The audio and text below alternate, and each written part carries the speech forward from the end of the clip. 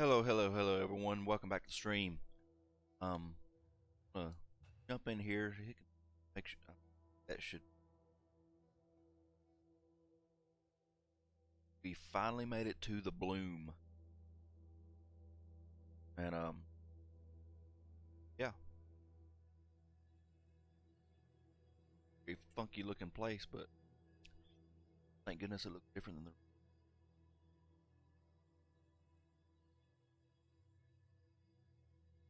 Yeah, I've got my coffee, got my water, got my snacks, so I'm ready to get some of this done today. I know I've got some new games coming down the pipeline, so gotta wrap this up and done.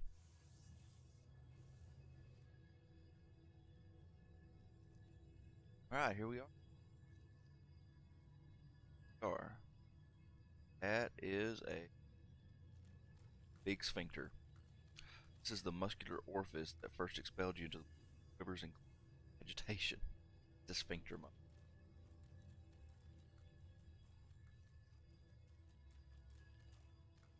Packaging, we're doing something for him. My beard. Back to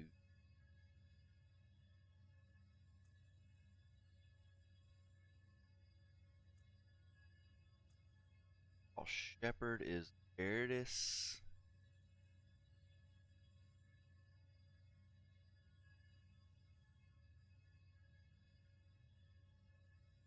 Find a doctor. Rat.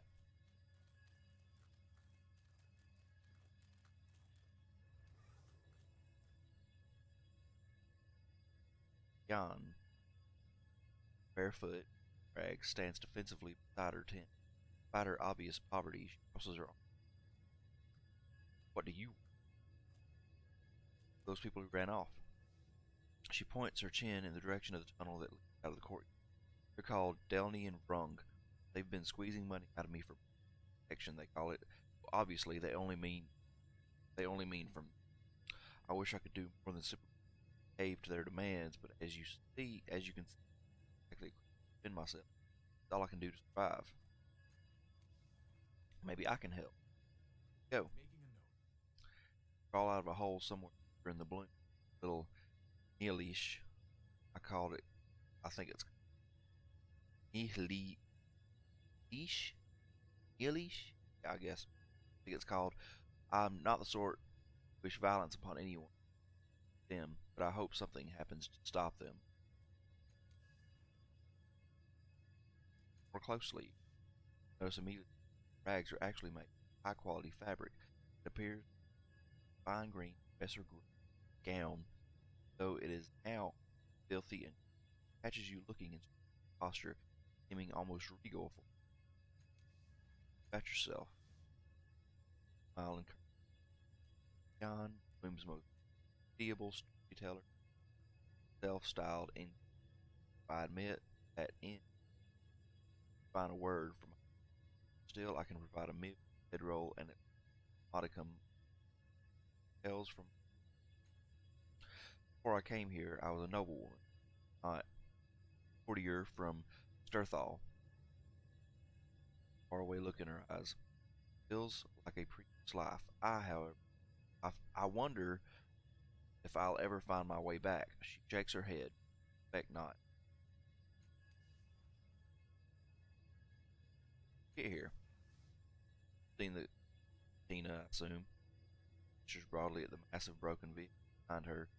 Slowly, I bloom flesh. No, I have not, but now I'm kindly looking at it. Yes, I do see it. It's a kind of magical carriage capable of traveling great distances by skipping space in between. Governor Marizik's priests determined that Earthal very precise schedule would appear at a one of a few locations near Sturthal every hours, 73 hours. Well, among the nobles, venture dare one another or even hold parties at a location where it was scheduled to appear. It was exciting. I knew people who went on such journeys and came back with the most wonderful tales. They'd spend a couple of days meeting strange, fascinating people and visiting wild locales, some, I am fairly certain, not even in the ninth world. I had to see for myself. So about a year ago, my friends and I threw a gala in anticipation of its arrival. Packed and dressed for an adventure, the carriage arrived, boarded me, clasped her hands in front of her and sighs. Sadly, that was the final journey. Crashed here, tunneling through part of the balloon. Most of the passengers were killed in the crash, the rest in the months since. I am all that's left of that voyage. A strong person to survive for so long. I never considered myself strong. If I was truly, I might have kept the others alive too, guys, but thank you. Sturthal. Hundreds of kilometers from what I've learned. As I understand it, located in what we in Sturthal call the Beyond, or actually beyond the Beyond, as I had never heard of the Sagas Protectorate or any of the places we talk about here. Sturthal is one of the largest cities in the Steadfast. Perches on the edge of an enormous rift in the ground called Royal Chasm.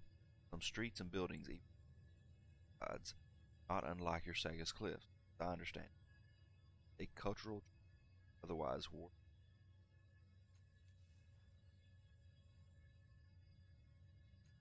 How much is it going to cost?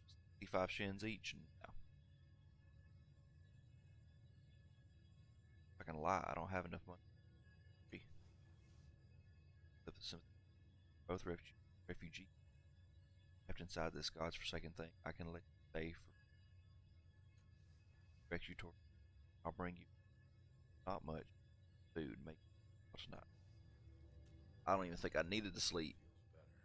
Hopefully, I can talk her into.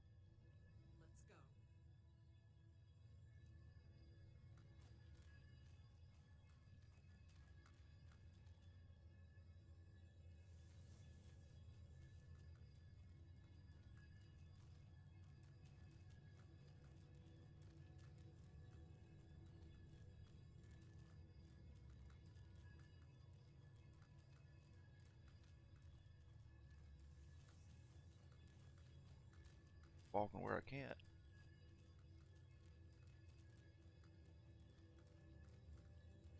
Let's see. I can't.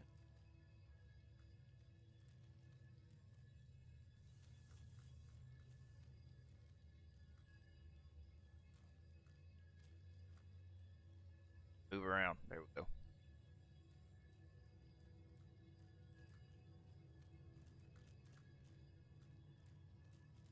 Talk to this guy. Floats before without its cloak. It observes the slave market. The scholar's avid disinterest. Exactly who, quite the thing. Monster, possible to discern. Give me a drink of coffee. Okay, 2 drinks. Glass face, nothing but your reflection. Mechanical voice. At all. Recall that this creature has a lethus, but you about them.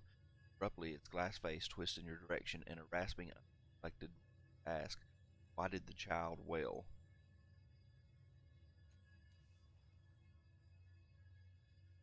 Child, are you talking about a slave?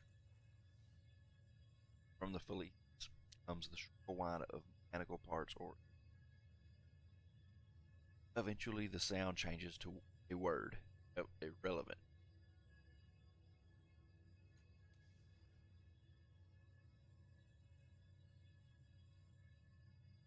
Cry.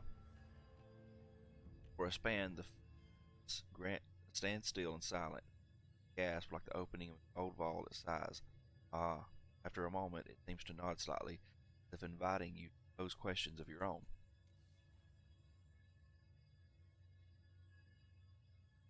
I'm for us. cast off with the changing guard. Alethus leans in, bulk toward, such that your face swells in reflection. Yourself must find, labored certainty. What are you? Strange piping voice replies, mudlark on the banks of the river Time. Right, got the blink. A socket, a doorknob, not your face, that is itself. Bird's already slow, stop, its glassy face cocked slightly, and a word comes from the robes. The mirror does not look back. Bloom cannot teach, it leaves scraps, gathers. What are you trying to find? Long, low exhalation. Question. Something I can help you. Question hangs before silent for no answer, not even varied sounds of it. Eventually, clear that nothing. I said, can I help you? Again, the stands silent. I was going to get. Okay, whatever. Courage. Oh, it's a.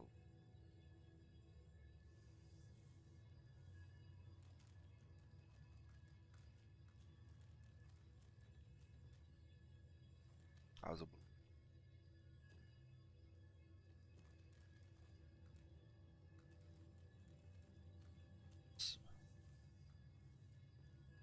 Awesome. Fat little man turns towards you, wide smile on his face, and smile is naturally wide. That his mouth contains two white well. Catch me in of an auction. No need to beg pardon. My clients will wait. Retort. I find that a short delay in the proceedings, talking among themselves, and sparks their good for prices. Now gets even wider. That's possible. Parson Flint is my the disbursement of so-called slaves, so-called owners, betterment of both parties. Trade. What sort of slave are you?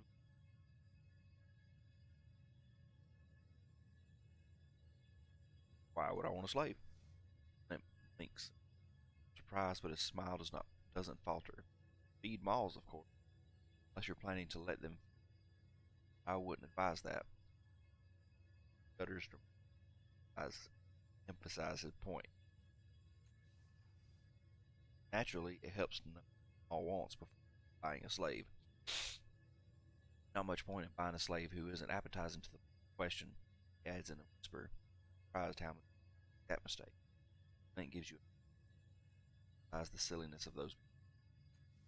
So, shall we conduct some business?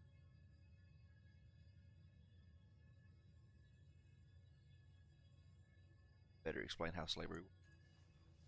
Certainly, slaves, Flint odds have been straggled, are convicts of the foulest sort. They are the very dregs of Satan's cliffs, surround, pay their debts to society, and choose slavery instead of execution. These individuals, I sell them, rising market, buy the. Usually, my clients come to me with specific requirements as its own unique. Precisely what I offer and slave. They feed all happy. Flint grins, both rows of teeth shining whitely from the side of his mouth. Slaves volunteer to be. Flint blinks, apparently taken aback. Desperate people fed to the balloon. Not a death sentence. Well, not always. Sometimes the balloon requires certain aspects of a person entirely change for the better, or it takes a small trivial part of them, eye or half a stomach, love, fix them out, start their life. Once a mall feeds that slave is free. That's the law, mind you. Unless the Murdens get hold of you. Just, they don't give a bird's turd about such things.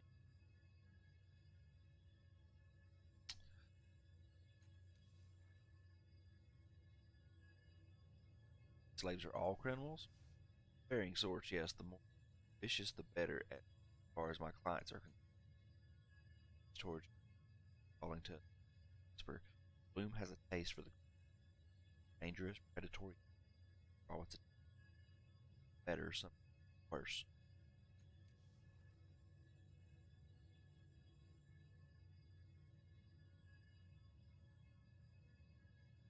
Closing.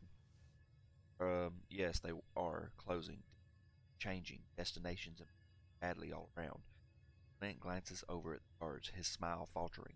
That sort of thing is better to say in a low, preferably far away from Kara's thugs. They might get the idea that you're blaming her problem.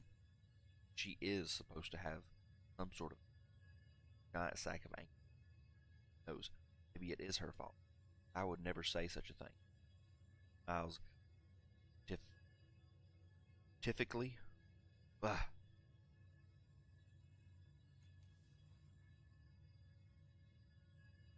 I have some other questions. Yeah, let's buy a slave. I'd like to buy a slave. His eyes light up. Smile got any wider, it would tear right itself off his face and go scampering away. So you're a registered merchant, are you? Got all the proper documents signed and stamped in all the right places?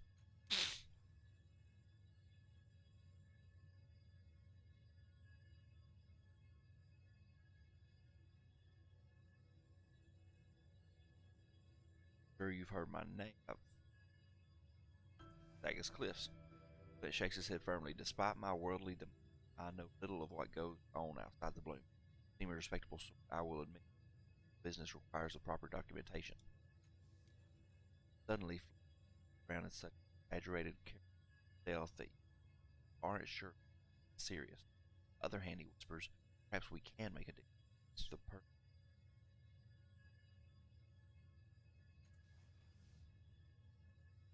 my slaves is not attracting any buyers. Young fellow, fresh from the streets of Sagas, but I fear he's not a murderer or sadist at all. Imagine how that's going to my clients. I cannot sell him legitimate man. I'm under the proverbial table. Have him for 400 shins.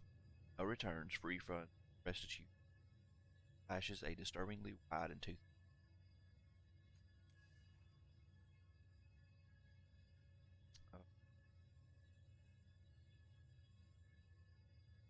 deception try. Definitely good. 100%. Have a professional manner about it, and that I like. I will accept 300, not a single shin less. Over. Solver is conditional. Acceptance. Walk away from it. On for good. Ah.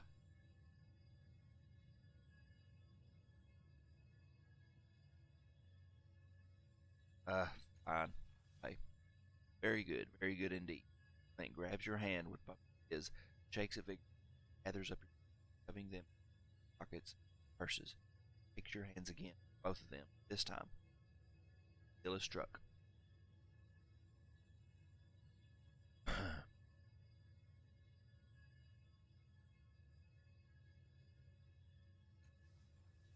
Property.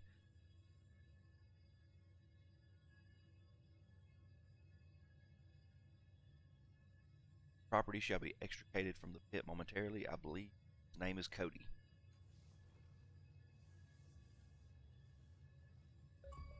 Cody.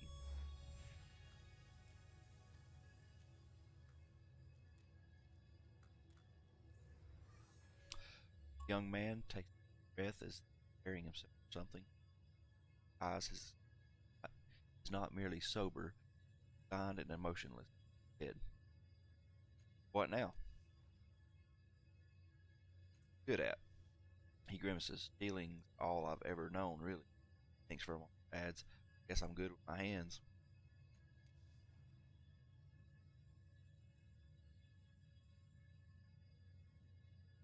I have a task for you. Waits expectantly. Notices slightly.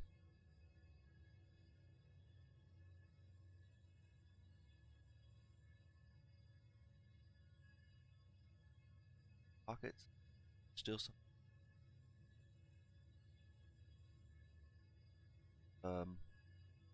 Let's get some chins. He lets out a breath you didn't realize he was holding. Right, he said. Right, I can do that. I'll meet whatever I can get. They don't catch me, of course. Good, I have some questions before I go. Sure, what? Right, have you ever killed anyone? Said, never been a fighter, never. Breath you hear. Purpose. Have you killed it someone accidentally? Or just some activity further down the course? As if he didn't hear your question, though asked it clearly. Turns to you. What are we doing now?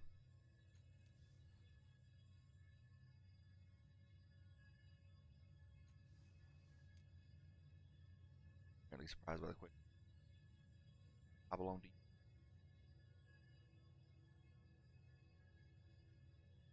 Steal for me. Slaves do here, I guess. Is that what you want?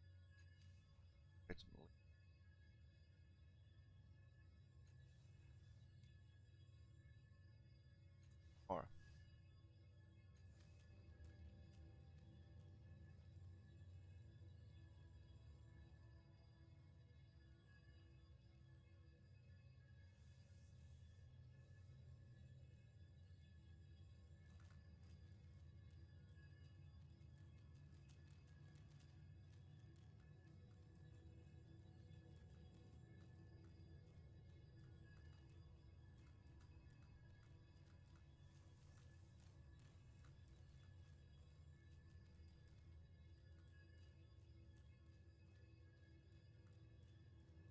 textures so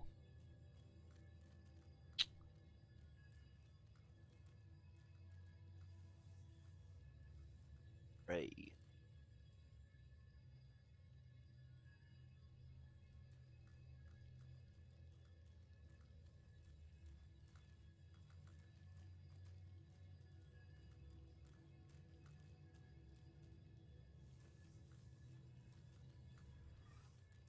Large and agitated looms over you. Just a burden. Docile. Snaps at you. Draw near. Breaks the air. Stubby claws. Examine the knee. Staying just out of biting range, you can see blood around the mouth. It looks like it is possibly feeding on. Touch the knee. As you approach, it snaps its head forward, snarling. Bite you. The onion bites your hand, drawing blood even though it's blunt. It shakes your hand back and forth. Stagger back.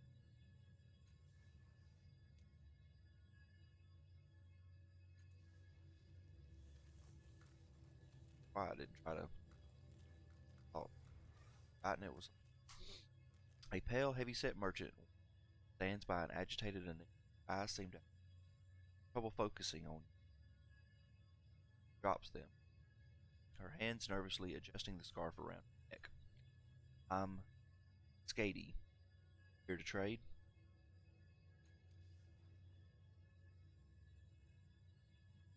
Maybe something wrong. Blood around it. Pulls her scarf up. I don't need strangers telling me how to take care of a beast, thank you. Buy something or not.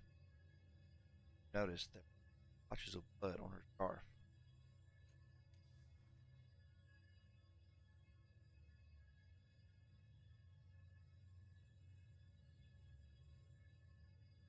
See under her scarf. You have a little something on your scarf right there under your chin.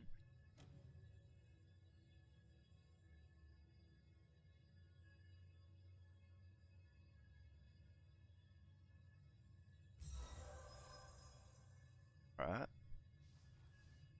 I do. Where? Woman pulls the scarf from her neck to look at it. Jagged, still bleeding teeth mark. Throat. Sees you staring at them. Realizing she dirty trickster. She snarls as she scarf tied again. Go try your games on someone else. Katie glances at her Anine, eyes wide, like a child with a guilty conscience. Called the Anine's bloody mouth and odd behavior. Hers and it teeth match the size and pattern of the bite marks on her neck. She wrenches her eyes away from her and closes them tightly, and begins to shake her head rapidly back and forth, muttering irritably. Her whispers sound more like buzzing and hissing than words. I can help. Just tell me what's happening to you.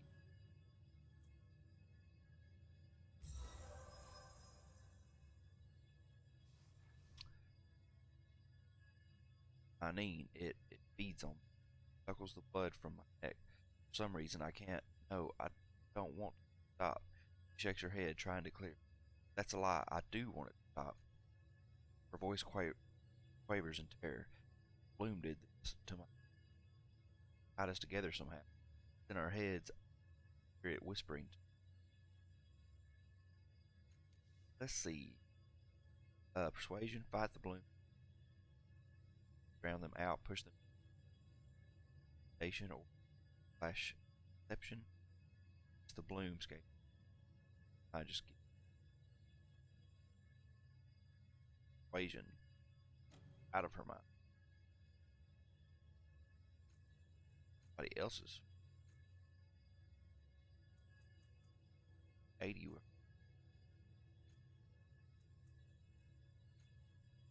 him. 95. There. It's his. Allegern. Critical success anyway. See the woman struggle, her whole body shakes. You finally hear a whispering cacophony of sound, chittering, buzzing, lashing out in rage as it fights back. Then it falls silent. Merchant's eyes soften and focus. She shakes her head as if I did it. Gone. Dean also shakes its head, snorts, settles back on it. Merchant turns to you, eyes. Thank you. I don't know what was wrong. Got in my head and changed my Neen. I think she's back to her old self now. Hesitates, then nods. Back any time you like. I'll give you a discount. Least I can do. Let's see what we got. Aw, man, really? Ah. Crash. That is honestly the first crash I have been subjected to. Hopefully it will make a habit of it. Not waste any time. Go ahead and get right back in. And talk about loss of immersion. Holy crap. Sucks you out of the game. Chocolate's here. Snack on. Got a little map to go. Fruit and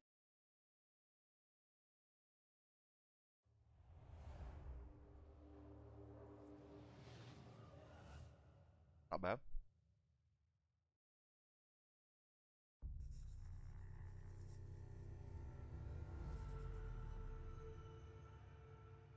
It's like different. It's like raisins wrapped in caramel and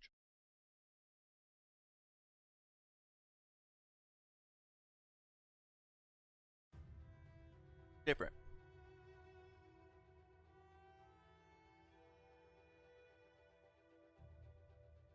Oh,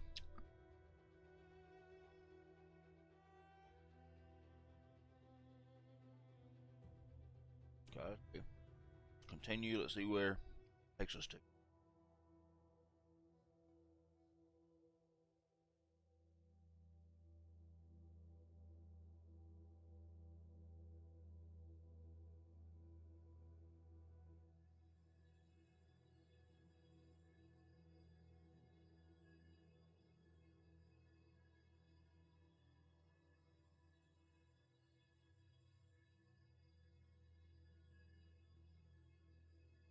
Sorry, guys. I've got a mouthful of caramel and chocolate. Try not to back and spit into my. Though. This is kind of like raisins with caramel and chocolate. Not bad. Better than it sounds.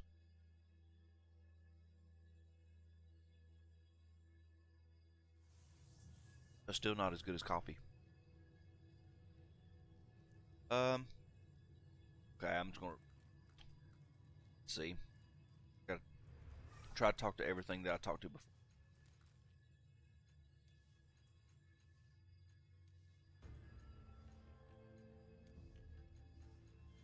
I'm not gonna sit here and out loud.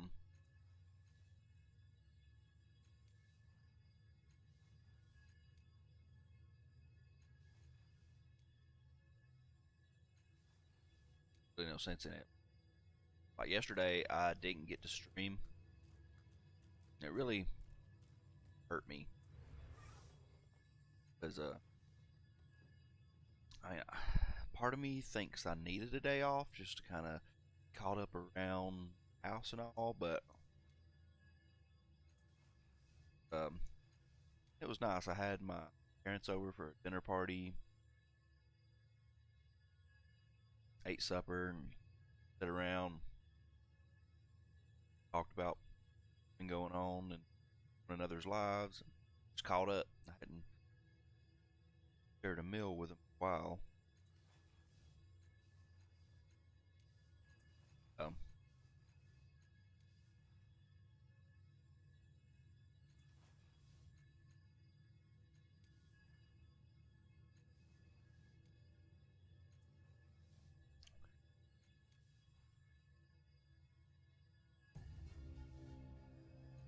and I did that different.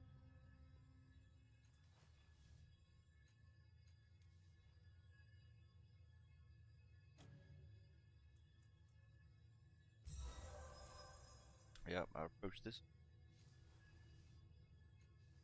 Okay, let's get his whole story.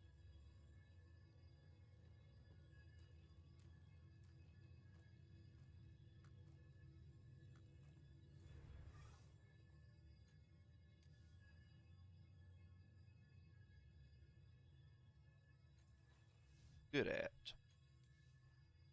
I have a task for you.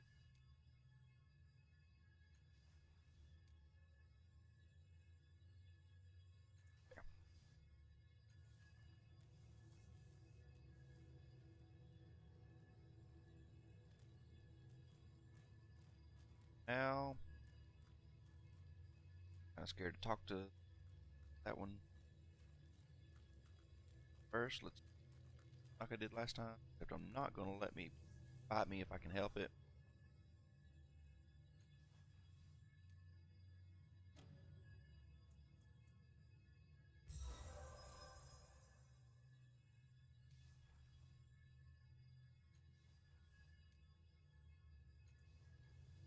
Now,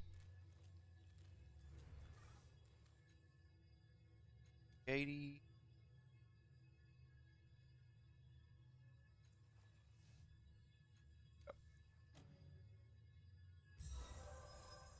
uh,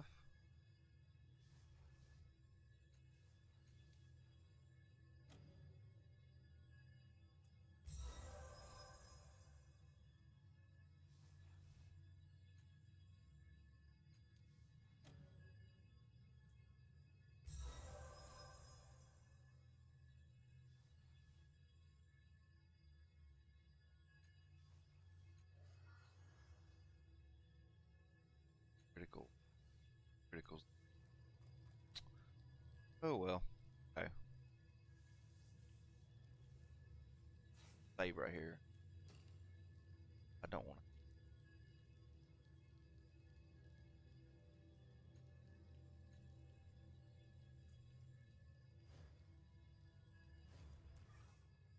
crashes again. Skaty smiles. Approach. Hello again. What can I do for you? How's your knee now? Shaken but better, and now that I know I won't risk out of the blue, I can set stock. Not coming back. Tell me about the bloom. I travel through here a lot, but maybe not after this. Dangerous, no matter what the memory cards say about her keeping safe. Drugs. Good chance for profit, though. Bloom folk need outside goods. Find unique things here. Things from other places. Still, once bitten, twice shy. I'm going gone as soon as I sell the last of my stock.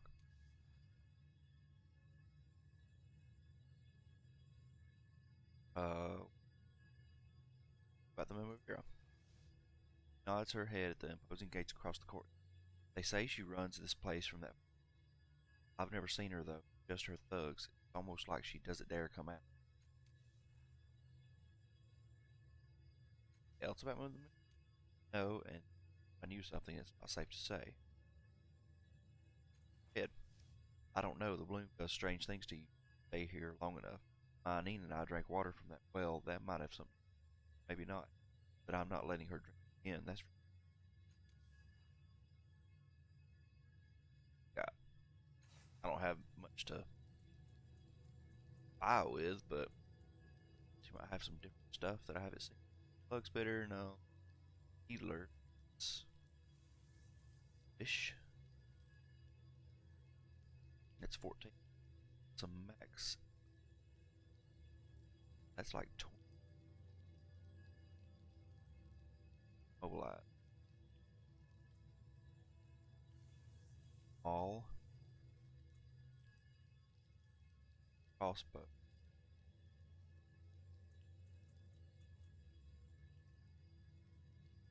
Regular crossbow. Buzzer. Thing chart. Battle axe. Shield.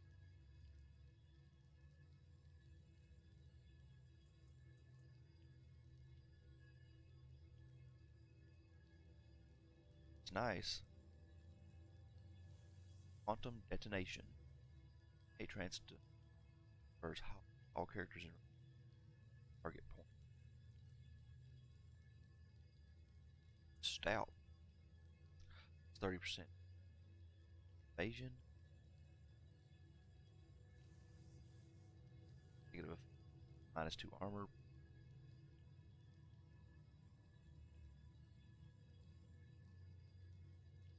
My character. It's purifying. Effort. All tasks.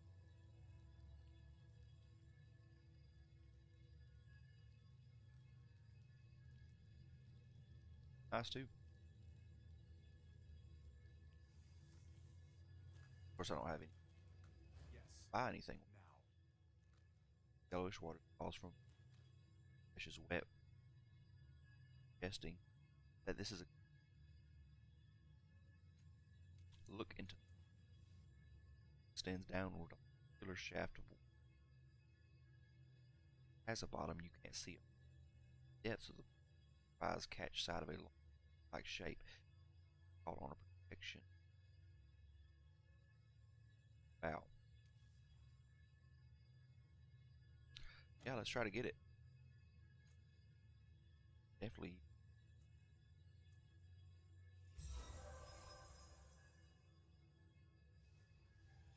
Hey, critical on it. It's awesome. Dive deeper. Shaft opens. Larger cap. Edge of the space you reach.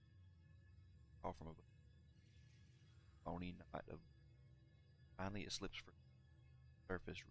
Up just out of air. Out of the court. Object is some loaded worm. Skin. I will see. Identify. Seems to be drawn to exposed flesh, and it will likely fasten itself to your leg if you allow it to do. It says it is a cipher. First protected. +6 armor. 3 owl. Active. Crisis.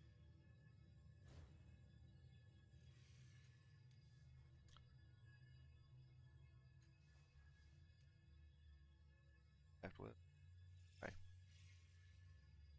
Some of the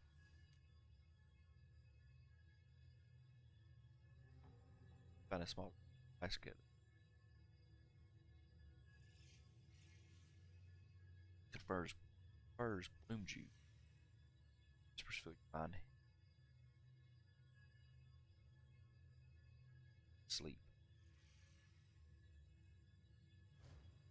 blood.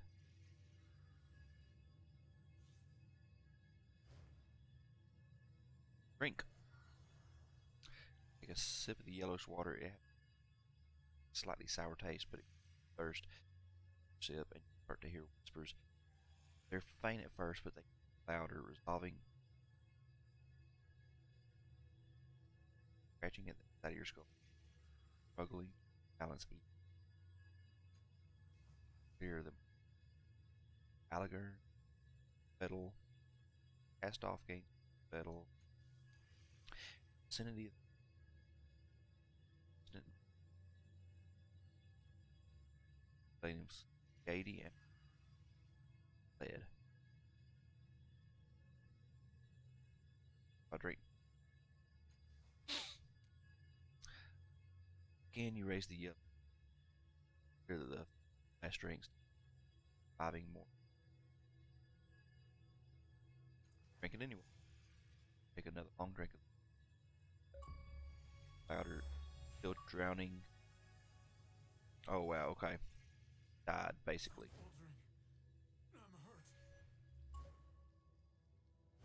So that's how you get to the labyrinth bloom.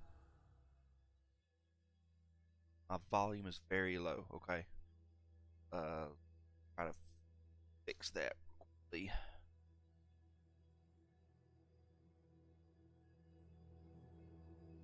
Game volume, okay?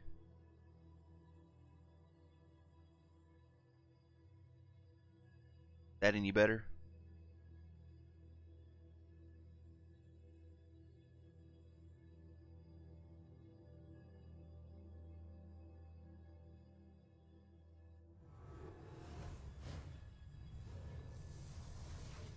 Alright. Alright, and I don't think there's any.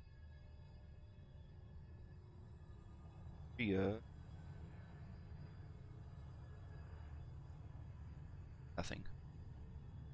What? Okay, so.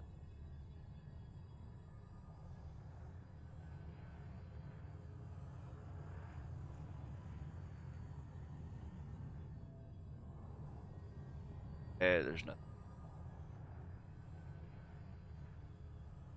Died and came back for.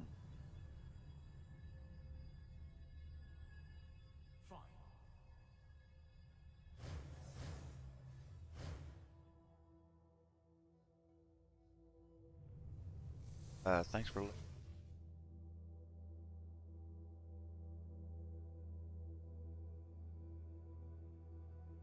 Uh, that's any better. I overdid.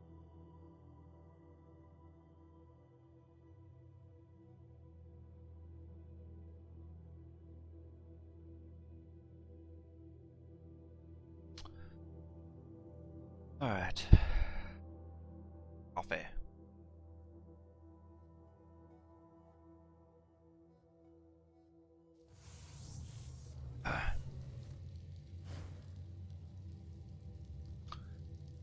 And I'm back, guys.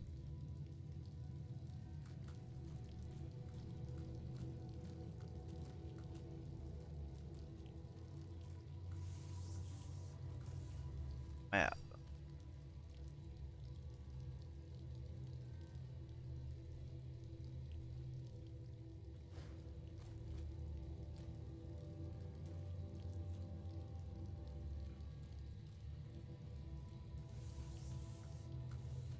Okay, let's see.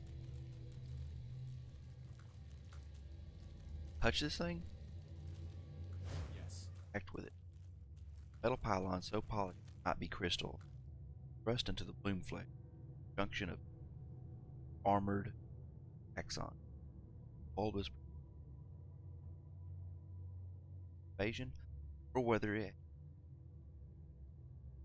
first place possible. Like so much of the pylon. Pylon's purpose is unclear, and the polished metal, however, the sulcus flesh where pylon. Hulk filled crevice. What if it died? Yeah, we're chin. Your forearm deep hard edge, obviously not part of the bloom, also distinct from the pylon. Fortunately, dislodged it in the crevice. Grab it!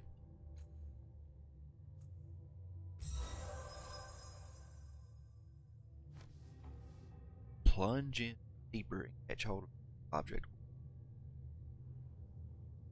Cipher out from the.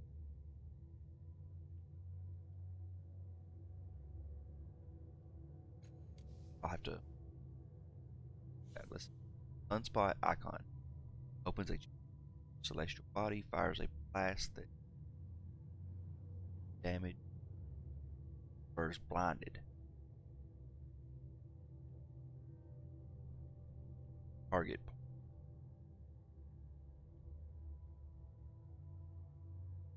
Okay. Wrong too. Alright, let's see.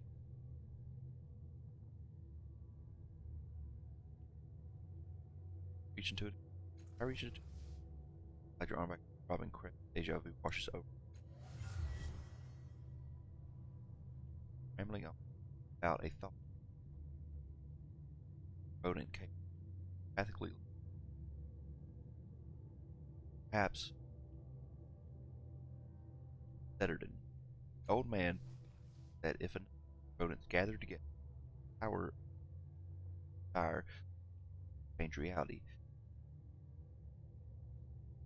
Scavengers. Where everything. Tetris. Seems that he intends to manipulate nature to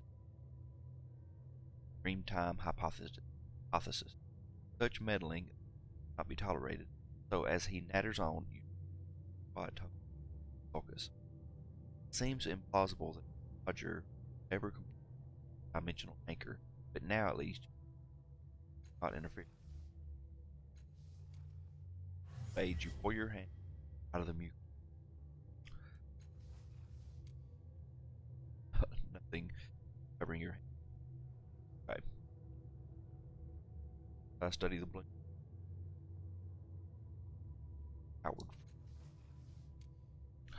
The nodule is pulsating, and teeth, by contrast, are hard and bony. Beyond that, it's a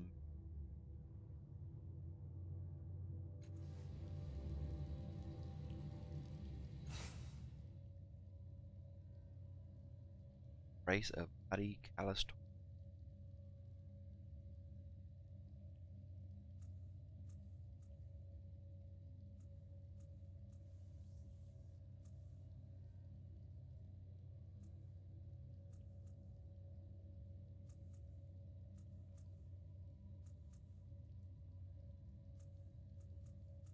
Highlighted. Oh, it's right.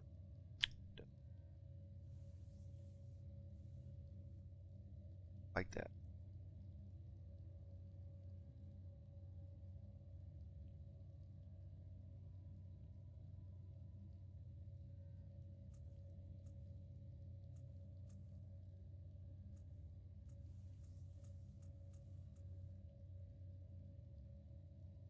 That one.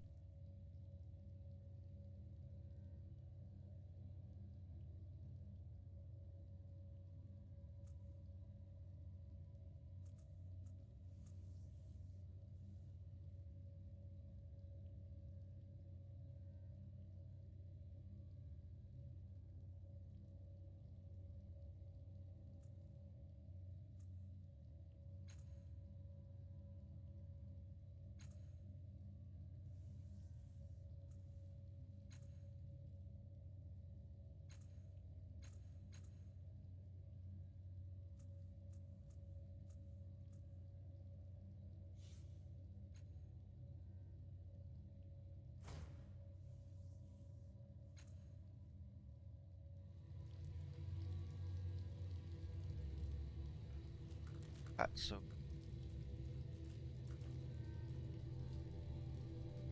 waits for prey. A silent bite. Carbon to What are you doing, mate? I wouldn't talk to this powerful people, not people. Are you?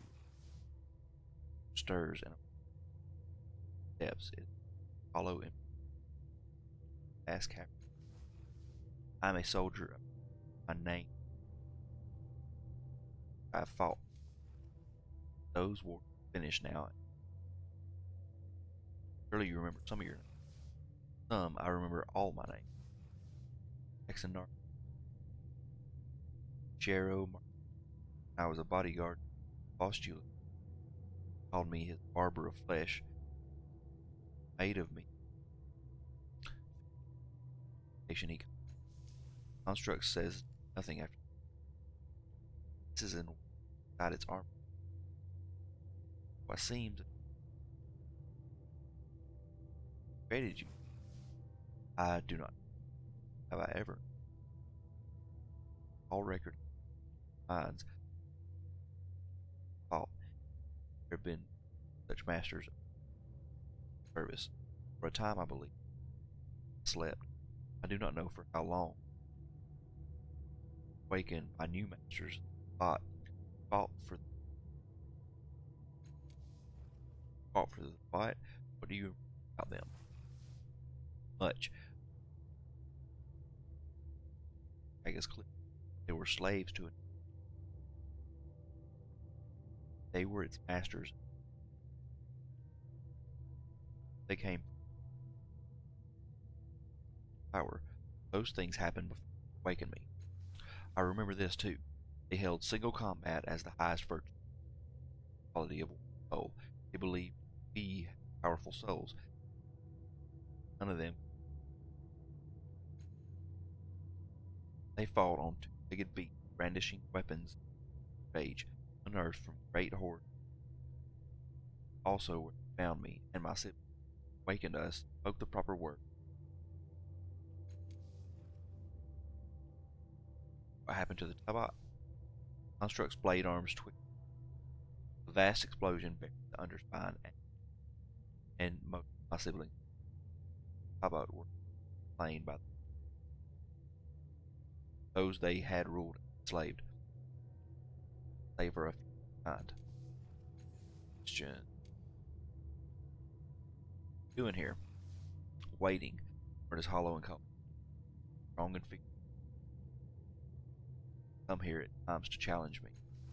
If I prove myself to all others, I believe that edge my. This is from inside the construct. Right. I wish to be devoured by them. Not seeing those who have passed through the trace of whose fur has been stripped from them. Trappings of self.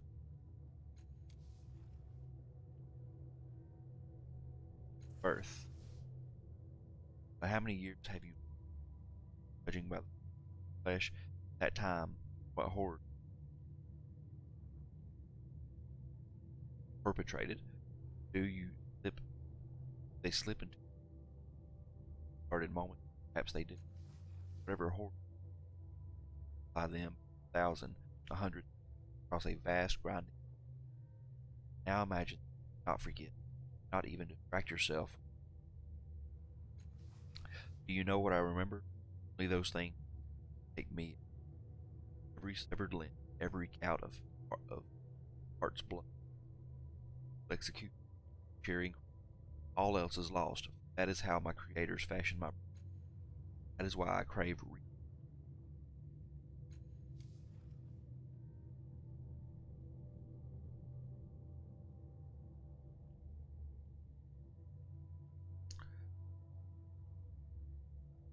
Violent things bother you.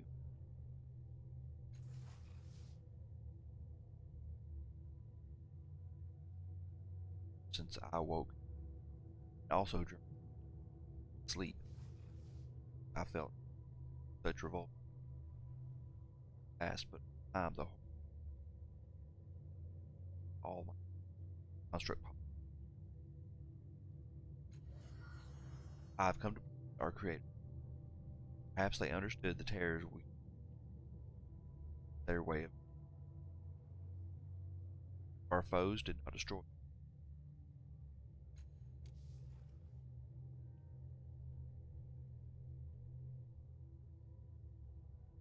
Been eaten by the blooming. Walk the innards of the city, lights flashing out of the constant faceplate. Even now, I can taste the transdimensional falls of. They find him in the vast interior. Construct gestures. Once he possessed the place where it was stolen by. Now he walks alone, guiding without fear.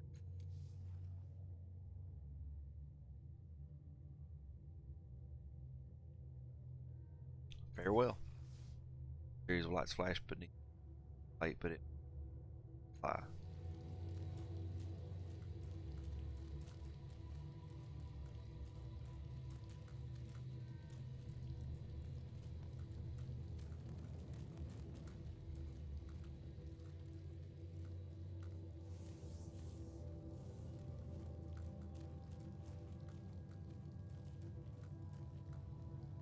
Dr. Bruska.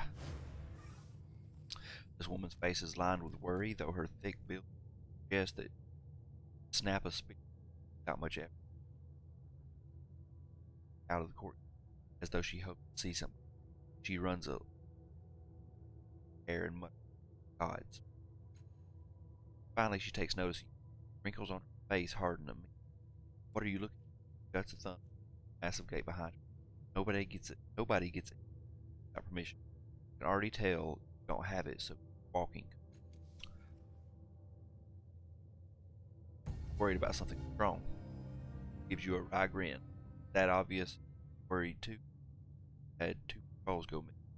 Stuck on guard duty. I'll remember that. Listen, if you happen to see my missing soldiers, I'd appreciate whatever news. They'll be outfitted like me. I did let. I'd go looking for them myself, but she gives a kind of surrendered shrug, leaving her thought unfinished. Or should I start looking for Updated my journal. patrols? Both of the patrols were tasked with collecting probably some vast and slums. I haven't heard from them. Given the nature of the blow. Find your missing. Decide. It's a good question. She gives you a pitying. I don't decide who gets it. I just keep it out. Find my men. I'll give you something for your trouble.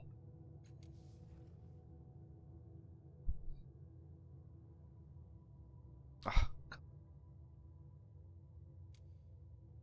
Mom, have it.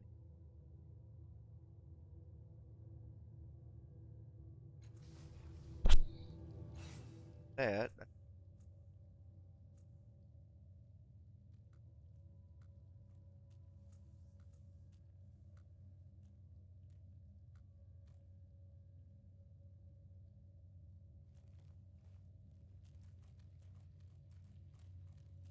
Shadow.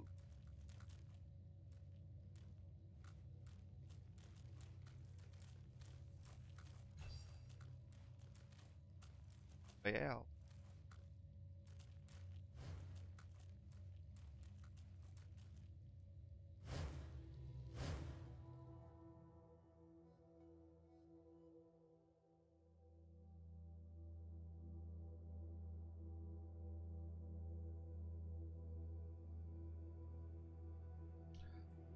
Ah, coffee.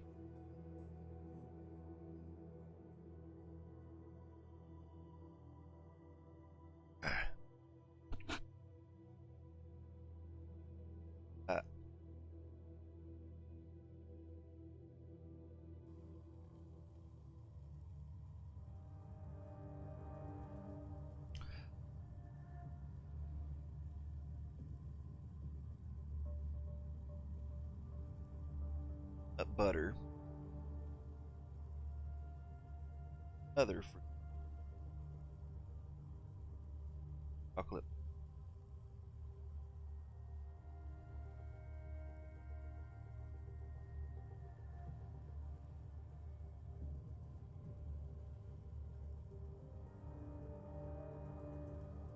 It's all left in this box. like it all except for coconut cream. Basically, it.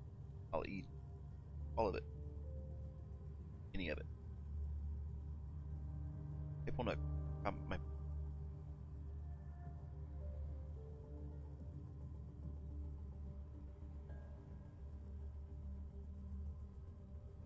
not bad. Bad at all.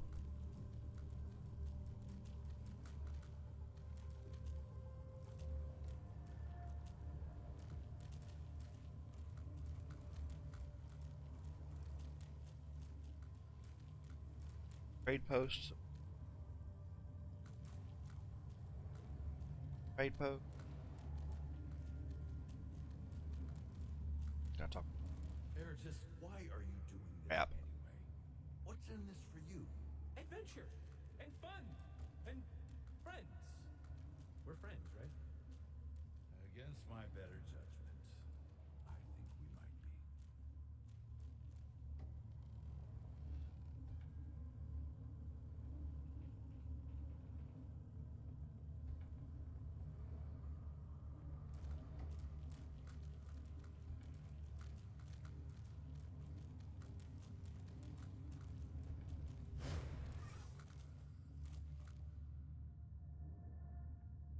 Coffee.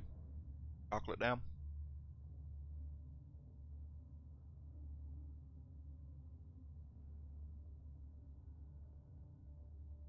Maple cream. As you approach, you see a well-dressed, fiery man, odd-looking eyes. On seeing fiery fellow way, turns in your direction and fashioned from indeed both of his lips flexible. Trade post. Fiery man flashes a lopsided grin, giant toothy jaw behind. There, got hungry. I think never can call home.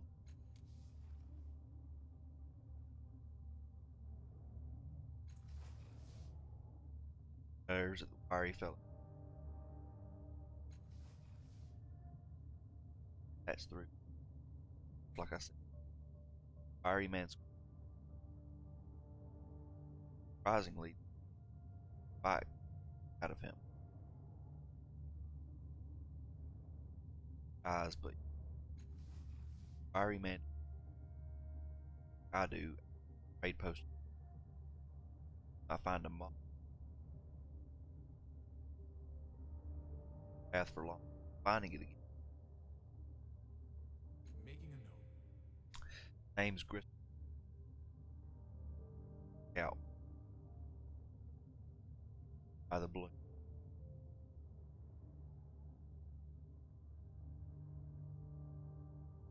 Fingers on.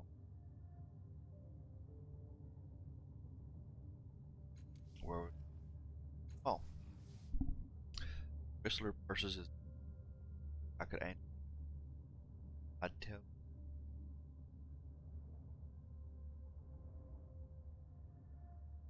Got the blue piled up. However she shakes his head. So if I was you, I'd try the darkest corner. Find Ankin. Slums. Virgins. Foul little hole. Out.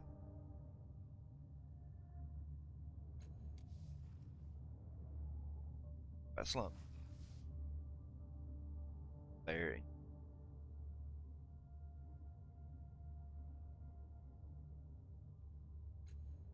Well, now he's here or right here. Find your way. All them folk go bodies hacked or slave block. Our face. Folk don't care at all. Burdens don't.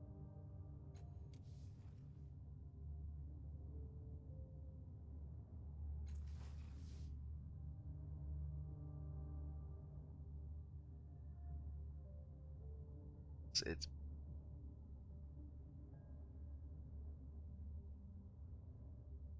Nobody remember out here spreading good. All manners. Nobody should have.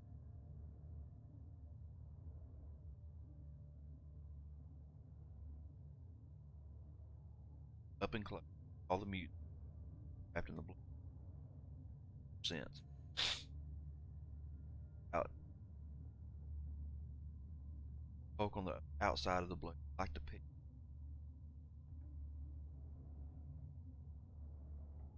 Matter crash. It all finds its.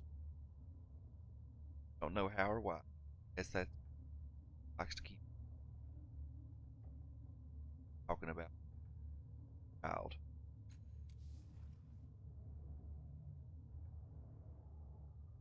Slump.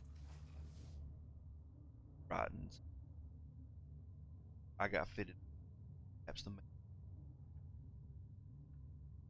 Nice fella. Odd, I'll admit. Liking races by a number. Nowadays, soldier type. Battle that fighting an end battle.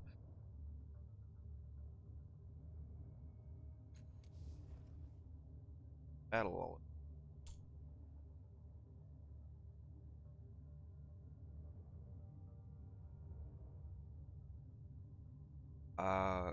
Hear about the prison slaves back carved it out of the blue balls that solid light and blades that folks say that they're born. Wouldn't know it anymore. All feathers now ever a pack of dirt close to one. Thoughts get all staticky about anything. I hear it's talk to eat. I guess quiet, and polite. Have other questions?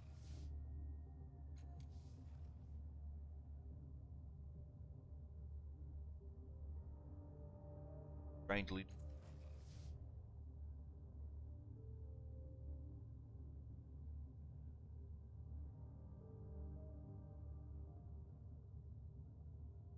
scare me. Why is that wagon just standing there?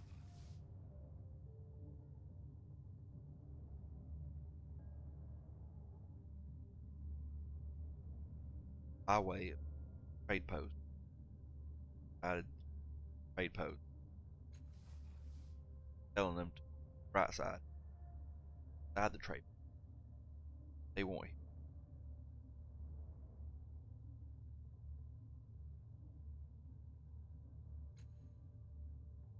Decide what to do. Staying put. Page. I do what.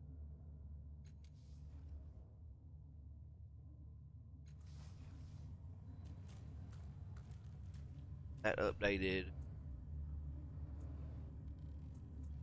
main one. Trade post. Find all that leads to the trade post. Okay.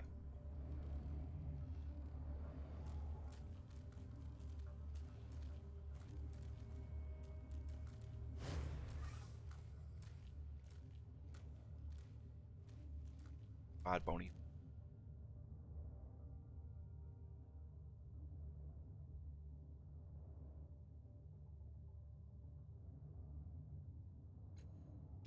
I hope you said it.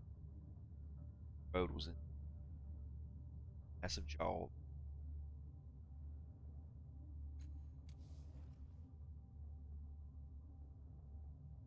God. Whistler brought us safely through traveled course across the many perilous platform full of grit. They say the bloom likes him, such a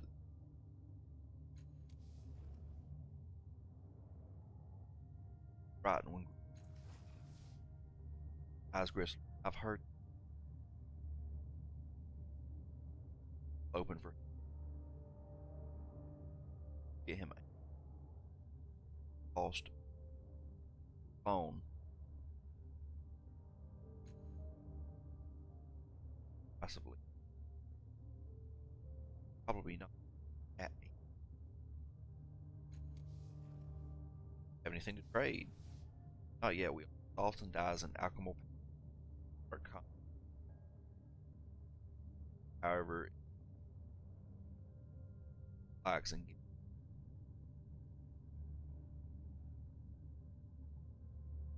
right. Try that flesh merchant platform. Under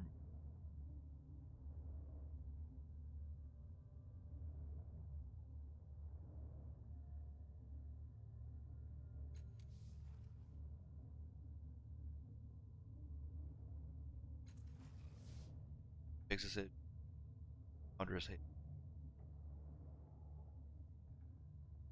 Stalin dies his name twice.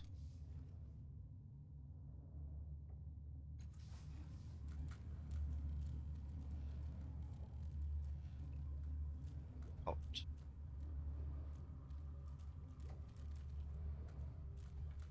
without fear. Can I talk to you? Walks without fear? Not sure. Eyes are playing.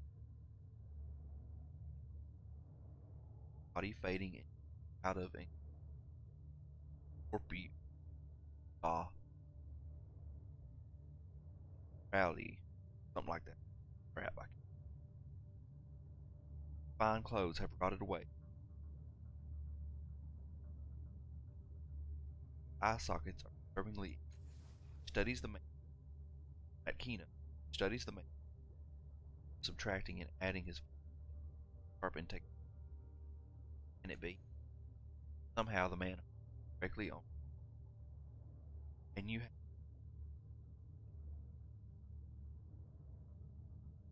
sockets are cavernous. Face be finds of it.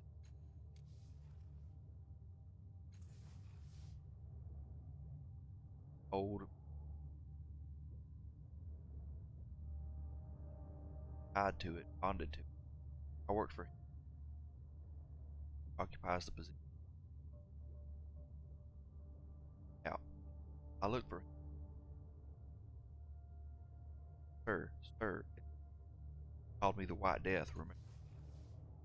Cavernous eye socket. Study her. Life begins to seep into her face with a small smile across his lips. I think I'm lost in the how and how AI am.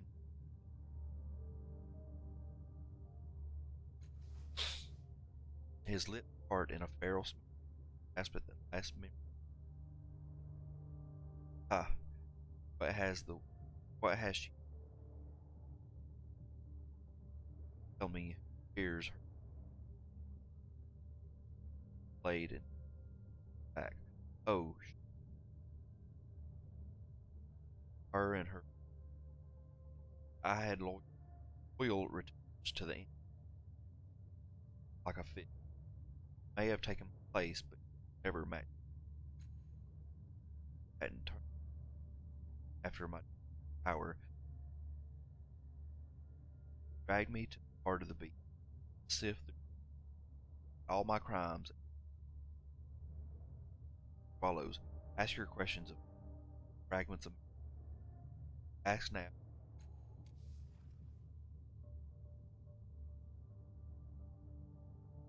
Okay. Well, small little lavatory. I will be back.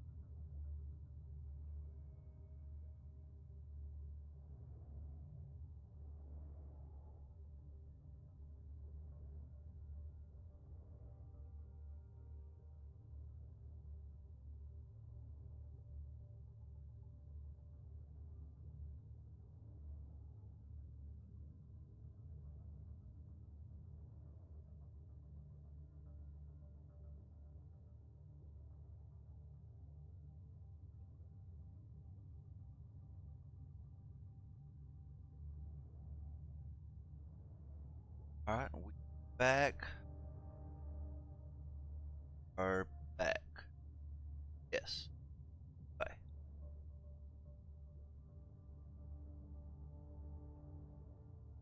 Like my. Yeah, it doesn't. Okay, I think that's better. For some reason, it didn't look like my mic was picking me up like it was supposed to. About now. Oh, it's only picking up about half the time. I think I gotta fiddle with it some. I've got noise gate on. I'm thinking about just taking it off real quick. Let me go ahead and do that right quick, guys.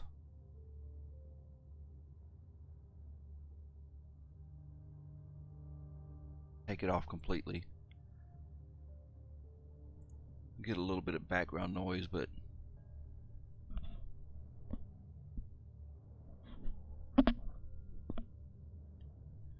yeah, now let me.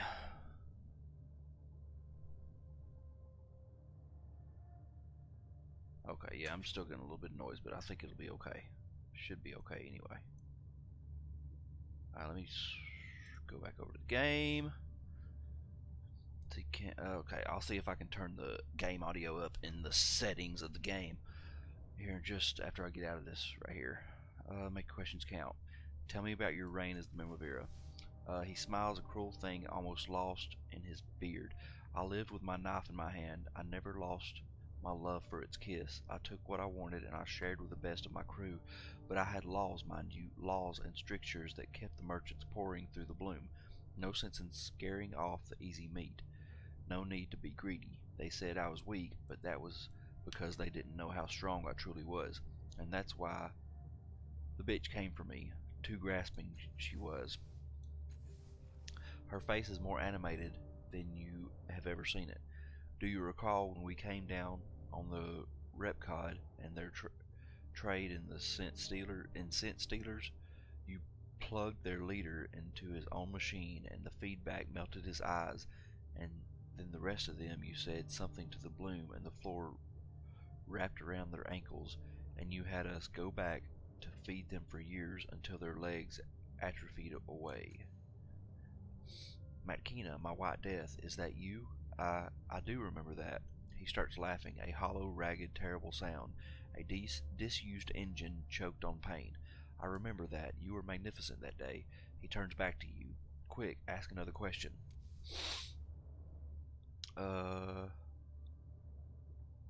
What do you... What do I do? What do you think of the new Numenera?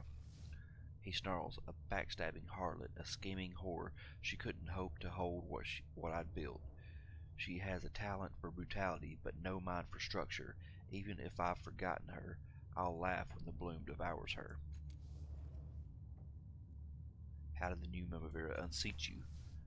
She knew the bloom was angry with me. She told me she'd been below and had seen something that she thought might explain why I lost my bond. I didn't know she'd hidden her killers around the bloom, or that she was the one who'd ruined shipments or driven off the citizens.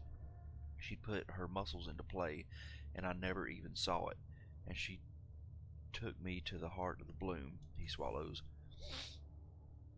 When you went down, her thugs moved in. They killed everyone in the fortress who had sworn for you. They hunted us down in the belly of the bloom. They cast us through malls under unfamiliar suns. I fled into the city with a few of your lieutenants, and we had to kill some of our friends to get through the gates. And once we'd settled in up there, she started hunting us in the city too. She shakes her head. She cast aside years of tradition to hunt me. I'd have sworn loyalty when you died. Nothing you could have done, nothing. She was bold and fast. What happened in the heart of the bloom? The memory slip, like skittering down a tunnel. As I grab at them, they go. No, his voice pleads. Stop them. They're me. A look of pity crosses her face. She catches your gaze, and she shakes her head and looks away. I know his pain, she says. I know.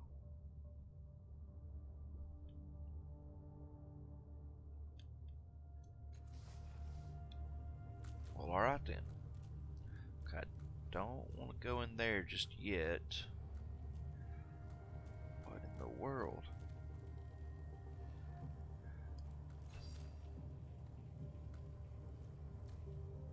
Wow, there's places all over here. Let's go see what the merchant up here has before we head out of this area into somewhere else. Ooh. A blister of flesh protrudes from the ground, an irritated, angry pustule. It is almost entirely opaque, but you see the faintest hints of movement within. Examine the cyst. You study the movement within the cyst more closely, as if, in response to your curiosity, the shadow of a hand claws at the interior and vanishes. Someone or something is trapped inside the cyst. Touch the cyst. You feel something pressing against your hand, a sharp presence like the thought of a pain, thrusting its experiences into your imagination. As your fingers brush the flesh of the cyst, the memories come pouring in, flooding your thoughts with emotions of lives you have never lived, stories from countless lives lost in the bloom. You reach out for a random memory in the swirling maelstrom, and its particulars become immediately shockingly clear. A world of senses explodes into your mind. You know instantly that you are in an abandoned cavity deep in the bloom. You hear moisture beating on the threaded veins over your head, and the chittering of other creatures that share this place with you. Your sight is limited and blurry, but a profusion of colors explodes across your vision, and you associate each with a smell. And the smell, it's a warring kaleidoscope of rich inputs that instantly categorize themselves in your mind. Flood, fetid warmth, family, and shelter lie ahead. Beneath the base of a thick, outflung tentacle, it is a burrow opening just the right size for your tiny body. The globules of bloom flesh in your cheeks will sustain your brood for days. But then the wind shifts, and a sharp scent freezes you in your step. Fear suffuses your mind, and you realize that death is at your heels. Rush for the burrow. You bolt on your 4 feet, a burst of adrenaline powering your tiny muscles as the creature behind you snaps and snarls at your fleeing tail. You leap into the burrow, and the monster claws and scratches at the opening behind you, its frilled head blocking the light. But it cannot get in after you. The creature stalks the perimeter and waits hours for you to emerge, but you never do. Eventually it snarls and pads away. You wake from the vision, your body shaking involuntarily from the experience. A brief moment later, and you are reoriented in your own flesh. You find yourself once again standing before the massive cyst in the bloom. You kept your host safe, but you sense that wasn't what you needed here. This vision, and the others contained within the cyst fibers, are a lock of sorts. To open it, you will need to suffer. You will need to become prey. Okay, let me look at something real quick. Let me look at options, see if I can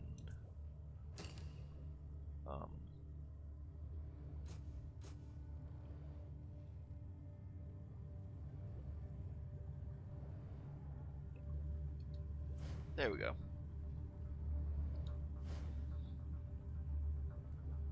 That way you guys can hear it a little bit better. Yes. I must become the prey. Touch the cyst again.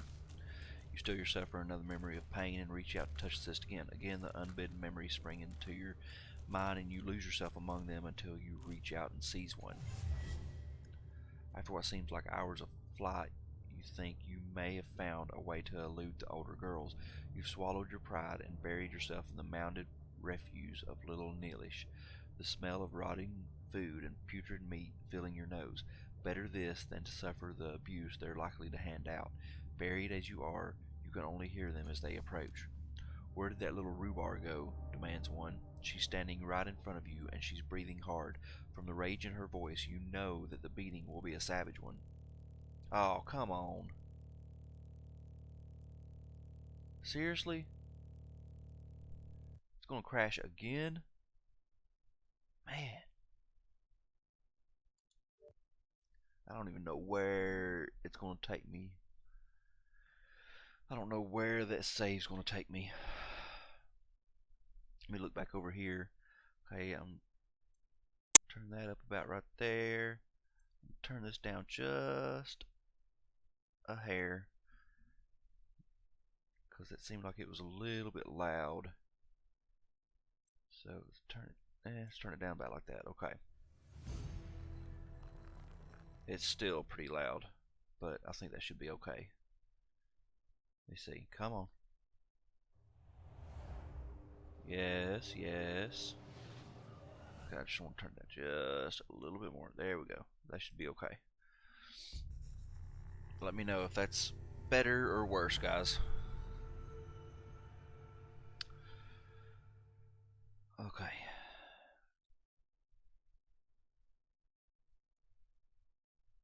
That's 2 crashes. I've got like 20 something hours in, close to 30 hours in, and or around 30ish hours in, and I've not suffered a crash, and now I've suffered 2 in one day. 2 in like an hour and a half, basically. So let's see.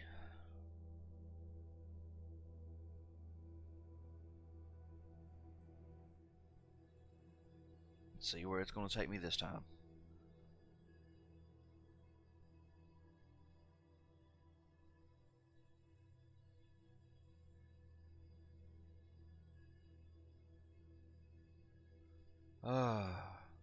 I guess I just gotten lucky with crashes. The first, let's see, game came out last Tuesday. Was it last Tuesday? The game came out, I believe. I think it was. So I guess I just got lucky. I played it for a week and not had any crashes, and now all of a sudden I've had 2 crashes in an hour and a half. Maybe an hour. I'd have to look back at the timestamps, but oh, come on. What? What? No. No. Come on.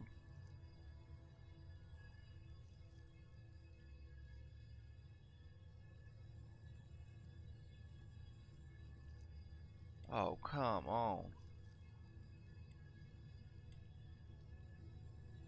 You got to be kidding me.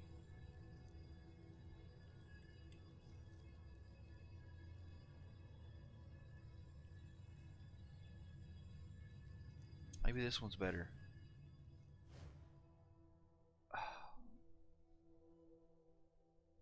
Come on now.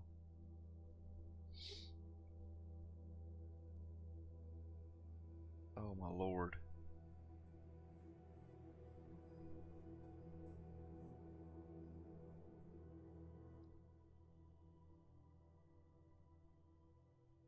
It's like now the game's trying to teach me the lesson that to save often. I've just been using the autosave feature, and obviously that leaves something to be desired.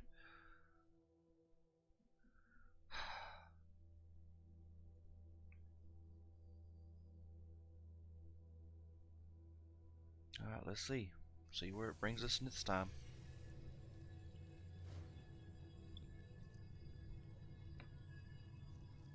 Oh, this is great. This is spectacular.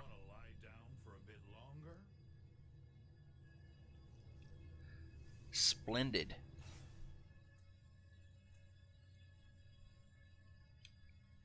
Okay, yep. I say I don't know where I am at this point.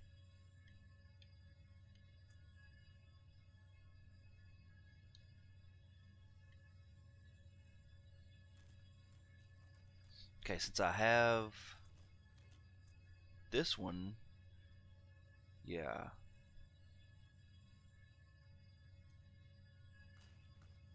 I should have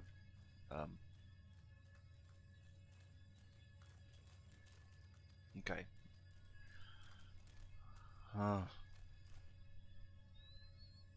Now it's kind of like I don't know Who knows? I don't know what I've done and what I haven't. Talk to this chick. Hello again, my friend. What can I do for you? Okay, so she's still treating me good. So let's go this way. Let's go. Man, it's ridiculous. Don't understand it.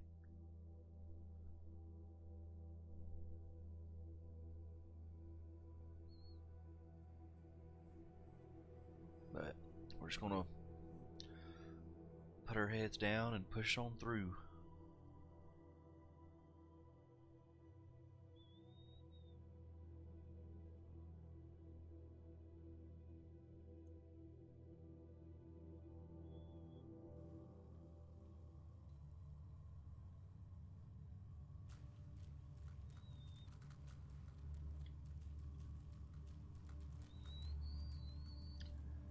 Okay, see, we went up here.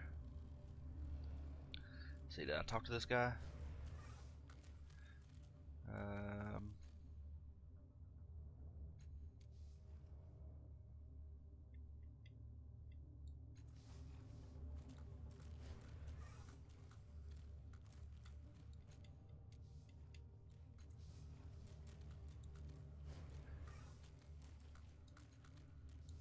Yep. Looks like I haven't even talked to him yet. Oh, great.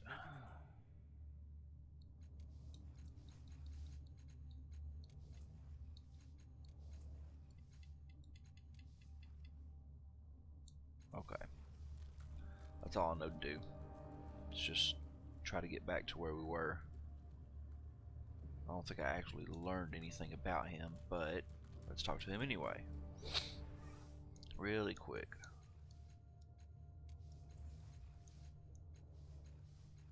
Let's go through all of his text.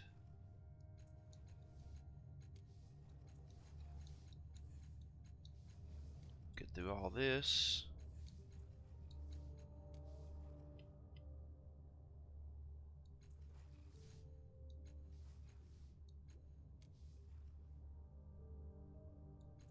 Okay, this is some stuff that I didn't really go over, but I'm just gonna run over it real quick.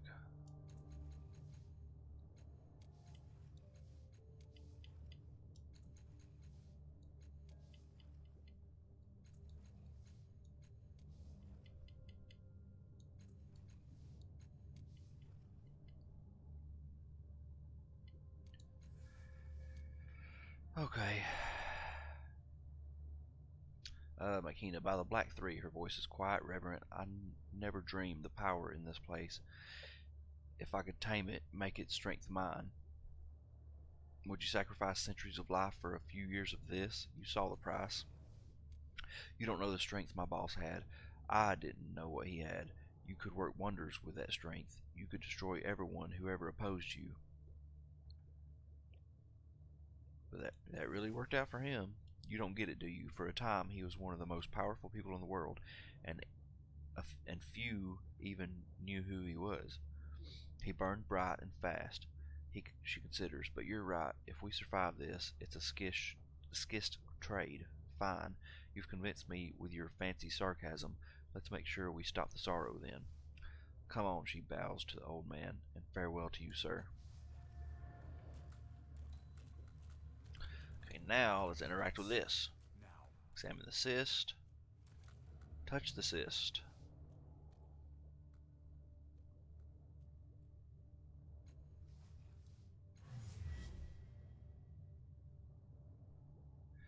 After what seems like hours of flight, you think you may have found a way to elude the other girls.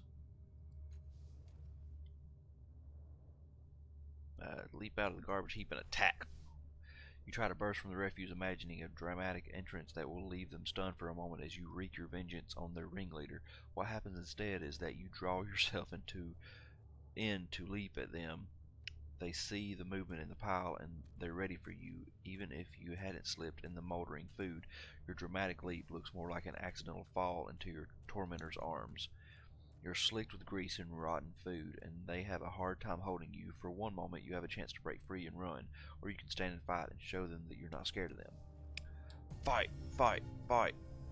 You lash out, and your fist actually connects with the ringleader's face, rocking her head back. The blood that spills from her nose is dark and hot, but the rage in her eyes is cold and dead. She thrusts you back into the garbage, and as you struggle to regain your feet, one of her allies, a girl with snakes for fingers, sees that hate and tries to pull her friend back. Please, Mirkal, not for this one. Miracle says, "Oh yes, yes for this one." She looks at her friend and says, "And if you don't help, you're next." The four of them get to work. An eternity later, they stop. They spit on you as they leave. You try to move, but a sharp and grinding pain in your leg shrills agony into your mind. Your eyes have swollen shut, your teeth are broken, and your shattered fingers are incapable of even the barest movement. Darkness closes over you. You return to your own mind with the death of your host, knowing that what you saw, what you felt, was true. The life you lived was full, rich, and ended here in the bloom. Your host's remaining moments were saturated with pain. Your muscles still twitch with the memory of agony, and your suffering bleeds into the cyst, loosening its fleshy fibers. It appears that the bloom has sealed something within this cyst, and your agony is the key that will set it loose. Oh, okay. You still yourself for another memory of pain and reach out to touch the cyst again. Alright, here we go. Your head is throbbing, aching, feeling like it's going to split wide open. You are trying to retreat from the battle for this region of the bloom, holding a tower of iron will against your silent foes, but they batter at it ceaselessly, and you can feel your defenses crumbling. If you strike back, you can save your allies, but you will open yourself to your enemies' minds. You saw what they did to Aledo. Every pore in his body started leaking blood. His screams are still haunting you. Drop your defenses and strike. The moment your shields fall, they pounce on you, feeding you psychosis and traumas dredged up from your ancestral primitive past. They start to tear apart your concept of self, placing illusions of love lost and lives lived that are not your own. They whip you with empathy, and you can hear a backdoor attack on your psychomotor functions. The agony is exquisite. You use the pain and rage to lash out at the weakest mind, and you realize then that you are fighting a hive consciousness. You cannot defeat these creatures, united as they are. Your only hope is to defend yourself or one of your squad mates, but only one of the 10 of you can survive the concerted attack of the hive.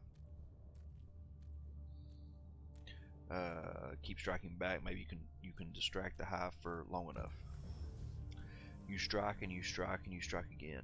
You channel your fear into a devastating blow aimed at the heart of the nest, but the energy vanishes. You think lines of control snake through your body, dominating you and painting new truths on your mind. Each silver thin thread draws a universe of pain through your exposed nerves. As your mind slowly dies, your foes show you the bodies of your fallen comrades. Not one escaped. They died in agony. So do you. Consciousness calls you back to its arms, and you find yourself aching emotionally and physically from these experiences. Your muscles throb and pulse with the residue of the fight or flight response, and the cyst again responds to your pain. Its fibers loosen further. Okay, let's walk away for a minute. I need to save.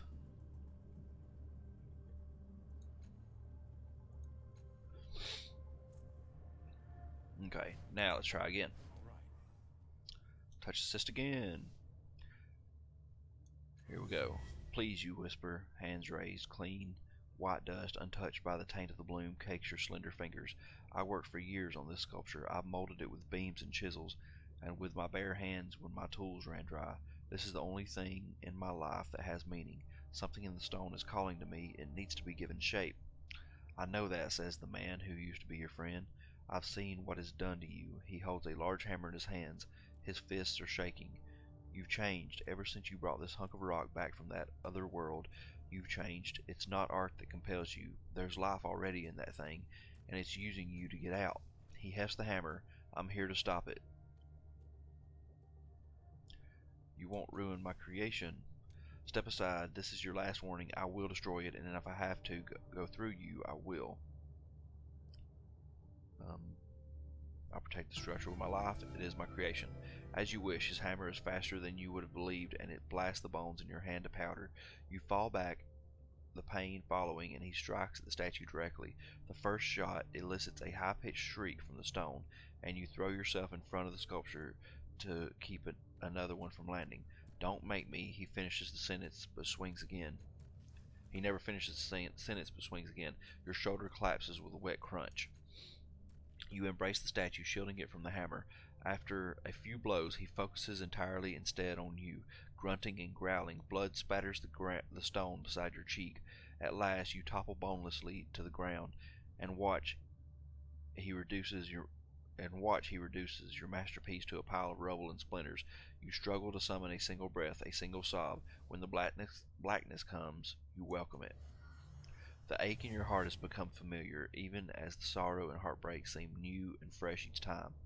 Different facets of the same emotion, each refracted through a new experience. The cyst fibers twitch again, loosening one final time, revealing a frail, angular creature trapped inside. It bursts out of the cyst, leaving a glittering object behind in its haste to escape.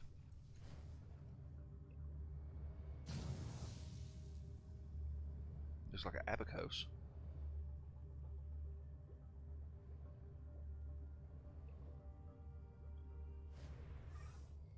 Now that the cyst has disgorged its prisoner, the husk looks hollow, deflated, defeated. Examine the remains.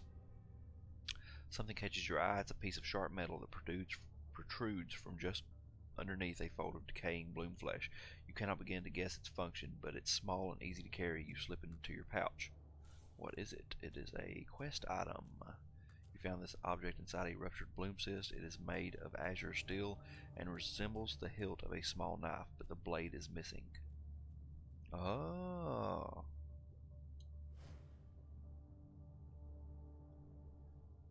I'll remember that. I've never seen anything like that, she mutters, hands on her hips. But if the abacus was holding that object, it's full of transdimensional energy, or it was, she pauses, probably worth a closer look. Examine the remains again. Now that you've claimed the object, the creature's left the cavity is utterly empty. Alright, let's leave it alone.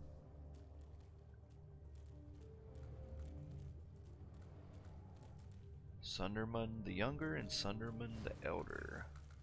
This friendly-looking youth is dipping strips of cured bloom flesh into colored dye. He looks up at you as you approach, revealing startling yellow eyes. Hello, sir. Are you interested in our wares? They're handcrafted and one of a kind. What sort of work are you doing? I'm Sundermum's apprentice. That means I do whatever he tells me, really.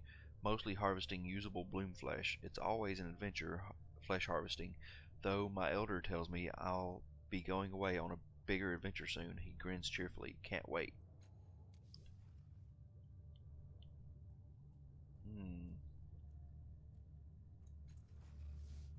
Great, you should talk to my elder. He handles the actual trading. Seems like you know the bloom pretty well. Are there any malls nearby? I know of one for sure in Churgin Slump. Been there a really long time. I hear there's one in the old slave block too, but I don't go in there because of the Murdens, so I can't be sure.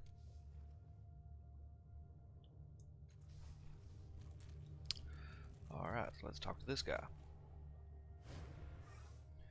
Near a display of goods that all appear to be made of bloom flesh, either tanned, beaten, carved, or cured, stands an old man who looks fairly tanned, beaten, carved, and cured himself. He also has startling yellow eyes, just like his apprentice. Hello, he exclaims, admiring my stock. You won't find anything else like it, not even here in the bloom. All handcrafted and one of a kind.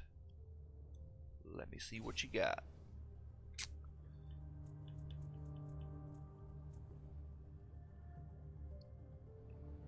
Oh, I'd love to get that.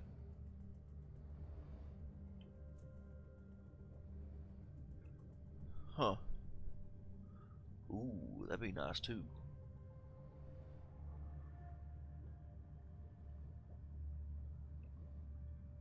Doggone. So much good stuff. Blood globe. Deals 24 mental damage. Refined fleet foot moss and metabolism flesh bud. +1 speed edge, +1 damage per effort applied. Bud is -2 speed pool. I need to sell some stuff. That's what I need to do.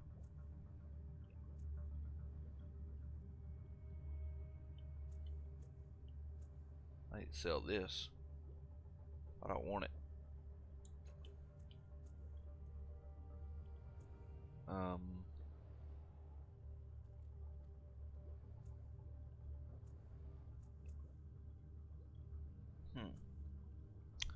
Got all kind of stuff. I don't really know what to do with it.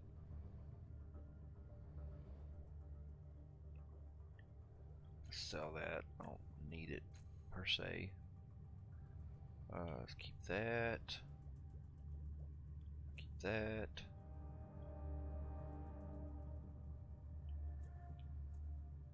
Let's sell that. Whoa. I don't know why I'm having such an issue with my controller. Got controller issues. I got crash issues. It's ridiculous.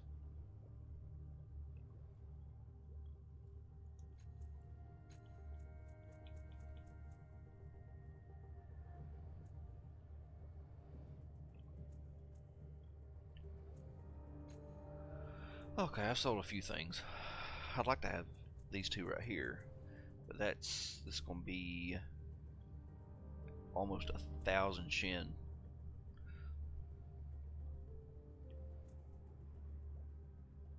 I mean, I'll take -3 to might, -3 to speed for that. What it does: 6 damage to an enemy and heal 6 points of health. And it's 7 armor and 5 resistance. What I got is +1 intellect pool. I don't know. It really all depends on if I'm able to get enough to cover it. Okay, let's go down here and explore this. First off, let's save, since now I see that this is going to be a pain in the rear.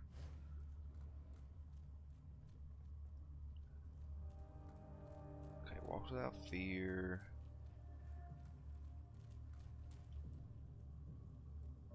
Oh, those guys look neat. I like their armor. Okay, then that's exit. There's like a whole lot of different branches. Ink pot. What is this? This is another one of those wells. The pool is filled with yellowish water. No. Let's look into the pool. Beneath the surface of the pool is a large reservoir of fluid. You can't see anything of interest in the pool. Step away from the pool. Let's go. Drink some of the fluid.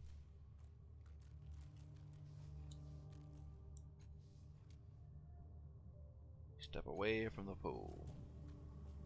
Now I got voices in my head.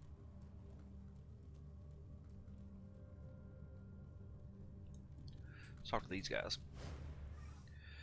These 3 humanoids wear intricately carved armor that makes them look like undersea dwellers of legend. You cannot recall having seen the material from which they are shaped either.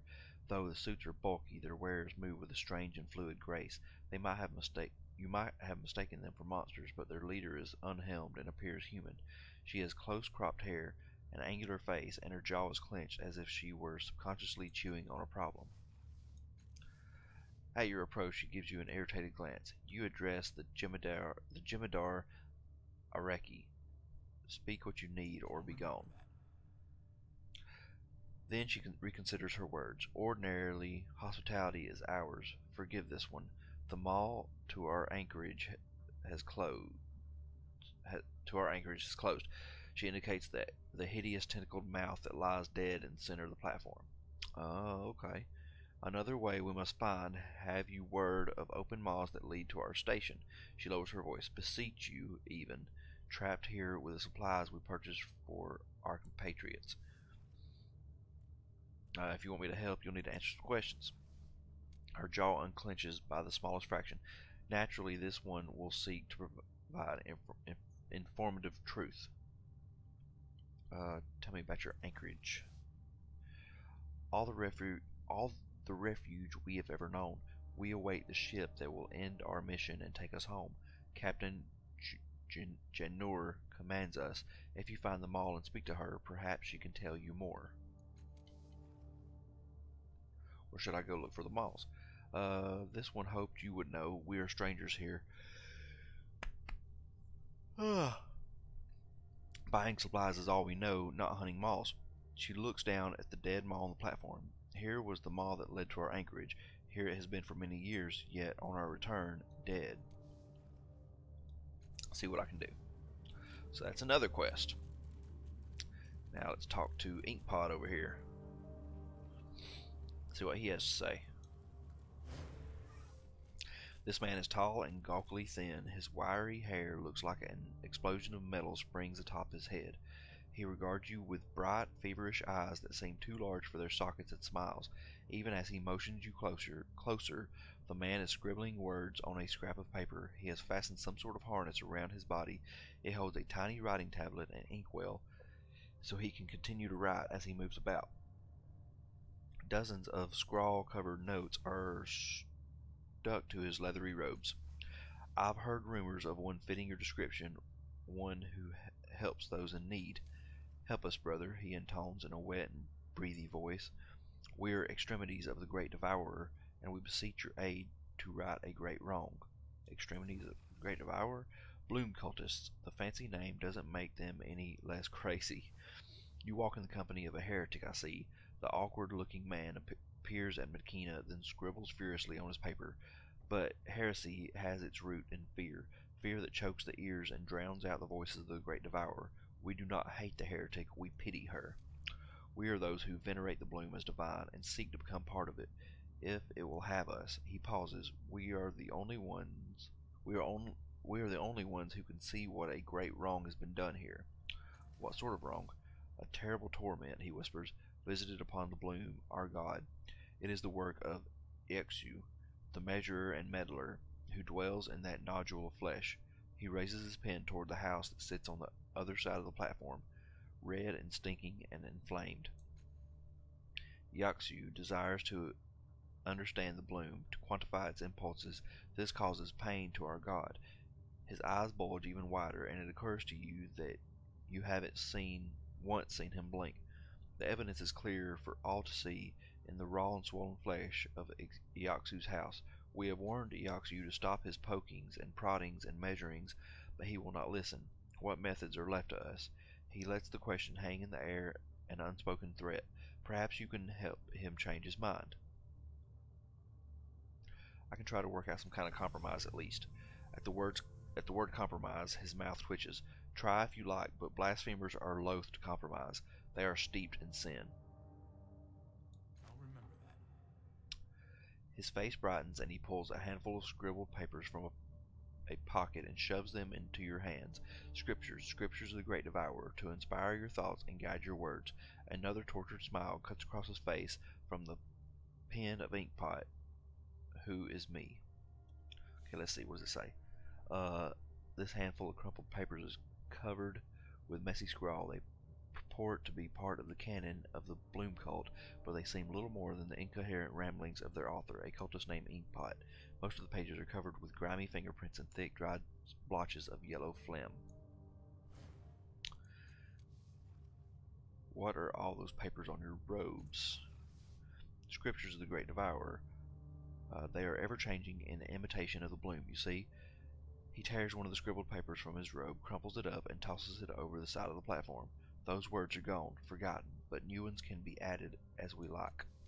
He takes a scrawled paper from the little writing desk that is strapped to his body, spits a wad of yellow phlegm onto its back, and sticks it to his robe. Now these words are part of the canon. Man, this guy is crazy! Is it safe to drink the water from that pool? Better than safe. Those fluids are the holy secretions of the great devourer. To drink them is to put your mind in communion with the bloom. He leans closer to you, and your eyes are drawn to the profusion of festering sores in his mouth. You can listen to its voice and know what it wants, for a time at least. Okay.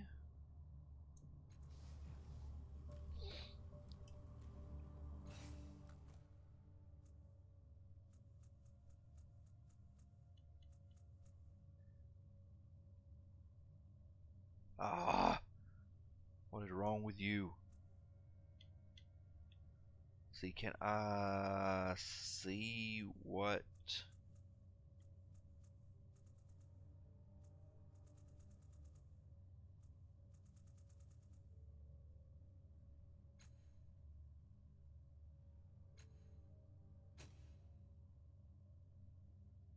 I would like to be able to see, to look at my fetals. That would be great. Or my status.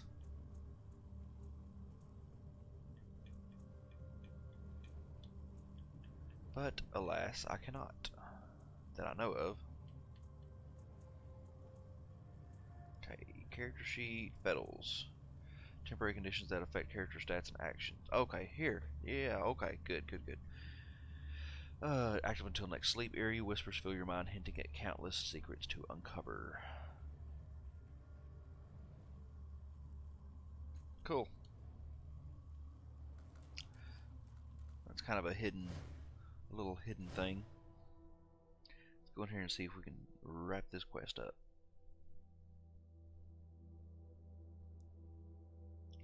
And see if we can find vanilla cream. I better save that for the missus. Chocolate buttercream. She won't like it.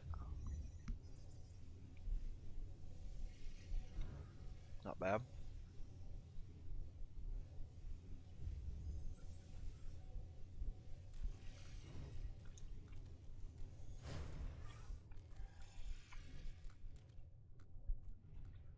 Sorry guys, let me rinse this chocolate down.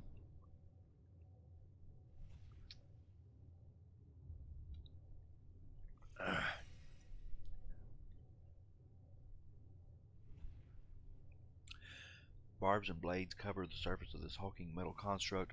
Its scallop skin looks like a suit of intricate armor, the joints able to bend in directions impossible for a human. Though the construct is immobile, something in its design sparks a frisson of involuntary dread within you, as if it were a predator regarding you. Ooh, yes, let's use lore. The construct doesn't seem to mind your prodding and poking. Indeed, it doesn't react at all. By the time you're finished, you are reasonably certain that while it maintains basic locomotive and processing functions, its mind has been utterly erased. It truly is an automaton now, lacking any sort of free will. Some of its weapons systems have also been deactivated, though its killing blades are as deadly as ever. Who are you? It continued staring passively ahead, ignoring your attempts to converse. If it weren't for the faint hum from within its chest, you would question whether it is even functioning. Tell me about yourself. Why don't you speak to me? Hello? Hello? Okay, it's not going to speak. It's not going to talk to me.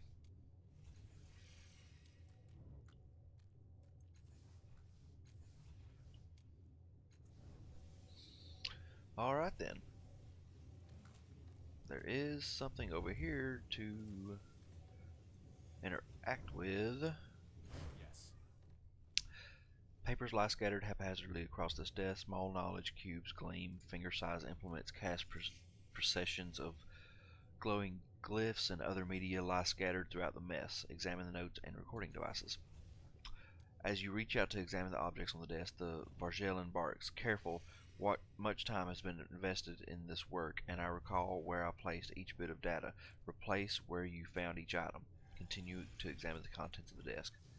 As you shuffle through the Vargelen's notes on paper, scribbled on dried bloom flesh, dictated into talking data cubes, and recorded in more exotic storage devices, you realize the sheer volume of information he has collected. It is a trove of arcane and technical observations of the bloom, loosely organized into a number of categories: behavior, communication, influences, influenced by, malls, history, conclusions. Every data point leads to a reference in another document. Some of those links are simply notes guessing where the data is located, based on the Vargelen's recollection. If you knew where to start analyzing this enormous collection of knowledge, you might be able to get somewhere, but the volume of information is simply staggering. A team of Aeon priests couldn't process this much data in a year.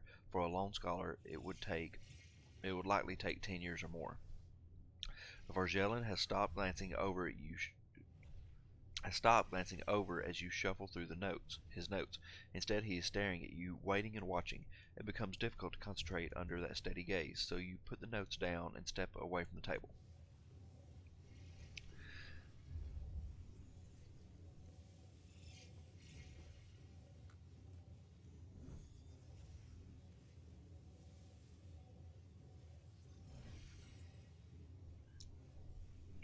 Alright, let's see. Let me make sure. Okay. Where's he at? There he is. Let's talk to him.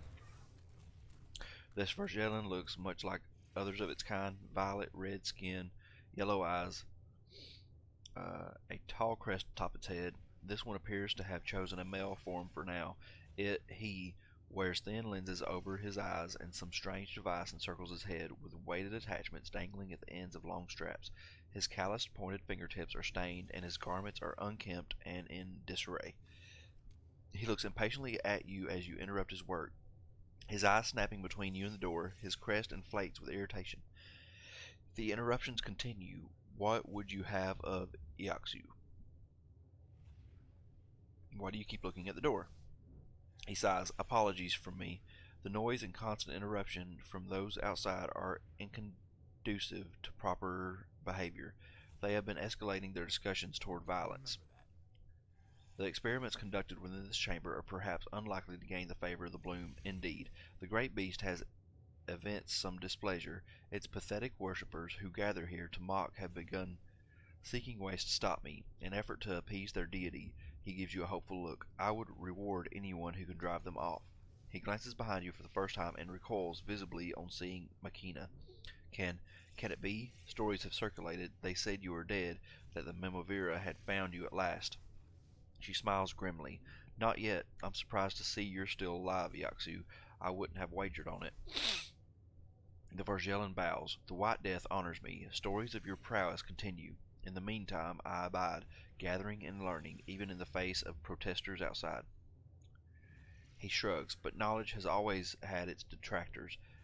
They will do what they must. As long as my work lives on, I care not. He turns his head from side to side, seeing you with both his eyes. What would you have of me? Tell me about the construct. Many years ago, it came to my door. It vowed service to me if its memories and personality could be erased. I did not ask why, just as I would hope to have my own reasons respected.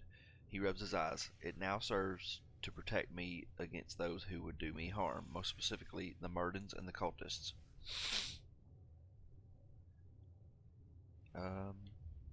What do you think would make the Bloom cultists leave you alone? Defeating them with reasoned arguments would be difficult, the Vargelian appears to consider. I present no danger to them, not like you. A threat of force might persuade them, but I believe they tell the truth about enjoying the Bloom's favor. To oppose them is to draw its ire.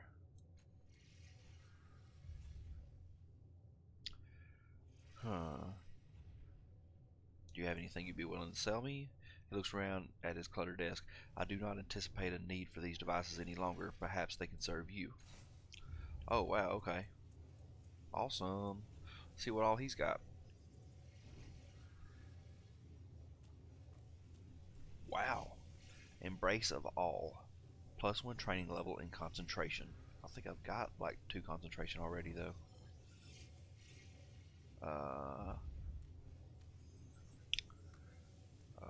Speed weapon, which is pretty good. A cloak with evasion and willpower, and plus 15% on deception, plus 5% on invitation, plus 5% on persuasion. That's pretty good too.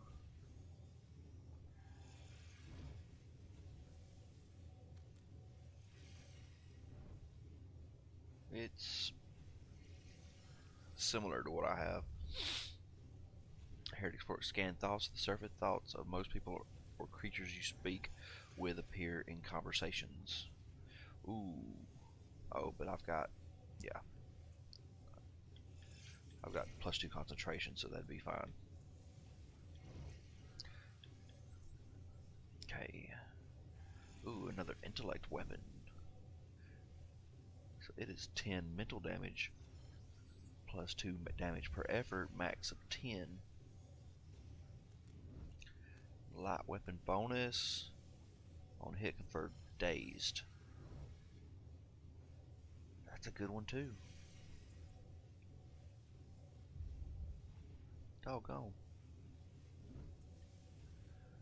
And pigeon driver.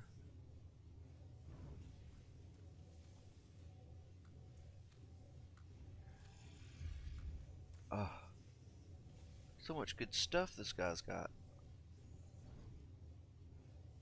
Psychic focus, bonded item, artifact, +15% on lore mystical tasks, +2 damage on esoteric attacks, +2 damage per effort applied, max 16 on esoteric attacks. Negative effects, -15% evasion, -15% willpower, -1 training level in endurance. Man, this guy's got some good stuff too.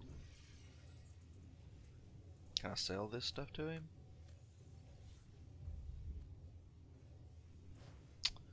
I guess I could. It's not a quest item.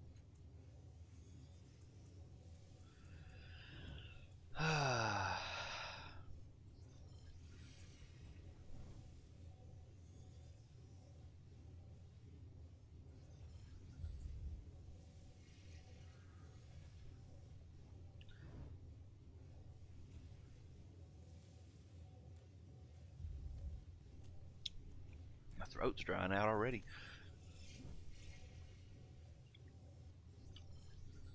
Okay, let's eat some chocolate.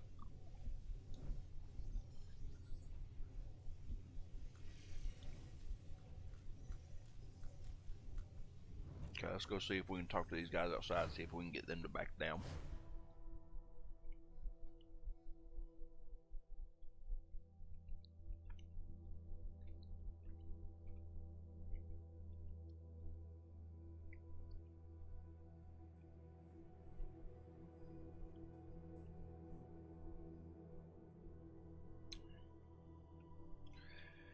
See if we can get these guys outside to back down. If not, then I don't want to cause combat.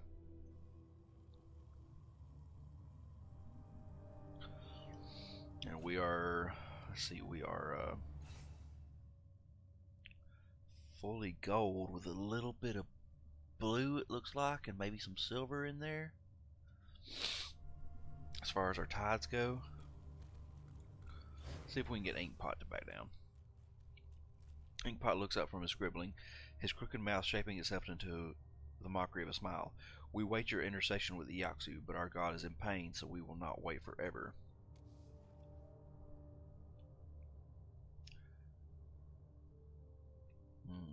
Let's see. If the bloom is really a god, why does it need human help at all? He frowns confused. The need is plain. Can you look upon the swollen flesh of that house and tell me that a poison doesn't fester inside? Did the bloom ask for your help? His mouth quivers. It spoke to me of its need. I heard its voice in my mind. Let's use deception. Can I get... No. Be better off just using mine.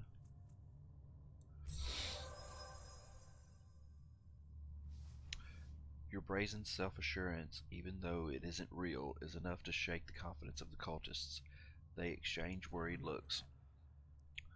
I may have misunderstood the Devourer's intent. Perhaps I should wait, consult the scriptures. He nods to himself and fingers a few of the papers that adorn his robes. Best not to act rashly where gods are concerned.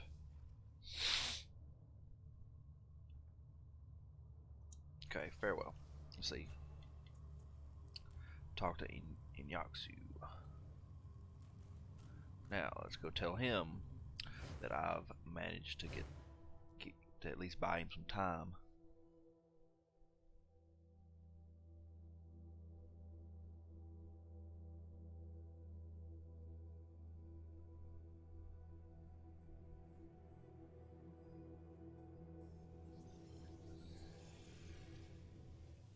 Okay. There we go. You disturb me again. What great matter calls for your interruption? The Bloom cultists have agreed to leave you alone. Doubts rise within. His left eye goggles at you momentarily. Extraordinary claims demand proof. He steps to the door and peers outside. He waits for a moment, closes the door, and turns back to you. They had regarded this home and Yaoxu, but their clamor ended.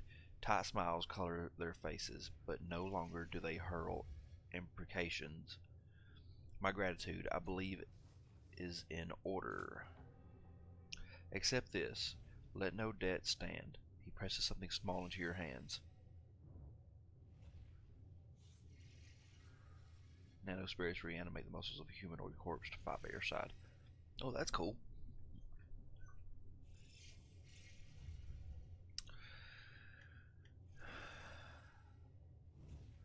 But I have to... something that has to be dead to be brought back.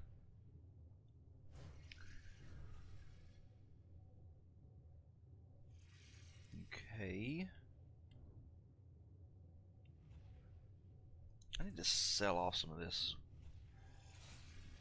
stuff. So I'll hold on to that. And I'll hold on to that. Hold on to that. I think I'm going to sell this though because, I mean, I don't really need non-combat items. Or I don't really need combat items if I'm trying to steer away from combat, you know? So why hold on to it?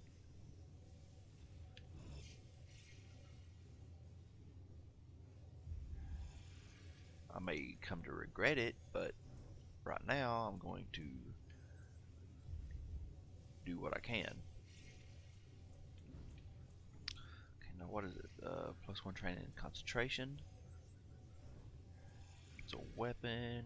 I'm trying to steer away from a weapon.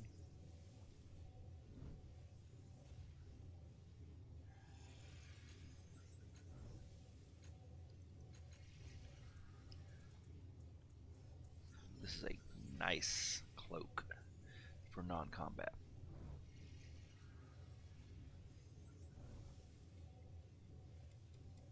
Very nice cloak for non-combat.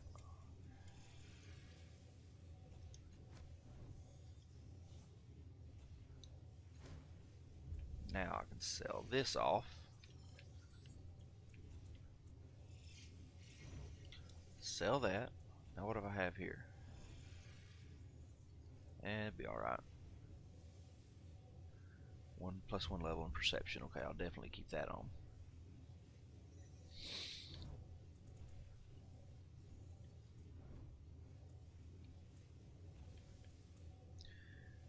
Okay, keep all the recharging stuff.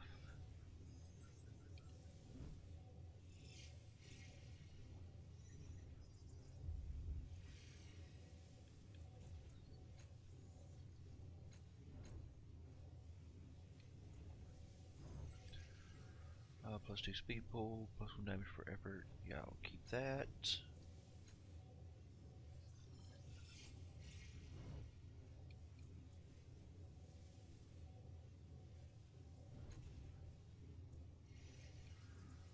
Alright. Now let's get out of here.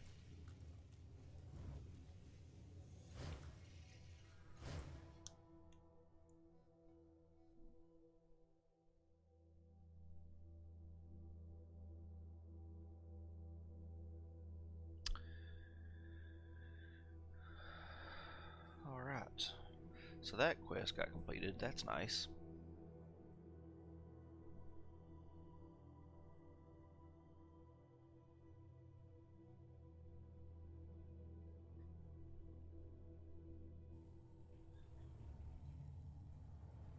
Now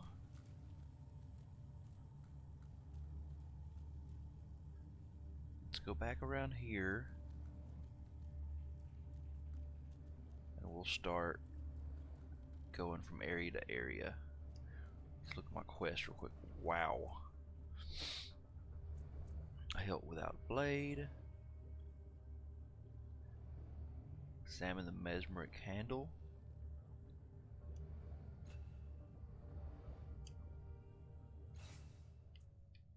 Okay, I can do that. Details.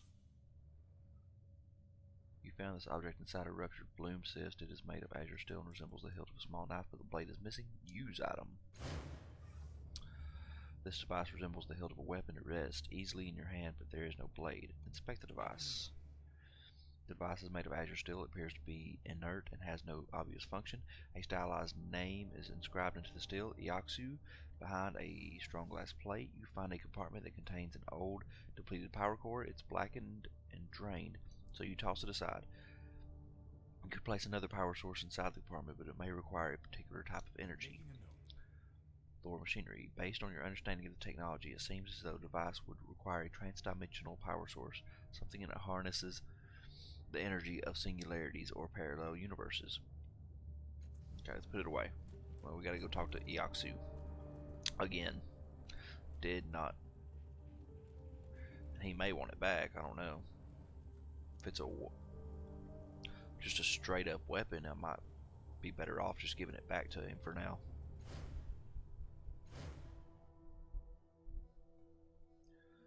But we'll see.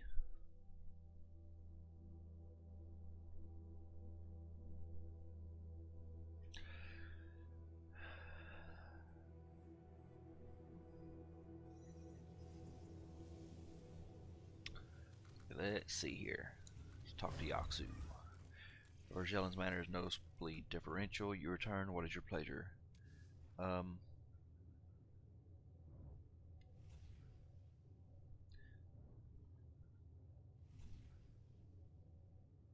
do you turn off the field generator in the middle of the room?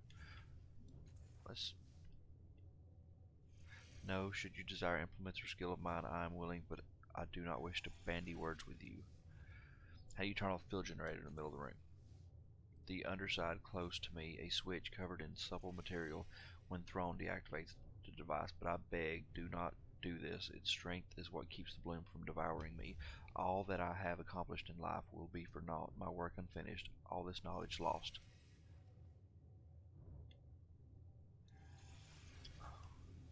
What? Hilt without a blade. Find a power source for the measuring handle.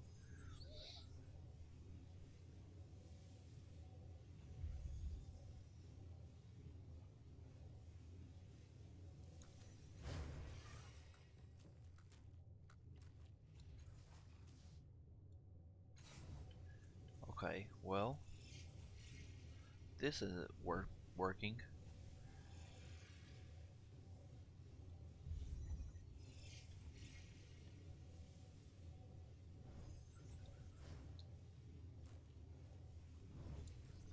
Yes. An odd device sits in the middle of the room. It almost looks like a capsule of some sort, but it is covered with ducts and ports and vents, and a strange blue light emanates from it. Cables run from its base throughout the room, attached to various devices. It vibrates with a mild, occasionally stuttering pulse, and when it falters, the field that protects the interior of the shanty briefly fades. Examine the device.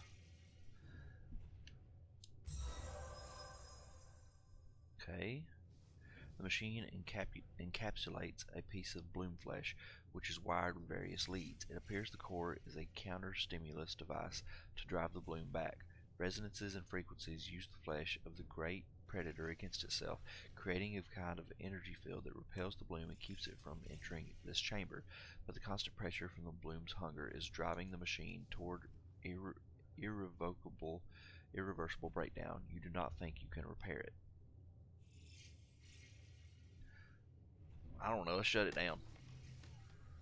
You follow Yaksu's directions to find the switch. It's down near the ground and is covered in a warm, almost fleshy material. You pinch it and the machine falls silent. The room's protective field vanishes utterly, and a deep shudder roils the bloom. The walls of the room groan.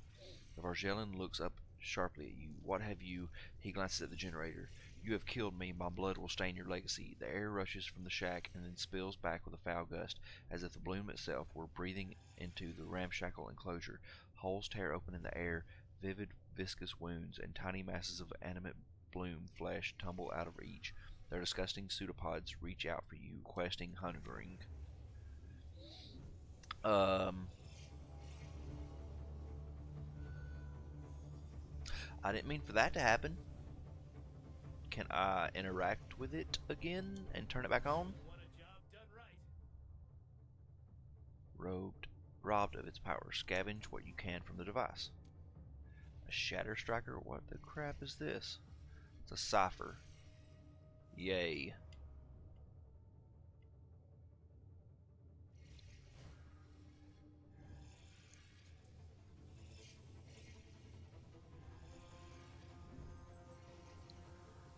Oh, Lord. Nice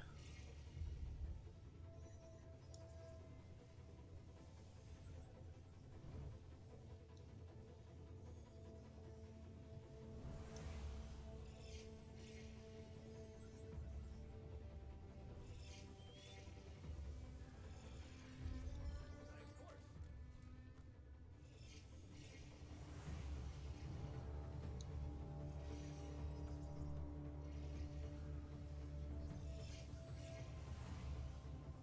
Oh.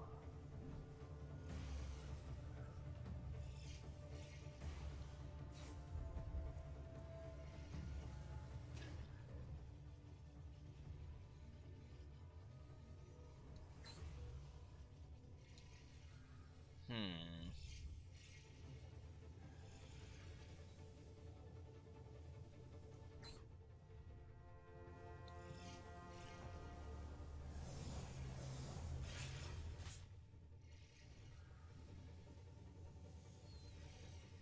Oh, wow.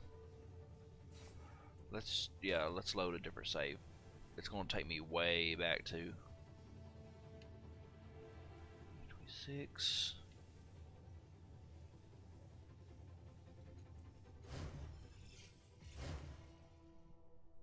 Okay. Yeah, I messed up somewhere there. It's got his name on it. And I'm wanting to get a power supply, so for this item that is in my inventory. So, but for right now, I'm going to break off for a minute. Give me a bite, and I will be right back.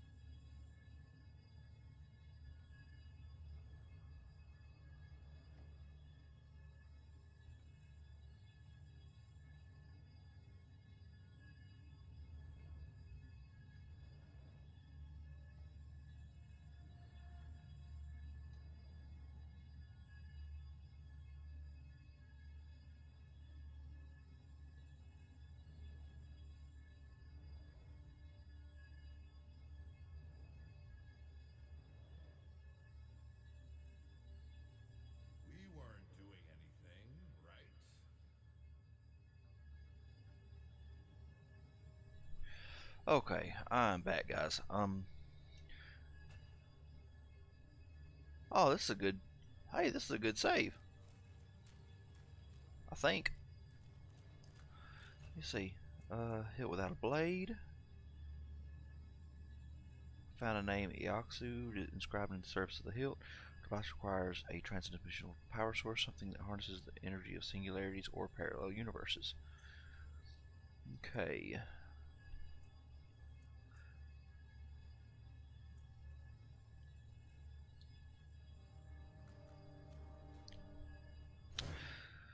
So let's look around in here before I start poking.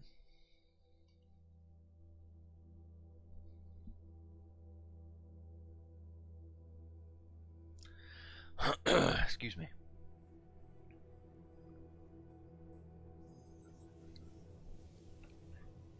Make sure I'm not muted accidentally. Oh yeah, I'm good. I'm good. Okay, now let's look around, see if any of this stuff I can pull the power out. Inside this device is a sizable lump of bloom flesh. It lies upon a comfortable looking cushion and appears to be asleep. The top of this machine is covered in glass lenses of varying shapes. It appears to be some kind of monitoring device. Uh, Examine the notes and recording devices again.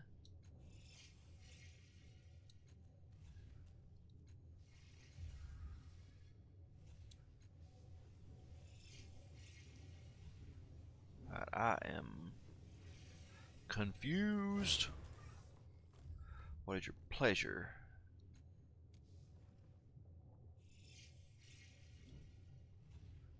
I have other questions for you. Now, what am I supposed to do about this guy? Let's see. He bobs his head as play. Begins powering down one by one.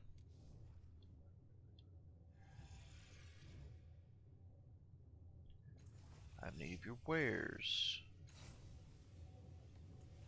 Well, it was easy enough to convince him to turn all this stuff off, but I don't know what good that does me. I talk to the construct. Walk away.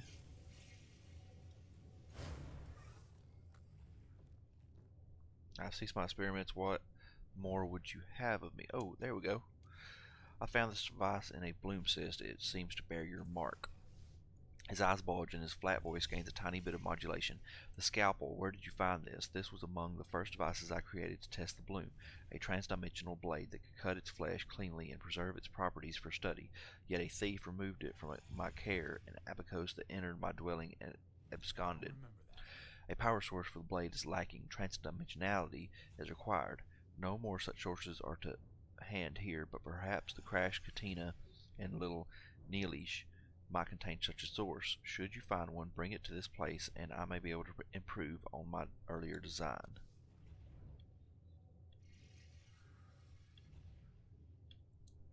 Okay, there. That is better. I had to make him stop his experiments. Now maybe these guys out here will speak more favorably to me since I made him quit his experimenting.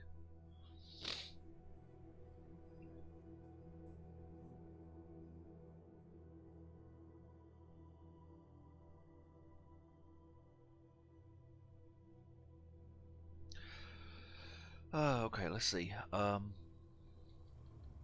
talk to Inkpot. Inkpot.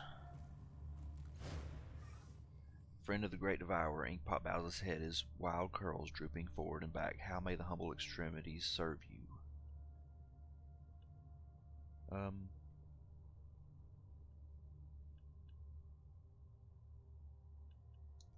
Farewell. Whatever. Whatevs. I'm gonna go ahead and save, though, because I don't want to lose progress again.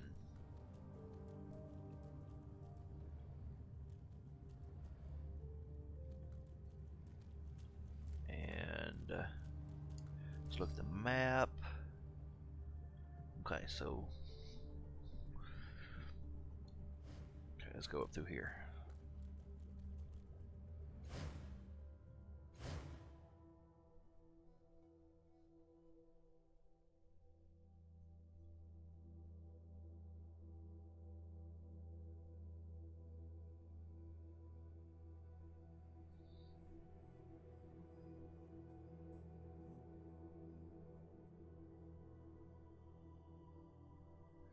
This looks like it may be the Murden area, maybe? Let's see. This wheeled vehicle looks like it was abandoned here during some kind of military assault. Yes. Let's loot. Some shin. Concentrated spray flesh. Oh, yep, it's a Murden. Two hunched avian humanoids stare at you, their bright and hate-filled eyes shining above dirty yellow beaks. You recognize them at once. Murdens.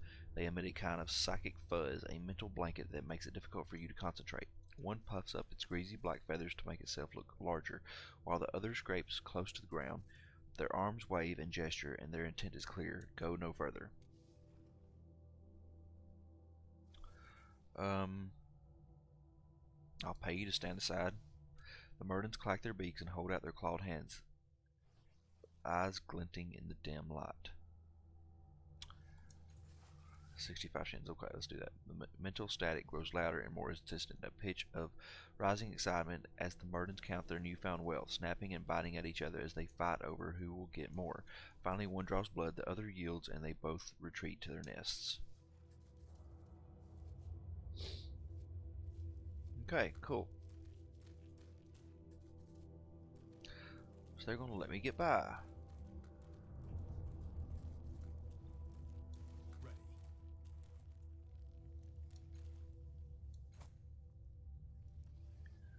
What is this? Let's go. Scora the Faceless.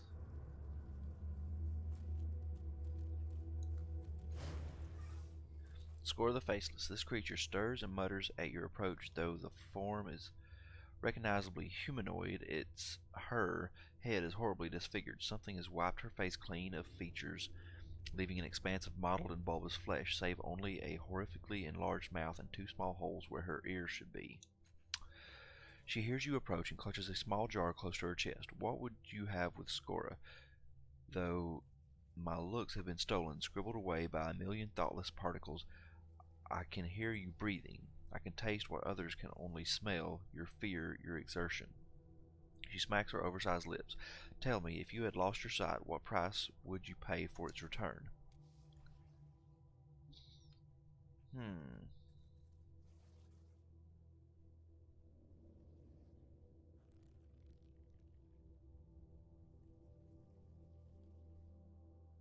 There we go. Remember that. Huh, I might have expected such an answer for someone with a strange taste like yours.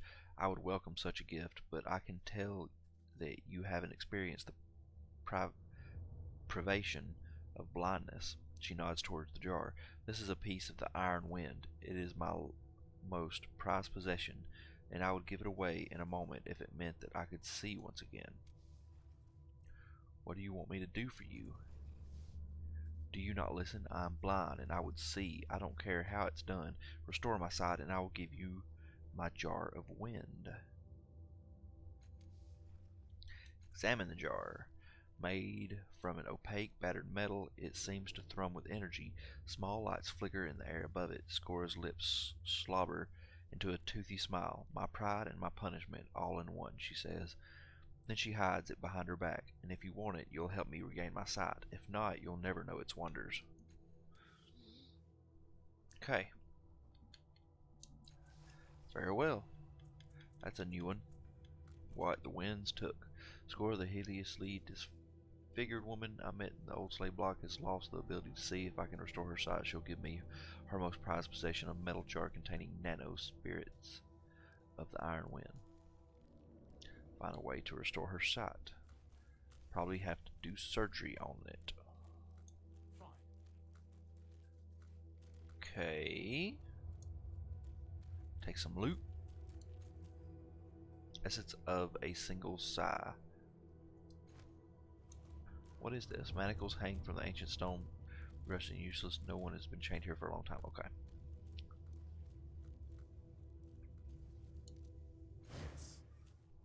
This old metal door looks fairly solid. It has a single mechanical lock. You notice that the mechanism appears complicated, suggesting that it's more than just a simple lock. Examine the lock more closely. Embedded within the lock mechanism is a thin bladder of air, and as you look more closely, you realize that the bladder is somehow connected to a series of tubes. This is a trap, a cunning and ingenious trap that is beyond the skill of the Murdens.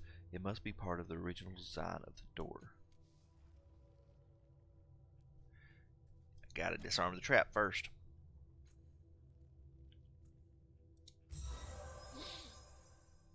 Alright, got it.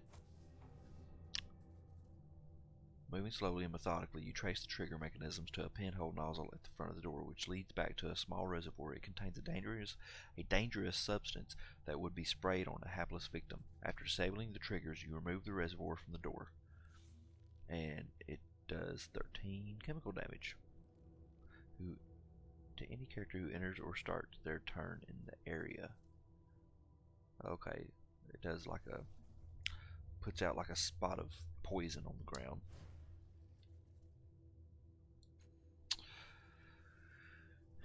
And we got Cipher Sickness.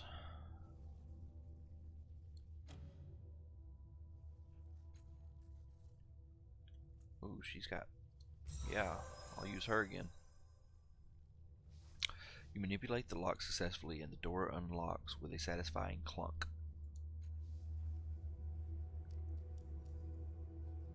What in the crap happened in here? Two men share this cell. Both of them wear the armor of the Numenera's soldiers. A third soldier lies on the ground nearby, lifeless.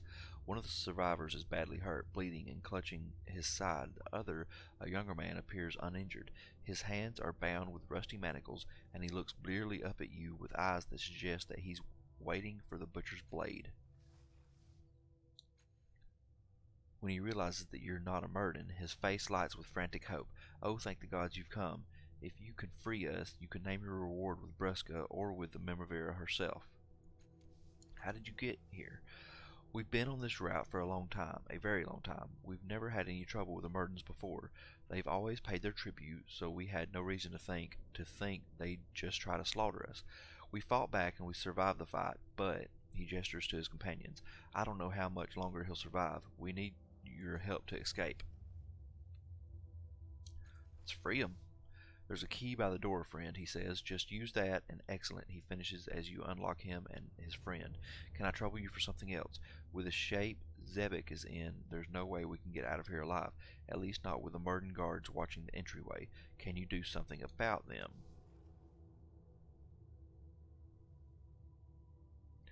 If you go hide in the next cell, I'll tell the Murden guards that you escaped. That should give you time. A solid plan. We'll wait for you there. When you give us the word that the way is clear, we'll make a run for it.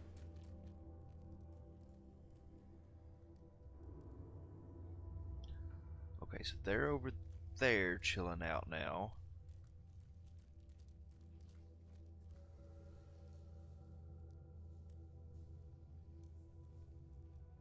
Of course.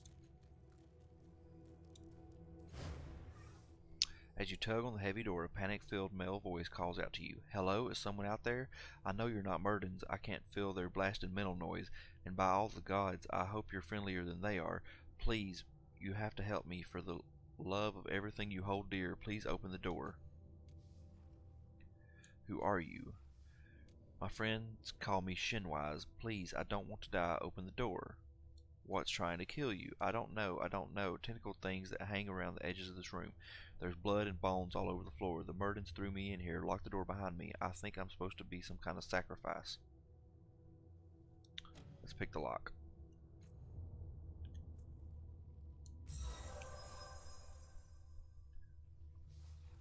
With a click, you unlock the door and it grumbles open, revealing an emaciated man in tattered rags, a look of profound shock and fear on his face. Behind him, blood and bones litter the floor. The man is short and dark, and his face is scarred and disfigured. One of his injuries is freshly branded on his cheek, a stylized blade with blood dripping from it. He wears the ragged clothes of a bloom slave, tattered and filthy. He tries desperately to push past you. Let me out of here, I beg you. This is no fit place for a human. Before I let you out, I need you to answer questions for me. He glances back over his shoulder, his nervousness apparently in every twitch, and you can see him evaluating the possibility of just bowling through you, his mental calculus complete. He inches closer but shows no sign of trying to bolt. All right, but please, make them quick. I don't want to be eaten. What is that symbol on your cheek? That's the mark of a murderer, Medkina says at once. Even if the killer survives Bloom, slavery, people will always know who they're dealing with. They use a special brand that shines through makeup and disguises. She chuckles at some secret joke. The little man's eyes dart left and right. He licks his lips. It's true, I killed a couple thugs in the underbelly, but it was them or me, honest. Folsom turned me over to the levies because the ones I killed worked for him. Otherwise, he wouldn't have cared. I have more questions. Huh. Do I let him go? Or... Folsom seemed like a pretty stand-up guy. Whenever I met him in the underbelly.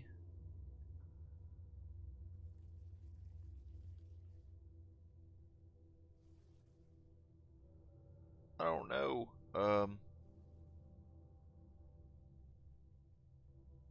Someone put you in there for a reason. Let's try this.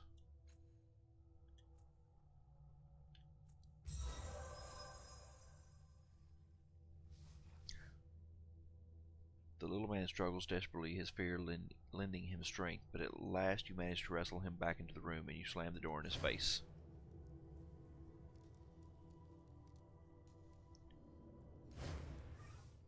He beats furiously on the door and his voice changes dramatically from the polite and nervous tone from before. You poxy-eyed bastard, I'll slaughter you. I'll drink the blood of your mother. I'll ravage your father's corpse. He cuts off abruptly. By the Black Three, what's that? His frantic drumming on the door is more insistent. You can't leave me in here. Don't let them. Oh, gods, no. A screeching, hissing noise drowns out his words. The sound is organic but strangely alien, and it sends involuntary shivers through your heart. Then the screams begin, rising in pitch and pain. The wet slapping that accompanies each howl is even more disturbing. Suddenly the noise ends, as if cut off altogether. You crack the door, and you see nothing but bloody chunks of flesh and viscera, the remains of the hapless slave. And on the far wall, a new maw, one that wasn't there before. It gapes open wide with a glowing singularity inside. Cool. Yes. Now. I don't know if I want to go through it though.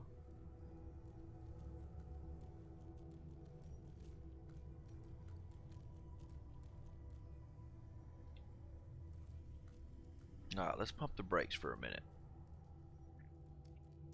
I'm gonna go over here and save these guys. Go over here and talk to these guards. Save these guys.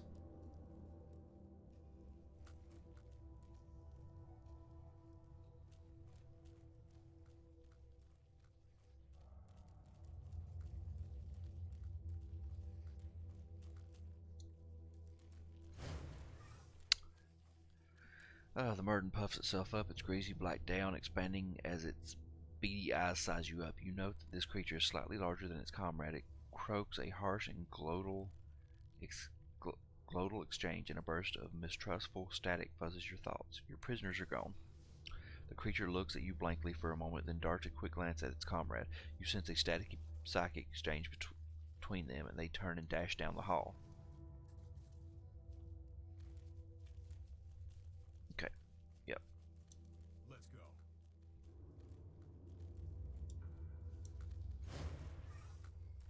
The soldier's expression is pain, but he looks determined. We're getting out, eh? Let me look at your wounds. He murmurs, peeling back his blood-caked armor. He looks at you with mixed hope and dread. Blah blah blah blah. Allegren nudges you out of the way, bending down to prod the gashes on the torch. The man winces in pain, but Allegren pays it no mind. No sign of corruption, he mutters, which is a miracle in this place. He'll live as long as he gets out of here soon and finds a half-decent surgeon. Otherwise, he'll bleed to death. He's more than halfway there already.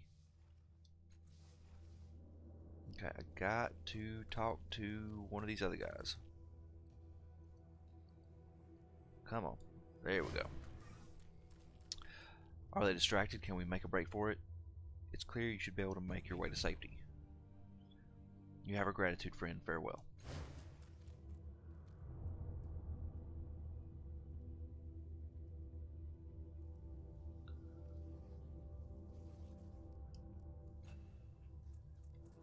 Alright, Bruce going to remember that has been asked. Let's see, find the missing patrols. Done did. Bruce got told. Okay. 2 patrols. Oh, okay, gotcha.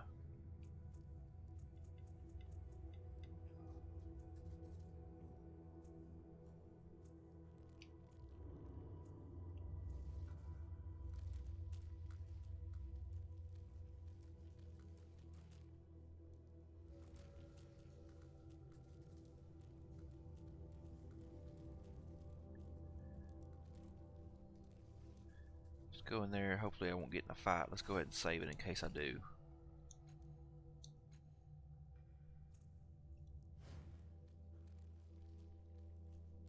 So I can back out real quick.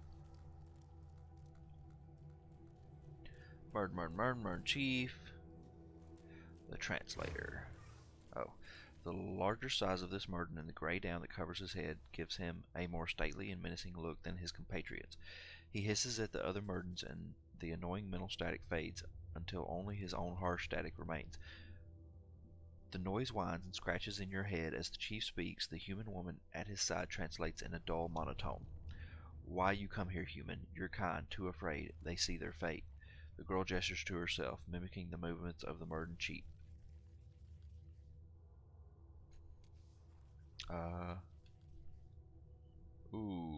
Let's see. Let's go ahead and tell him about this.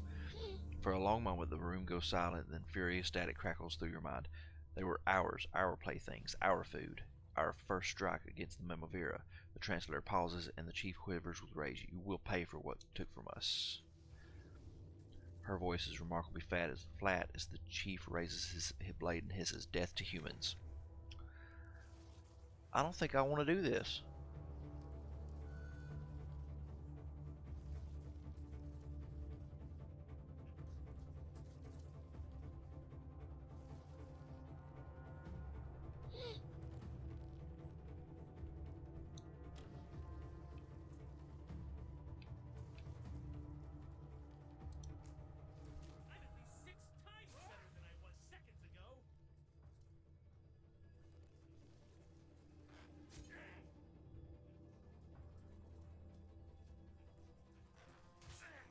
Oh, wow.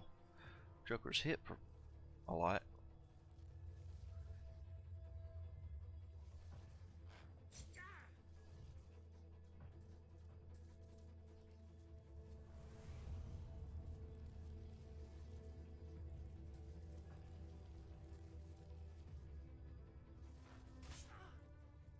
Could someone stab some healing into me?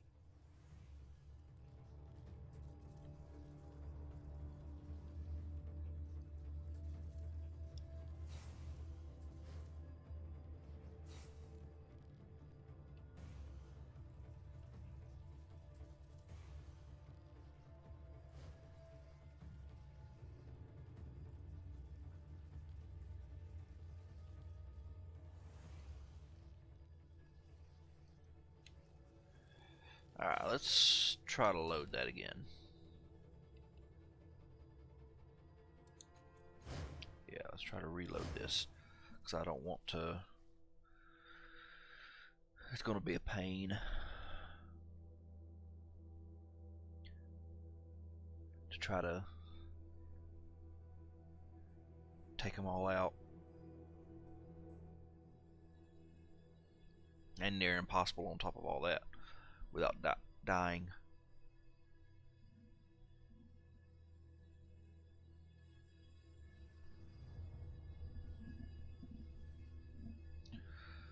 Okay.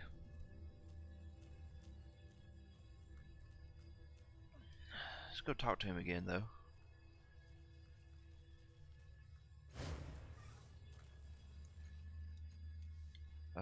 Who's this woman that speaks your words? The woman stands impassively as the burden buzzes static through the several irritating frequencies back and forth. At last, the chief's mental buzz cuts through them all. She recites the words without feeling or awareness. This is not a woman. Shell is empty. Woman is gone. Why you speak of it as human? It is machine. When it expires, we'll find new machine. We not speak human language. We buy slave. We fix slave's brain. Slave becomes machine. Machine speak human. She pauses while the chief clacks and hisses. Slave not need whole brain anymore. Excess brain was tasty.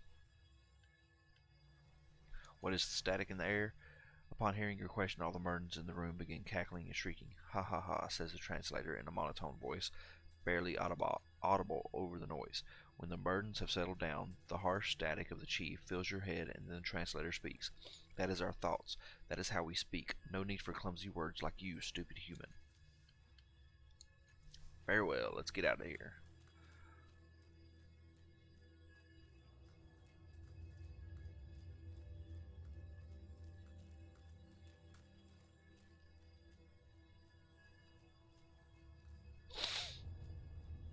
Okay, I'm gonna see where this. I'm gonna save and see where this mall leaves, and then I may reload and come back and do more exploring around here if there's not a way to come back easily. Yes.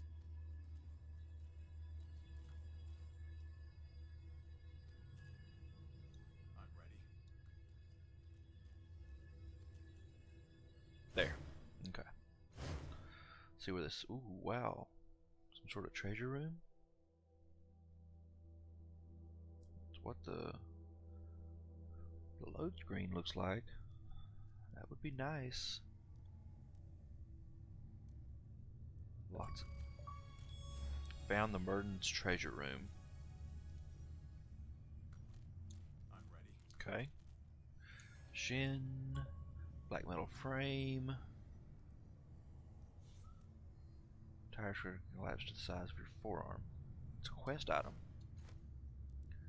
Soul Forgotten. On it. And a cipher. These ciphers are killing me. Got to unload some.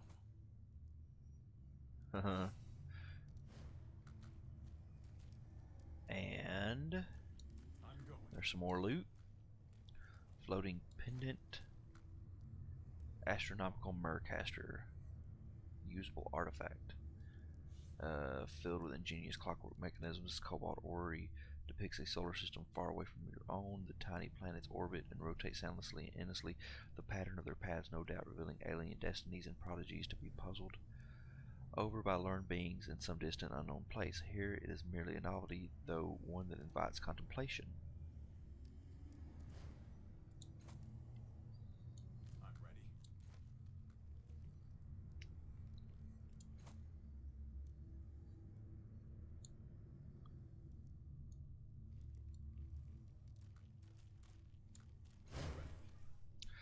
Tucked away in this fleshy abscess is a sculpture of a pickaxe embedded in a jumble of stone blocks. Near the sculpture's base is a bronze plaque. Examine the plaque. Etched on the plaque is a short message. Better to swing the pig than strike the vein. Shins are shackled and treasures are chains. Examine the pickaxe. The shining metal handle towers overhead, completely out of reach. You couldn't touch it without climbing the sculpture itself, and even then it looks far too heavy to move. The pickaxe trembles and you blink. You felt the motion in your mind. You may actually be able to affect the sculpture with your thoughts. Try to free the pickaxe.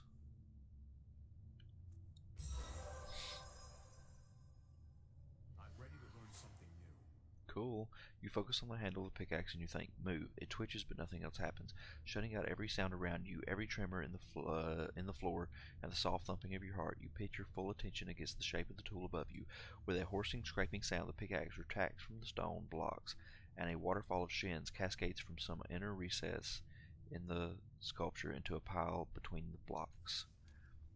You won a battle of wits with a sculpture, Eridus gasped. Congratulations. As you reach for the shins inside the sculpture, a strange feeling of revulsion sweeps over you.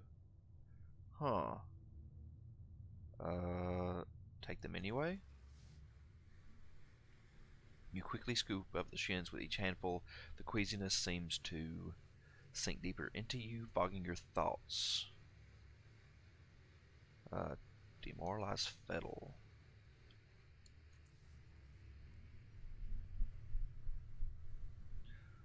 So I'm demoralized. Let's go ahead and level up. Let's increase edge. And I want intellect. My understanding has increased.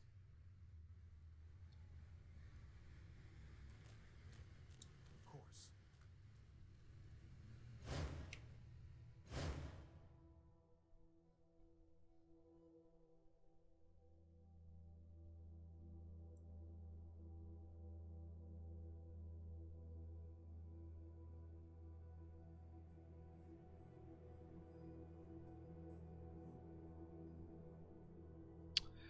Alright, so let's see what all I've got in my inventory now. A lot of stuff. Black metal frame. Quest material. Then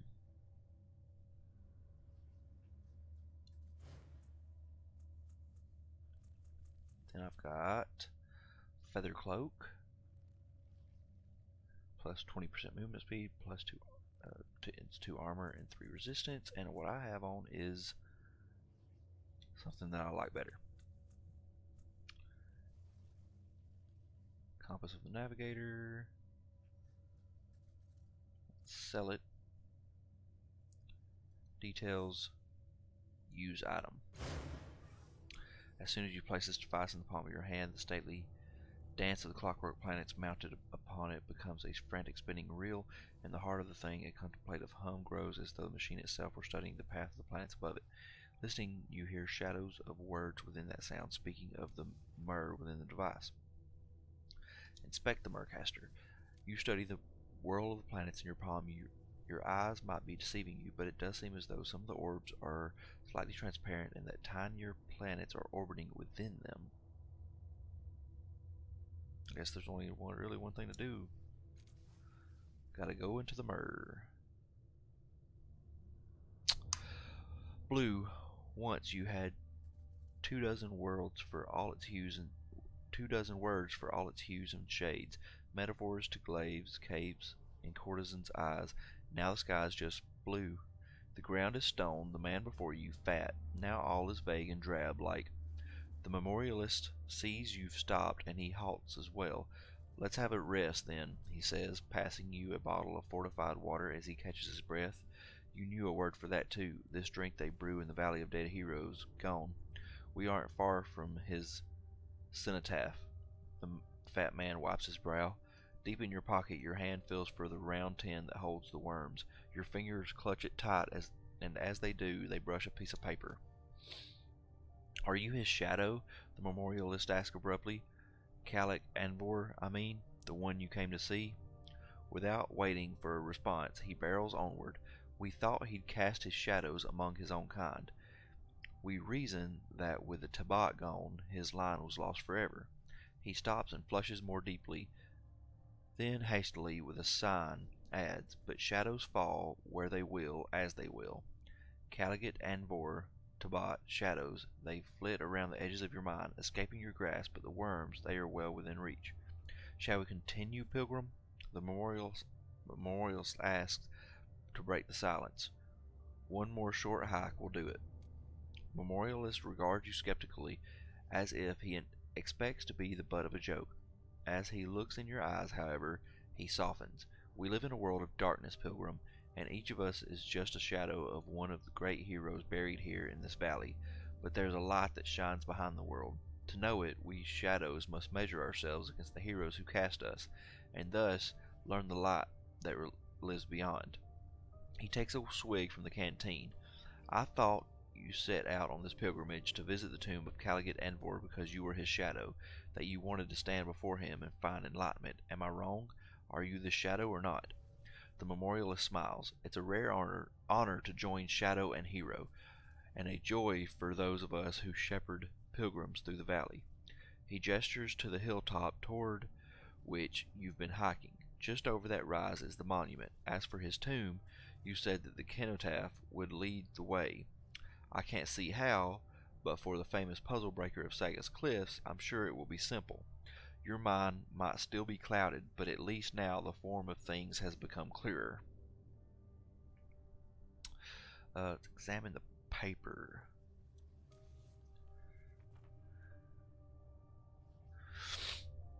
You slip the crisp, neatly folded sheet from your pocket and carefully open it. I will want the worms, but I will be strong. I will wonder what I have lost, but they will only rob me further. I will endure, and I will build the tower of my intellect anew. Caligot Anvor will furnish the material. The mind link, not the worms, will be my tool. The mind link. A dead-eyed trader sold it for the last of your once great heap of prizes and bounties. Now it's slung from your belt, a hideous mask with a synth tube hanging off it like some Satoshi tentacle. Study the sarcophagus. The sarcophagus is divided into three parts: a wide bier, an elongated pentagonal coffin, and a curved lens-like lid. The bier is decorated with meaningless geometric glyphs that hold little interest. The coffin, for its part, is a single hunk of milky aquamarine. Its lid is less opaque, and through it you can see the corpse's silhouette. Most importantly, you noticed a simple locking mechanism holding the two together. Opening the sarcophagus would be a straightforward matter. Examine the tin. The tin is old and unremarkable, scuffed and dented, but sturdy enough. It opens easily. Inside is a clump of bristly worms, blind and thin, barely moving. Your fingers itch and tremble, your nostrils flare. You no longer know their name, but you know exactly how to use them. Careful not to spill the precious contents, you close the tin and slide it back into your pocket.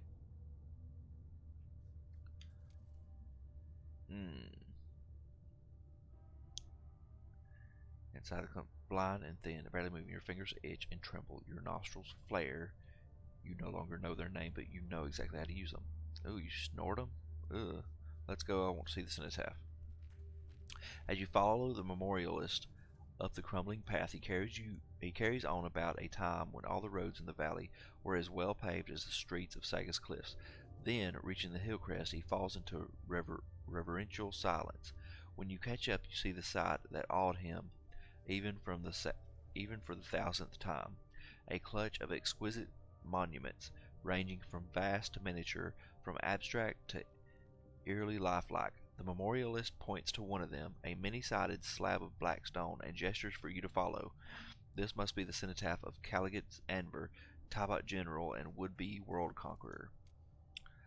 Up close, the cenotaph is not so remarkable. Its faces are adorned with gruesome, stylized reliefs depicting the Tabat and their Dragolith mounts, trampling the corpses of their foes.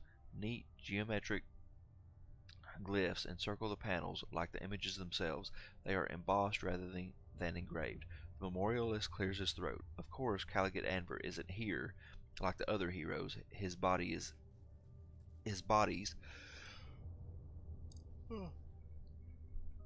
in one of the tombs, in one of the cells in the catacombs beneath us. He nods at the monument. This is its own sort of shadow. All memorials are. As your guide mumbles something about the difference between expression, impression, and reality, your attention returns to the cenotaph itself. No doubt some historian could tell the tale behind each panel. What doomed race the Tabat annihilated here? What grand battle was waged there? But to you, they're just an ugly blur that tugs at shameful memories without ever quite dragging them to the surface. This is not the knowledge you came for. On one side of the cenotaph, there's something else, an obscene picture, crudely etched rather than raised. Its edges scorched black. The memorialist clears his throat awkwardly. A graffito from just after the Tabat were beaten, carved with a plasma torch by a bitter nano.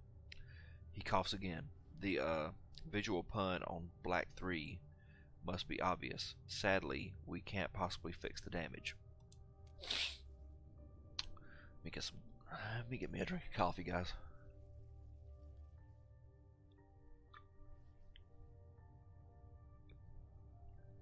It's starting to get cold. I'm about to have to go freshen up.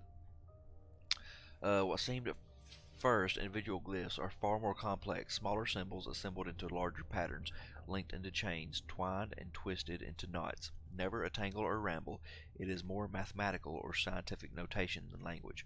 Running your fingers across the glyphs, you see that they shine briefly under your touch, then fade. Perhaps there's a formula here to be solved, a structure, a higher hidden order to be found. Perhaps here you could catch glimmers of the Tubok's military mastery, but the sieve of your mind holds nothing, and any secrets slip right through. As you struggle to decipher the symbols, the memorialist hurries over. This one means war, he says, illuminating a cluster repeated endlessly on the cenotaph. This one, death. He picks out others and shows how the ideogram for soldier weaves into warband, which can in turn mesh into column or army. Excitement grows in his voice as he leads you to another panel and shows you the unique markings that compose the pattern for underspine, a high council, we think, or god. He notes what seems to be a structure to the writing, a pattern within the pattern. Could it be a puzzle to open the way to Khaled Anver? He asked expectantly. War, blood, battle, death, those symbols are graven in your mind just as they are on the cenotaph, but you can squeeze no more meaning from the memory than you can from the stone. Let's snort a worm. Gripping a grub between two fingers, you slip it into your nostril and breathe as deeply as you can.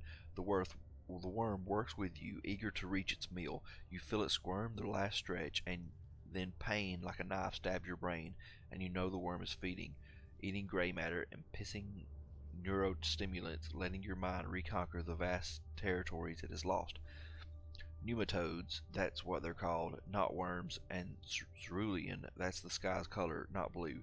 The rush of understanding overwhelms you. You read the world's unwritten words, devise stratagems, unravel mysteries. Your brain races with the speed brought on by the worm's piss, and through your thoughts run the Tablet symbols, spinning, twisting, combining, and dividing. There is a meaning here, tangled amid the knotted glyphs, and your mind is unraveling it surely, but not fast enough. Your thoughts become painfully, shamefully slow, and the puzzle you felt so close to breaking now seems impregnable. Another worm, just one more, and your mind, honed like a sword, will slice through the skeins. You're sure of it, so sure of it, you find yourself sniffing in anticipation a predator on the scent.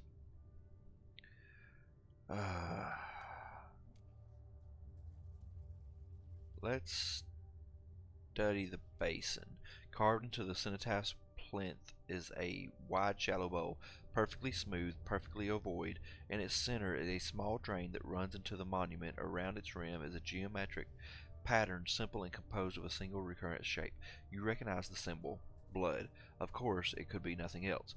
Your guide keeps back from the basin as you examine it and shares no thoughts. Oh, sacrifice the memorialist. Perhaps your guide underestimates the strength still coiled in your sinews. Perhaps he imagines your body has gone soft as your mind, or maybe his faith gives him no cause to fear leaving this world's shadows. Whatever the case, he hardly seems to flinch as you swing a jagged rock towards his head. The sound is more a thud than a crack, but any fool could see his skull is smashed. You drag his body to the basin and saw at his neck until the blood begins to run, filling the bowl faster than its narrow drain can empty. You step back and watch as the glyphs glow bright blue, casting with their light a kind of shimmering power in the air. Through it you see hints of a room.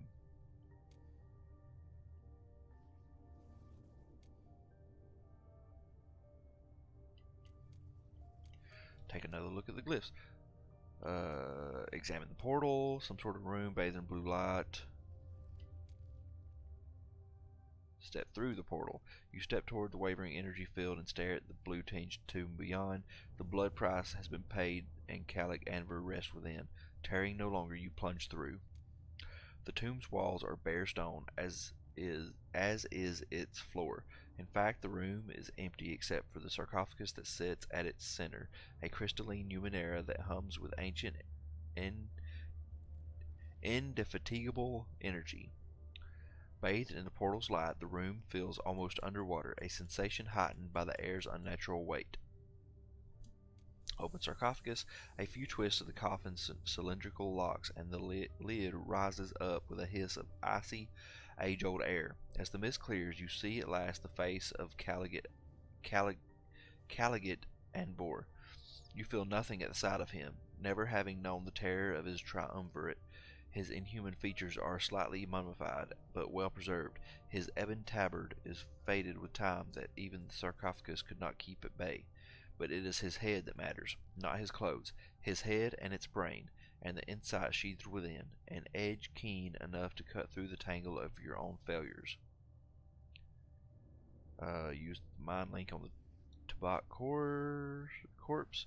Once you slip the helmet over your face, you can't see and can barely breathe. Trapped in the mask's damp darkness, you fumble for the socket at the base of the corpse's skull. At last you find it, and still struggling, try to bring the conduit tube into contact. Suddenly, the darkness explodes with light.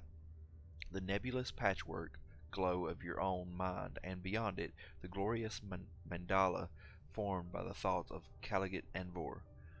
A mote emerges from that pattern, and a confused voice whispers, "You are not the underspine." Almost instantly, the geometry of his mind transforms into a star fortress from whose bastions dagger-like shapes stream forth. "You will not tame my thoughts," the Tabat voice rumbles as his fleet soars towards you. There's no time to try and reason with him, if that would ever be possible.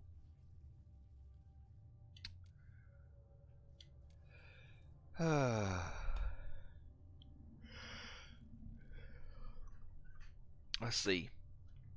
Mount my own attack. Death has not dulled the Tabat's weapons or his will, but the mind is more than a mere battlefield, and riddled and rotten as yours may be, it is not yet bereft of all its old gifts. You confound Anvor's vanguard with a flurry of bright weavings, while stabbing your own lines of thought deep into the perfect geometry of his mind. In the end, that is all it takes. His thoughts destroy themselves, unraveling even as they seek to mend the breaches you have cut. Bit by bit, order turns to chaos, and the great light of Caligot Anvor to a mere shadow. As he fades, you slip free of the mind link, and moments later, of the Tabat's tomb. The sky outside is still blue, blue and vast and unbound as sea. It needs no words to hem it in. Like the pilgrim beneath it, it is fertile in its emptiness, not barren. With empty pockets and a yearning mind, you return to a journey that is not only unfinished but barely begun. Wow, that's it?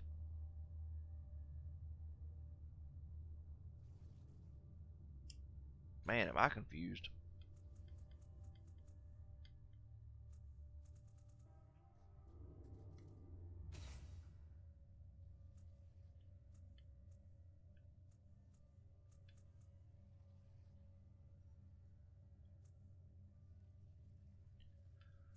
Can I use it again? There's no way to access it again. Okay then.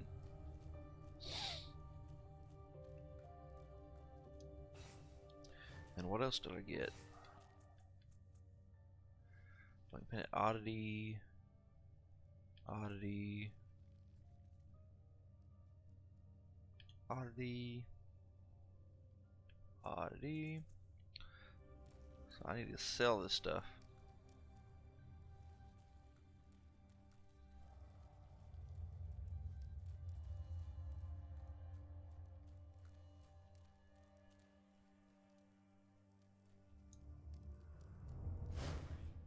I feel like I missed something from that Murcaster.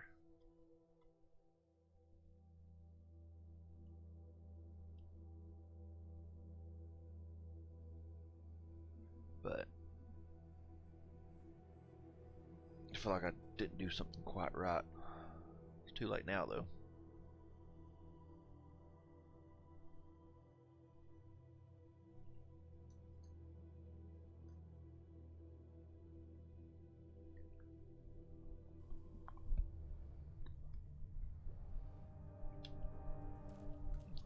So let's go sell some stuff off.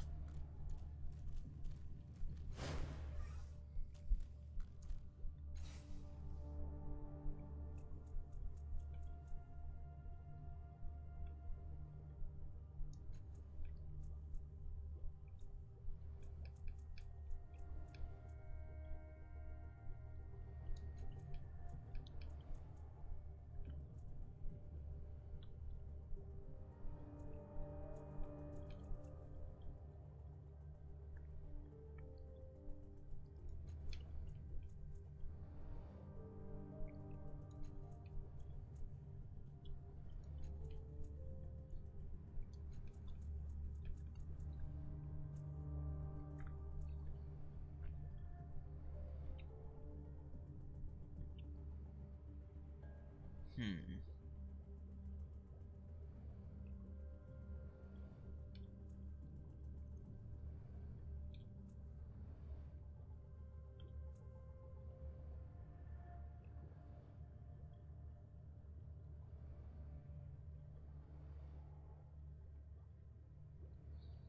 Okay, I'll pump the brakes a little bit.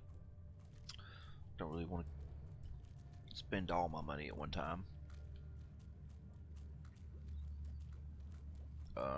Let's see. I need to sleep, so let's go back. Let's talk to Brusca and talk to and sleep for a time.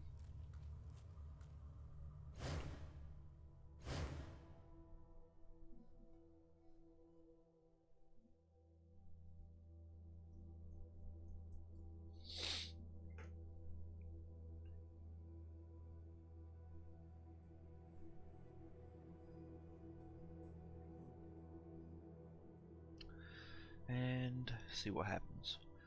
See if finding one of the patrols changes Brusca's yeah. What he has to say.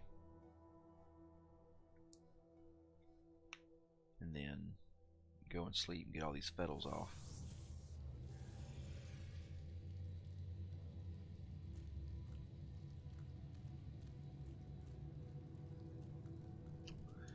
Okay, let's see. Brusca tears her gaze away from the courtyard tunnel and glares at you. Need something? I don't have time to play with God. I rescued 2 of your men in the old slave block. Brusca raises an eyebrow. So you're the one. Yes, you match the description Aiken gave me. He stumbled back here a while ago. Zebek nearly unconscious on his shoulder. She nods. Thank you. Here, take this. It's not much, but I owe you something.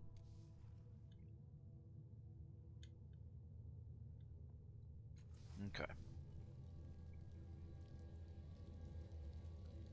Now, maybe, just maybe, I can talk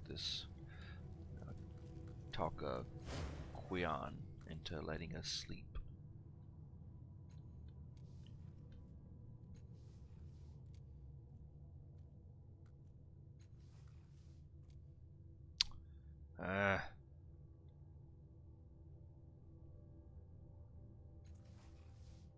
Man, 260 shins?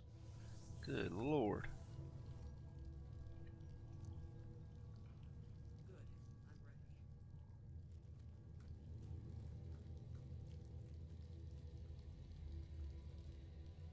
Now let's go back. Let's drink out of this pool.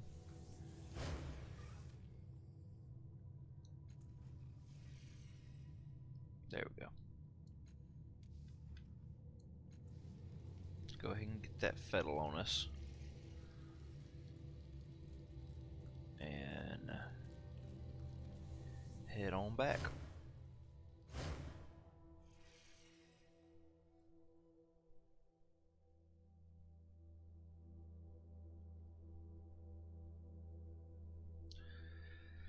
Head back and let's go into the next section that I haven't explored.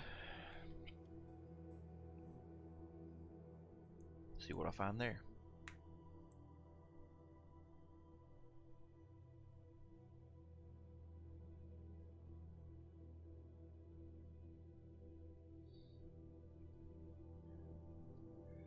Load time's a little bit long, but it's okay.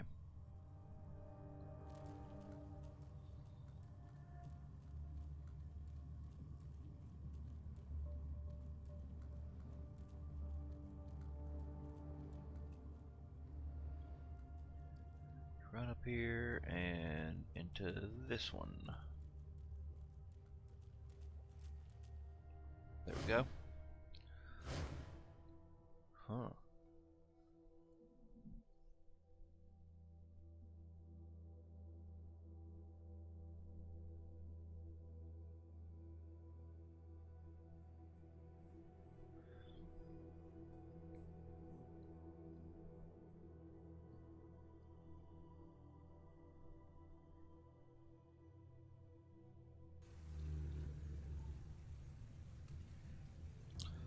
Alright. Wow, okay. A pair of bored-looking soldiers in filthy uniform bar your way.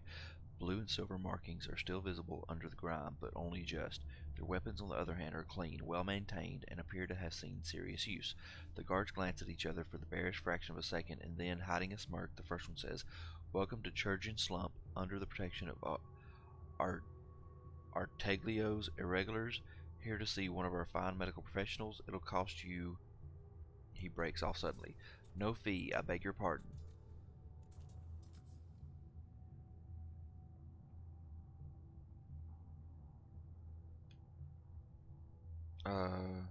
Why aren't you charging me any fees? His eyes are fixed on your tattoo. "I'm sorry, you'll have to speak to our Captain Arteglio." He and his companion turn away, pointedly avoiding your gaze. Alright then, let's see what this is all about. This goes through here.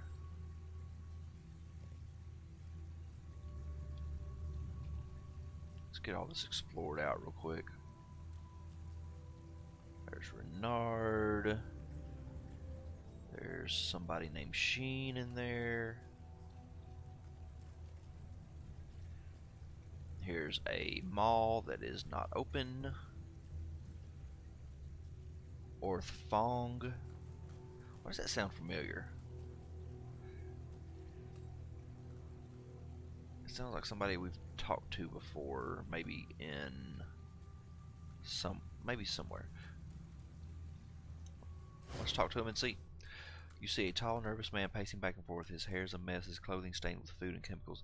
His left eye is an engraved orb of metal, and you can hear it whirring from a distance. He casts fretful glances all around the space, as if waiting for someone or something.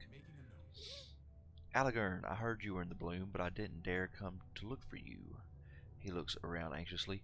"I had a revelation about your tattoos as I was examining the frame, and if I could just compare the windings of your tattoos with the circuitry of the frame, I could verify my hypothesis.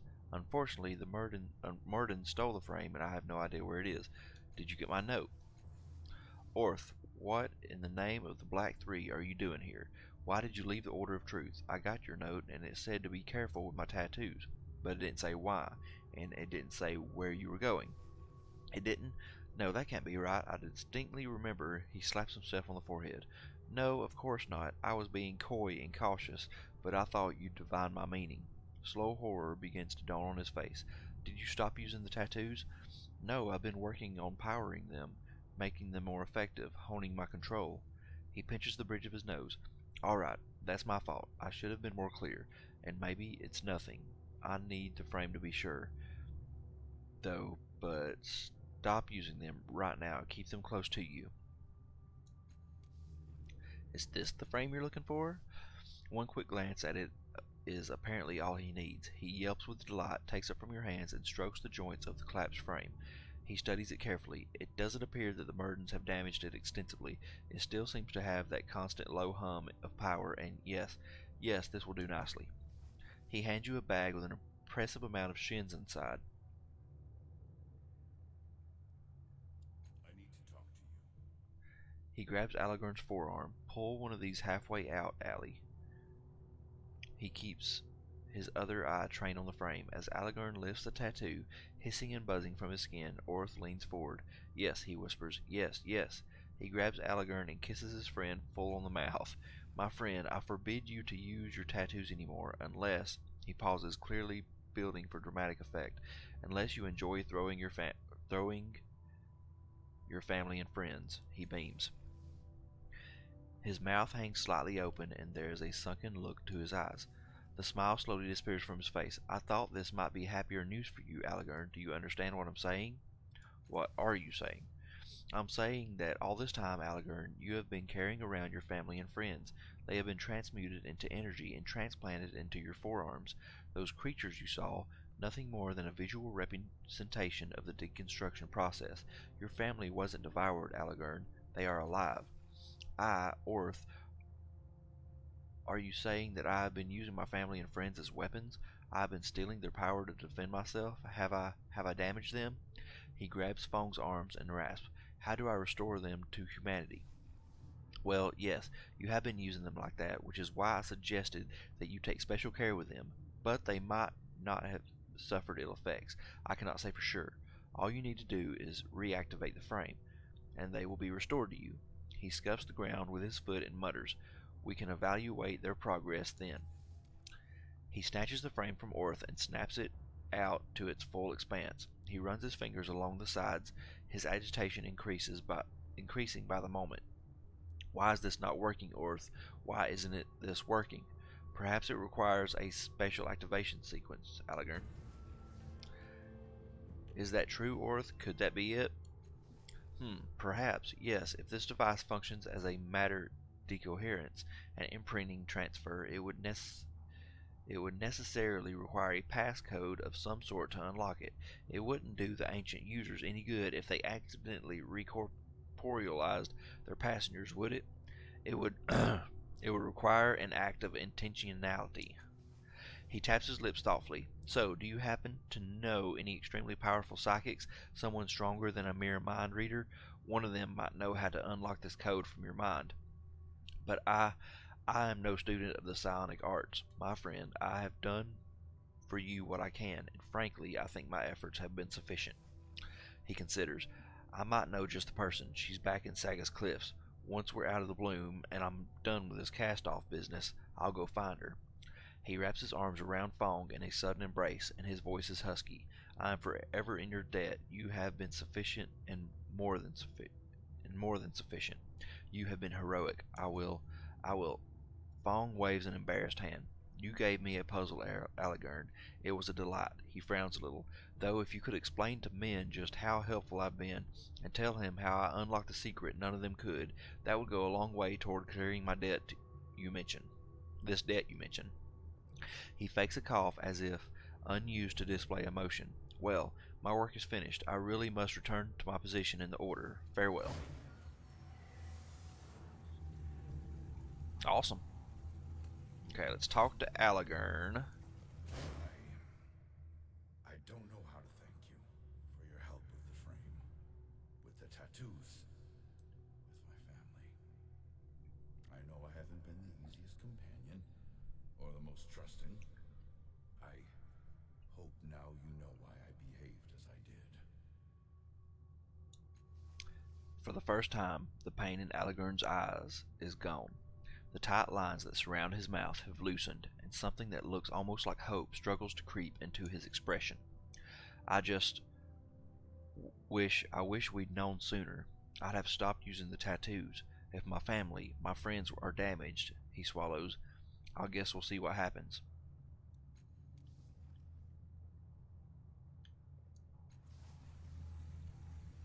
Alright, now Eridus is ready to level up. Let's see.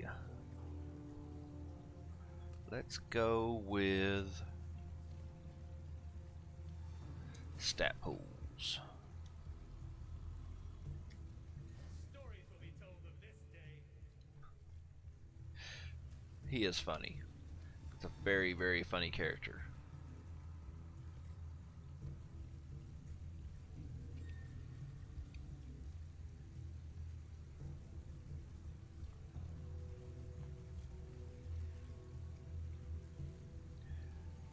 Alright, Renard. Let's talk to Renard. You have business with Artaglio. Irregulars, you talk to Artaglio.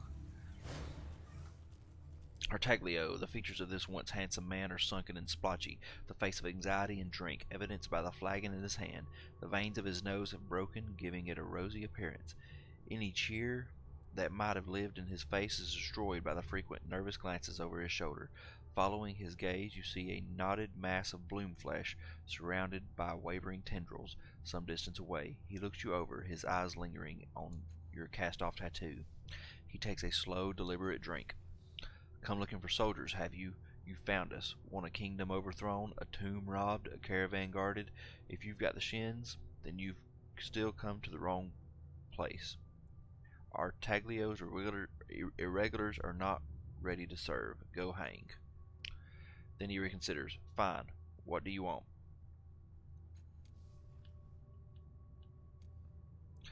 Why do you keep looking over at that knot of bloom flesh? The mall? No reason. I just don't like the way the damn thing looks. I don't like the way it sounds. He takes another drink. You don't hear that whispering, chittering noise that sounds like primal hunger? He looks suspiciously at his flagon. It wants to eat me. I know it wants to eat me. Worried that it might be sneaking up on me, or that I might accidentally be slipping backwards towards it. You don't fight in as many battles as I have without recognizing a potential death wish in your own heart.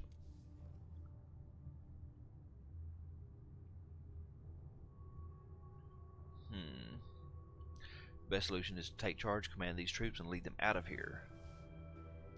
He peers gloomily around the slump. I'm stuck here in the bloom. The fight's going out of me, I'm afraid. Then he looks at you again and seems to realize who he's talking to. Tabat, take me. Why am I opening my heart to a cast-off? Get out of here. He turns his back to you.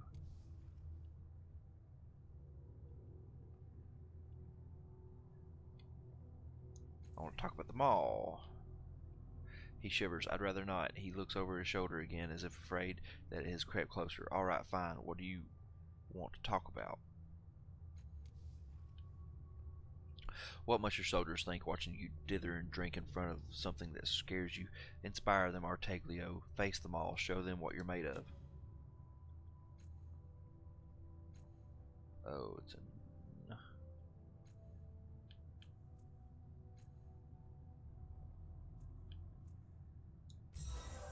There we go. Confront my fear. Show it that I'm not afraid of it. Are you sure you aren't one of my soldiers' well-meaning mothers? He stops to think. Though aside from the occasional beating, my mother did have some good advice. He makes a decision, and suddenly he stands taller and stronger. You can see the warrior that he once must have been. Gentlemen, ladies, time to show the bloom how a real soldier behaves. He walks toward the mall, and its tongues tremble at his approach. Oh, this is going to be good.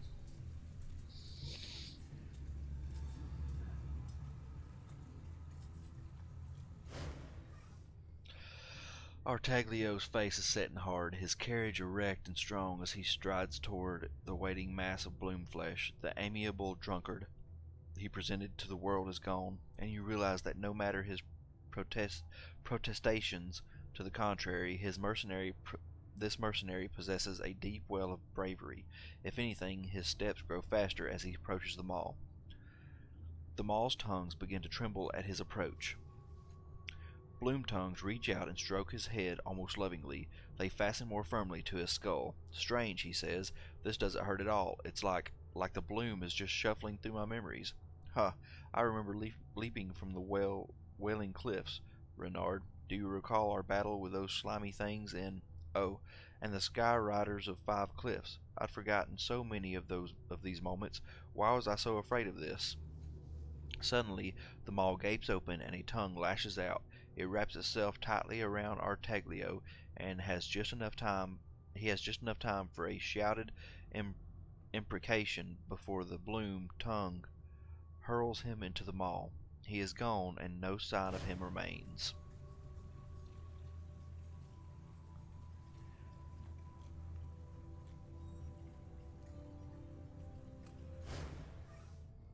Sated at last, the maw opens wide. A transdimensional rift appears within.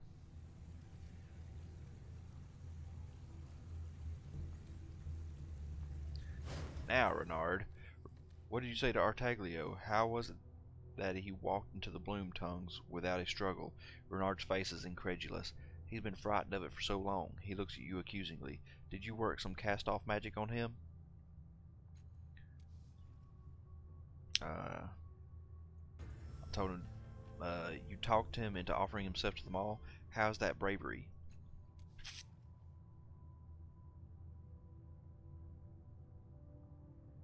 It takes bravery to recognize when you're already dead inside. Now it's time for you to take command. I don't know what that the troops would stand for it. We've been ordered around by too many cast-offs already, and taking Arteglio's place because of something a cast-off did, it smacks of you choosing our captain for us, almost as if you want to lead us.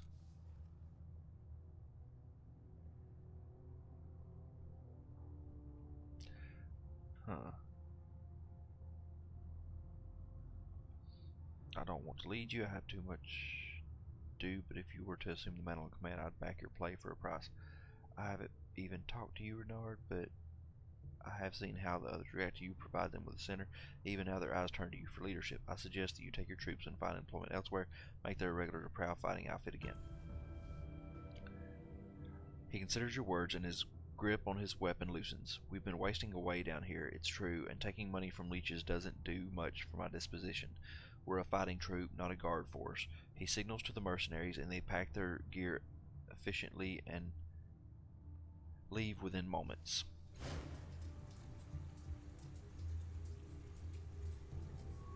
Good, good, good, good, good.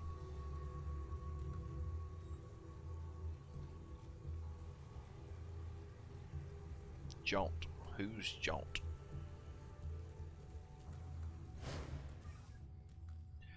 The skin of this broad-shouldered man looks blotchy, even patchwork. It slumps from his frame as if he had lost a great deal of weight.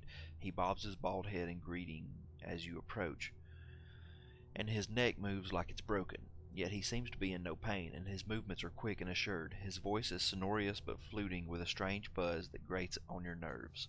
Greetings, sojourner. You stand with Jaunt. Tell me about yourself. I have the pleasure of being Jaunt. I believe it is a pleasure. I do not have a memory any longer, and so I know not how the future remembers me. The burden of knowledge is gone. What happened to your skin?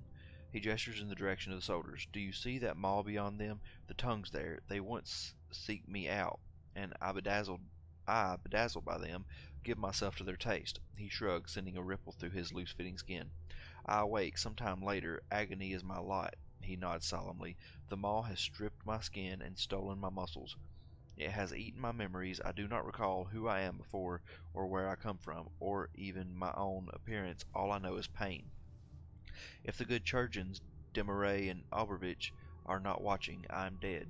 They give me new muscles. They make themselves. They grow me new skin made from dead men, and sew it on. They cannot match old frame perfectly, but they tell me I'm fascinating case, not human. He pulls at some of the loose skin, oblivious to how painful it seems. No longer visitant, yes, now a resident. But they cannot save my memory. The bloom is sated on me, my thoughts and dreams and other things caught up in its fabric. He shrugs. I'm content. What else can you tell me about Demaray and Albervich? They work miracles, those two. If you are of interest to them, he looks at you keenly.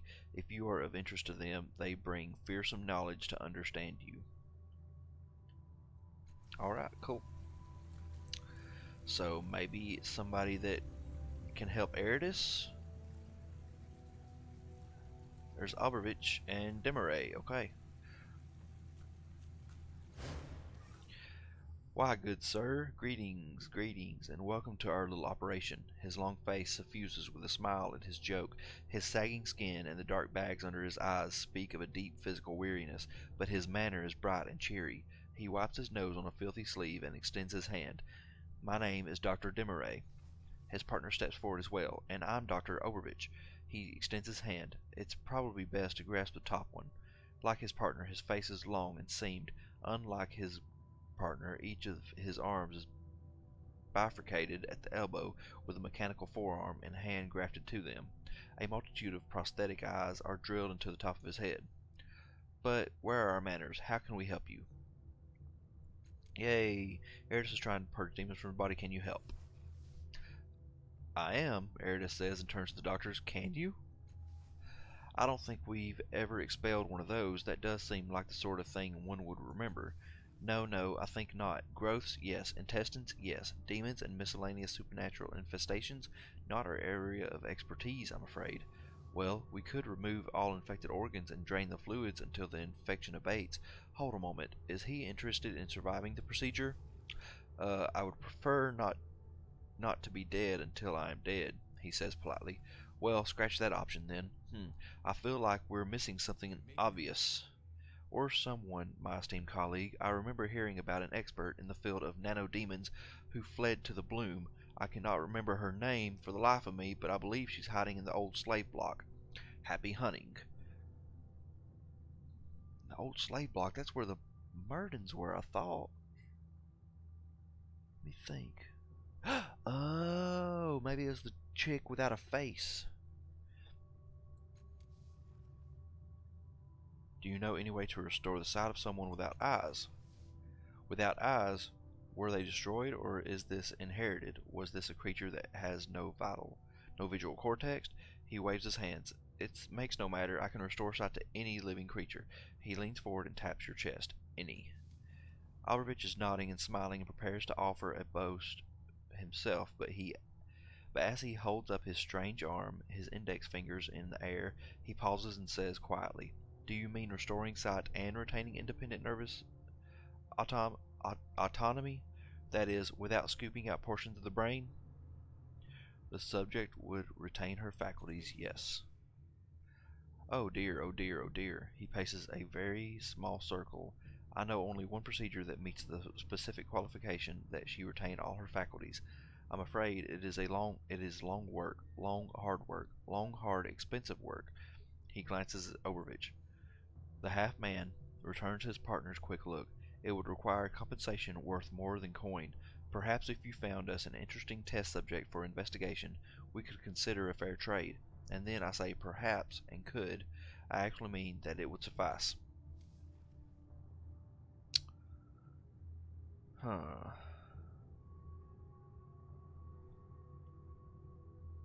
What qualifications do you need for an interesting test subject? All of our patients are unique in some way. We need someone outside the norm, someone who has some special aspect that no one else can offer. Oh, yes, yes, we're always trying to expand our knowledge, advance the field of study to, well, you get the point. We need someone who can help us develop art and understanding, which is to say, someone new, not someone we've already enhanced.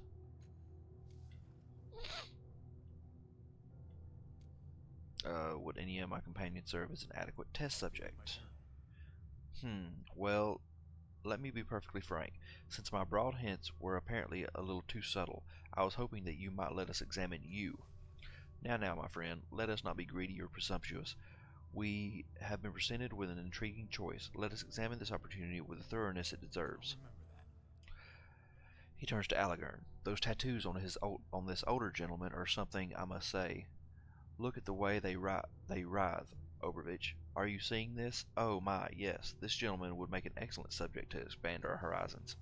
He recoils when he looks at Makina. Oh no, she is unsuitable, quite unsuitable. I had the opportunity to interview her once before and discovered that she has some latent ability to blind people. Additionally, she is not cooperative. Updated my journal. He reaches for Eridus, a pale boy. No, I don't think. Wait a moment. This golden cloud, do you know what it does, lad? Are you aware of... He stops talking, aware that Eridus is simply staring at him. This boy will be an excellent subject.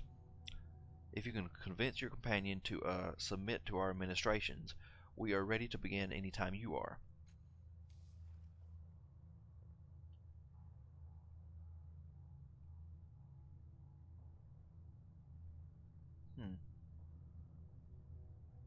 Let's go with Eridus. Having no face makes her seem more like a monster than someone we should help. But no, a hero helps everyone. Very well. Puffing up his chest, he happily steps to the table where Demeray and Obervich wait. I'm not afraid. Study me all you like, as long as it doesn't hurt, and you don't poke at my teeth. I don't like that. A thought strikes him. Do you think you could put hands on my feet? Could that happen? I suppose it could happen, but I make no promises. The doctors make encouraging noises to Eridas, soothing sounds that calm his nerves as they lead him away. Demaray pulls a white curtain around them. A high-pitched buzzing emanates from the operating area, and then a strong golden pulse like a heartbeat fills the small room. Hours pass and the glow dims. At last, Demaray steps out to greet you. Behind him, you see Eridas sitting on a long table. The glow around Eridas is patchy and flaking. Rather than a robust shine, he looks drained. Demaray's dirty coat is slightly dirtier than before, and a sheen of sweat covers his forehead. His eyes are aglow, however. Fantastic, just fantastic. Your cohort was an excellent subject. We hardly dug around inside him at all, so he should recover quickly. Oh my, yes, we've studied patients number 28 through that's 28 to the 7th power, and we will probably file them under 28 for easier reference, but lost track of the patients because they keep co-joining and separating. Your friend performed splendidly. I hope you don't mind, but we took a small sample to investigate more thoroughly. At any rate, I'm sure you want to be off. He stands expectantly, waiting for you to leave. So, what do we do about my blind acquaintance? What? Oh yes, my apologies. He reaches up to the profusion of eyes on his head and selects one, seemingly at random. With a grimace, he works it free from his head. His scarred flesh flows around and fills the hole where it resided. Simply place this eye on the recipient's face and it will do the rest of the work. Easy. I thought you said this was a long, hard, and expensive operation. He has the good grace to blush. With the chance to examine one of the changing God's children, I couldn't let the opportunity go past. Think of your contribution to knowledge.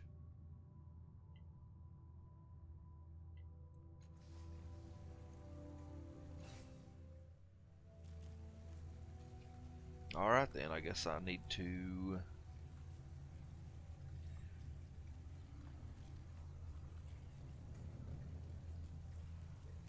I want to go ahead and talk to all these folks, I guess. When she turns, you realize that the thing you had mistaken for a bundle of sticks and twine is a woman, an impossibly thin woman, her face all angles and lines, her arms summer twigs, her clothes drape across her like sailcloth, and though her face is young, her eyes are old, old, old.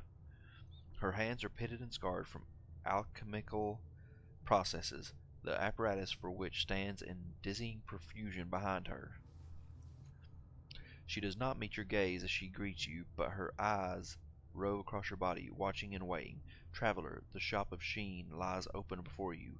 Essences distilled, draughts for quaffing, experiences delivered a mouthful at a time. Her voice is flat, though an undercurrent in her voice sings at a register you cannot hear.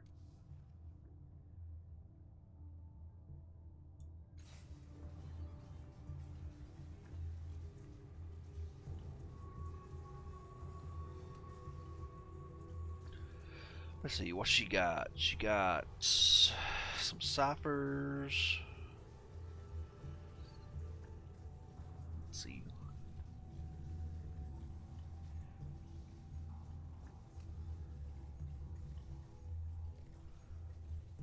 Looks like just a bunch of ciphers.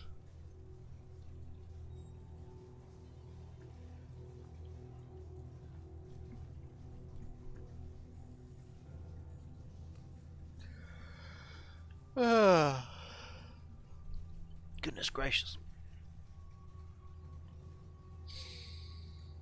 Yep, just looks like a bunch of ciphers. It looks like I am gold and silver at this point. Let's see, let's talk to Boris.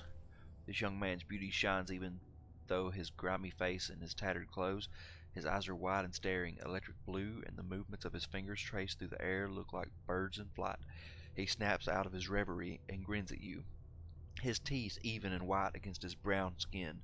On closer examination, you can see that his rags were once fine fabrics, carefully and expertly stitched. He greets you with an easy familiarity, like an old companion. His voice is smooth and educated, mellifluous and soft. Hello, friend. My name is Boris. Can you spare 200 shins? Why do you need the money? Why, friend, do you remember the first time you fell in love? The sweet laughter of an infant, the The taste of a tear when you hear of a friend's death, I do. I remember them, even though they haven't happened to me. He stops, puzzlement crossing his face. At least I don't think they have, but no matter. Here, inside this shop, Sheen sells the essence of those experiences. If you have the shins, you can live them all yourself. At least you can live them until you run out of money, which I have. Did I ask for the shins already? For shins already? I could swear I did. I only need 200 shins.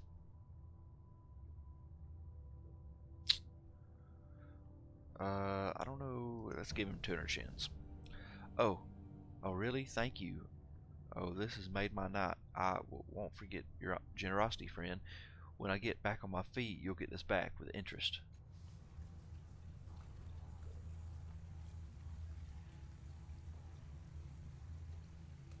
Okay, I'm gonna go back. I'm gonna save it. Yeah, first off, I'm gonna save it. Then I'm gonna try to go through this mall. See where this leads. It looks like it leads to maybe the trade post. Maybe this is the mall I was needing to find for the main quest.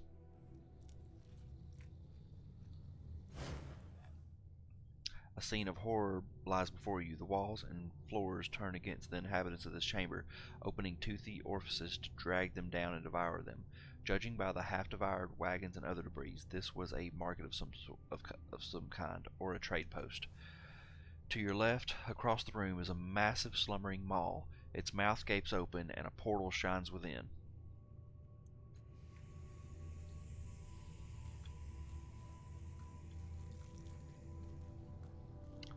Tongue cluster? What the crap is a tongue cluster? Yes. Now.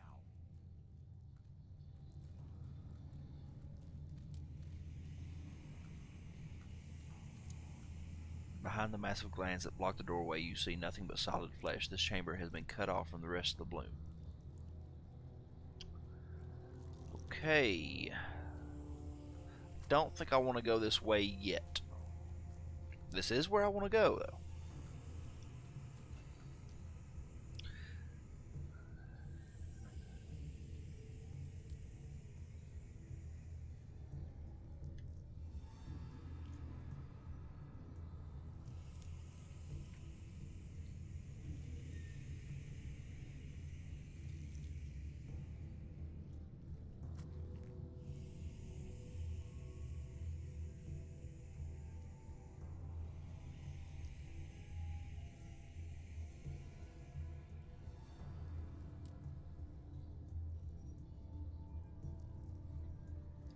I guess I can go ahead.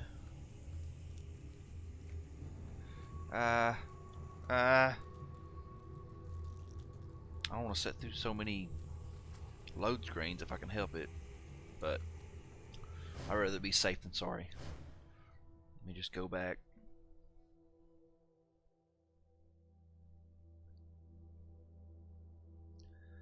Just go back.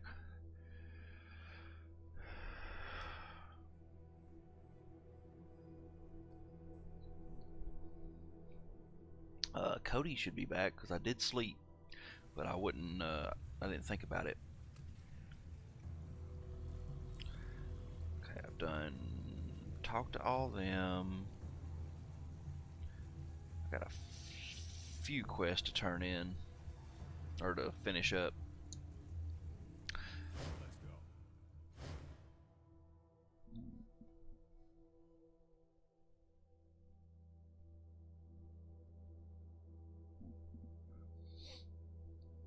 Oh, wow, this is taking a while to load. Come on. Work with me here.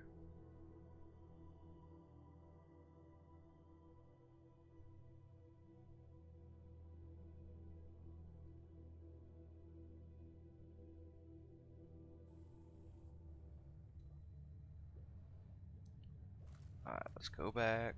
Keep on going.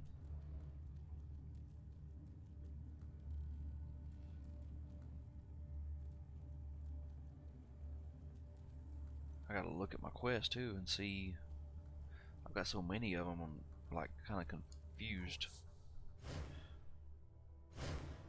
I'm getting them all jumbled up because there's so many.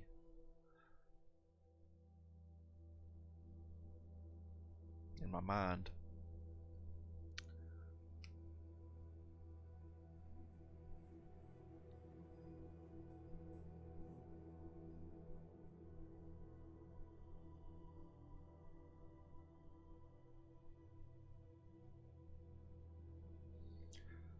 Alright, come on. Taking too long now. Yeah, I still got another bunch of soldiers to find. They may be in the Ascension, who knows. But I need to explore everywhere else before I go to the Ascension, because that I may not be able to finish up the quest after that. There's Cody. Okay. Hey, here you go. Cody looks around warily, then drops some shins in your hand.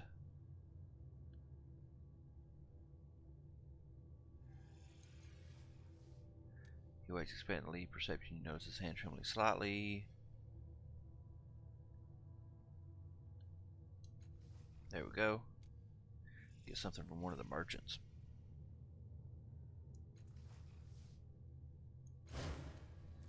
It doesn't even say that he'd give me anything. I don't know if and how much he gave me. Honestly. I really don't. Redonkulous. Okay, so let's look back at this. Find a power source.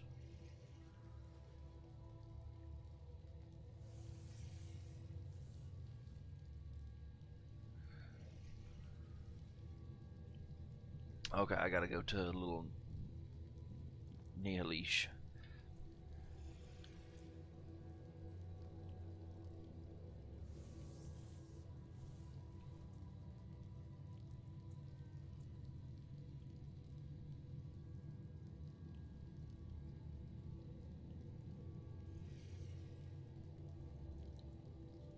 Okay.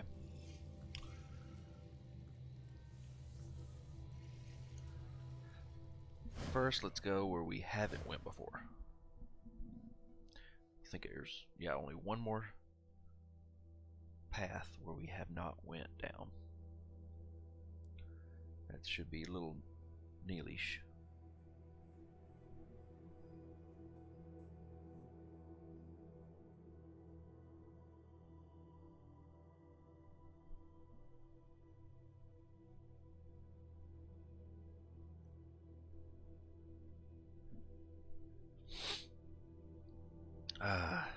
Might have to go get me some more coffee.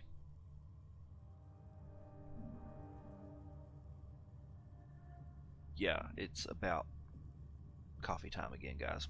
So, I'm gonna take a short little recess right here, and I will be right back with 100% more coffee.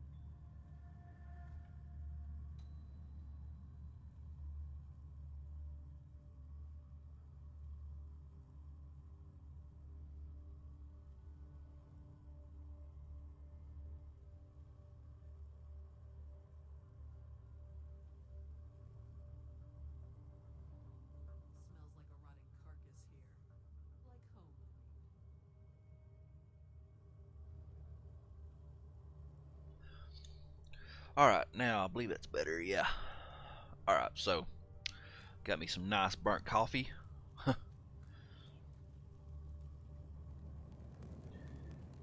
Let's go and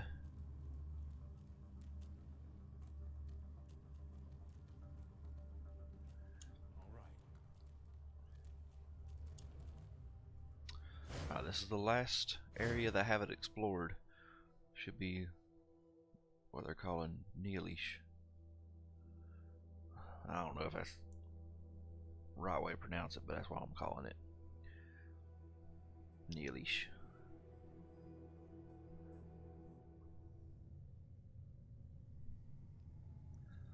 Ooh, let's zoom in some, because this place looks really busy. The Bloom Cultist, the Observant Spec. Whoop. Go up here. Ragman. That guy's got antlers.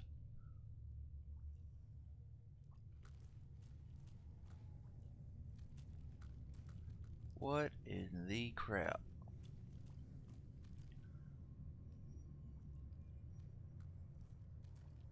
Let's talk to this guy. This guy looks cool as crap. We got nothing to talk about. Well, why not? You got cool antlers, dude.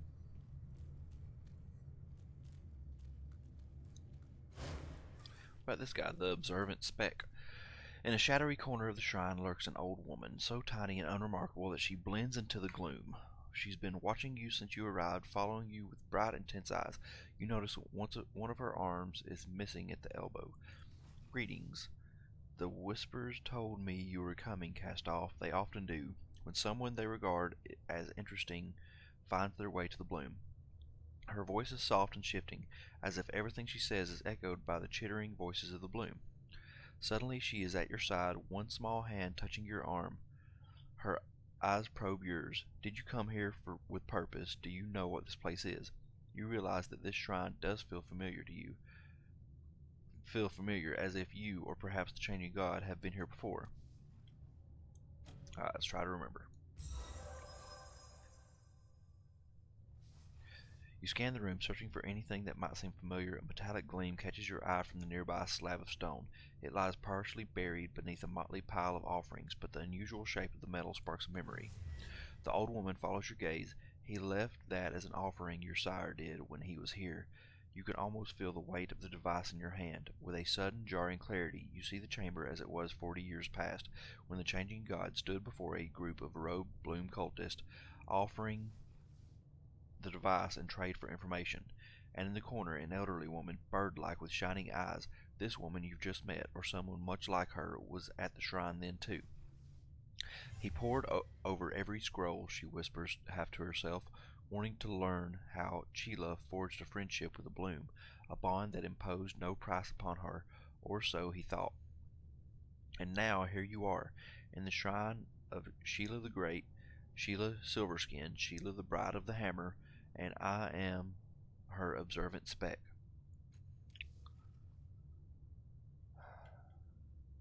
I met a man outside. He claims to be the former Memavera. So he was, a man who enjoyed holding lives at his mercy, pronouncing judgment from his throne. You hear the chittering, whispering voices of the bloom behind the spec's words, twisting their way into your mind. When you blink your eyes, the image of an imperious-looking man flashes before you, the same man you met outside, but younger, stronger, with a cruel curl to his lip.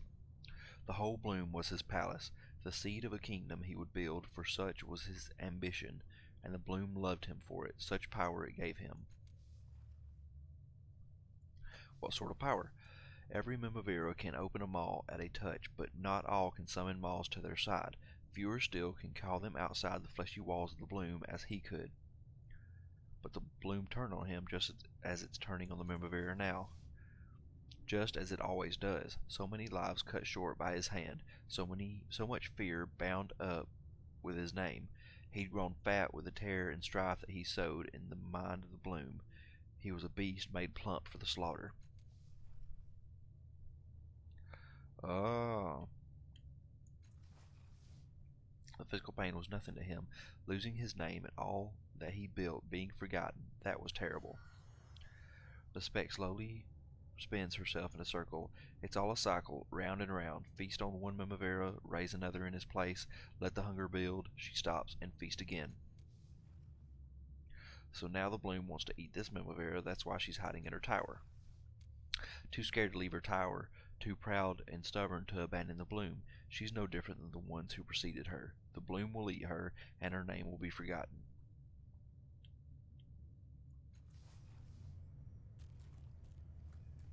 I thought this was a slab of pitted stone sits in the center of the shrine, heaped with a motley display of offerings. The metallic gleam of a device catches your eye, the mysterious offering left by the changing god. Look more closely at the device that was left by the changing god. Only one end of the device protrudes from underneath some other offerings, its sharp edges glinting azure in the flickering light of the shrine.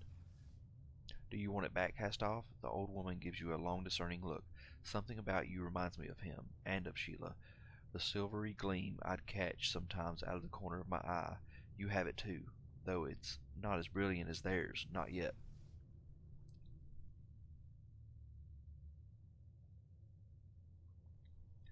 Coming to a decision, she nods her head. Take the device. It's yours. I'd rather see it in your hands than buried and forgotten here.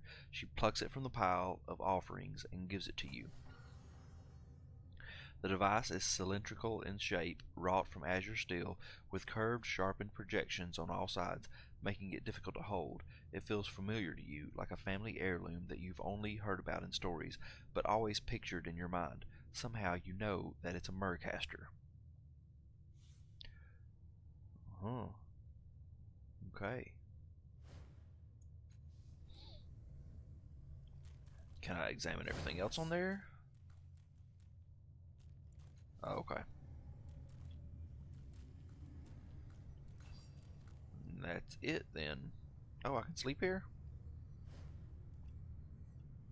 That's cool.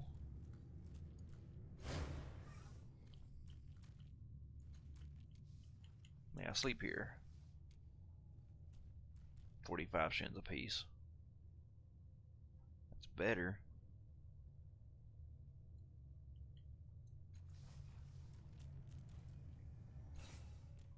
Let's see.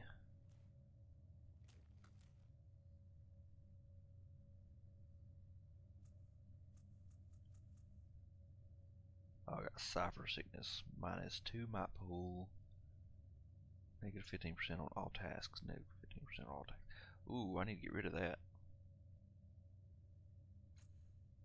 Definitely.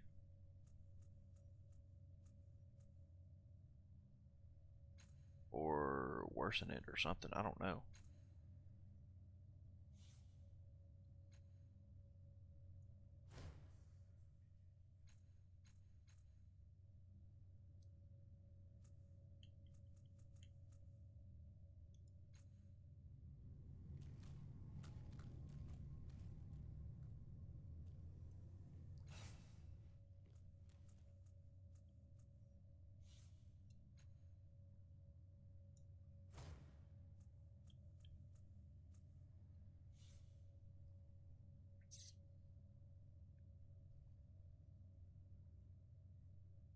Okay, transfer that to Allegarn. Why not?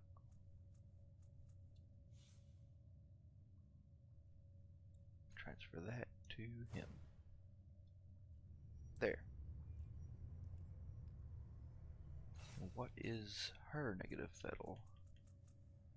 Shadow step negative. -2 my pull. Oh, okay.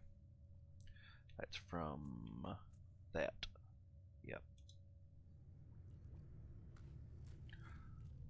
I am a little bit confused because there's someplace I haven't been, and I've got to, and I'm having a hard time figuring out where it's at.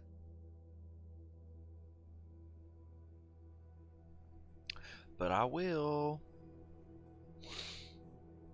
Yep, just gotta find out where Neelish is.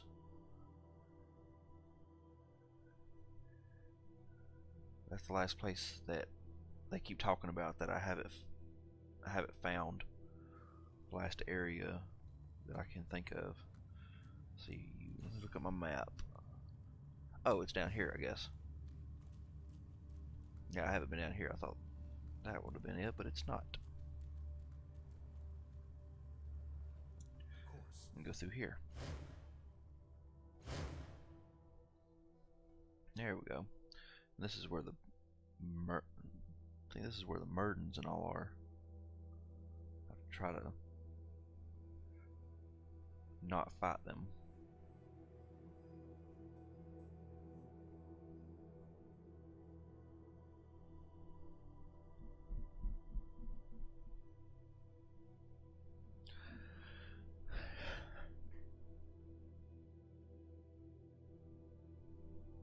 Come on. Okay, let's see. As you enter the slum, you nearly crash into a small confrontation. 5 mutants surround 3 guards dressed in the distinctive garb of the Memavera's enforcers. This must be one of Brusca's lost patrols. Before you hear them say a word, you already know the mood here. It's ugly, and it's likely to turn to violence soon. A mutant who looks like his face is full of spores or insect eggs leans toward a disgusted, terrified human and says, "You're leaving a trail of fear piss. Who'd pay you for protection?" One of the other guards, less phased, pushes the mutant back. "It ain't fear piss. It's the spit you're spraying when you talk. Why don't you go hatch your eggs by burying your face in a pillow? Real people are conducting business here." A second mutant, one who'd been observing the fracas, noticeably bristles, thorns literally emerging from his arms, shoulders, and face, and he pushes forward. "Every damned one of you looks the same. 2 arms, 2 legs, no surprises. You want to collect our money? I'll make you eat it, and your friends can collect it from your rotting shit." The mutant punctuates each sentence with an increasingly vicious stab of his finger. You can feel a bloody tide rising, and if you wish to intervene, the clock is winding down. Ooh. No. No, whoa, whoa, whoa. Hold on.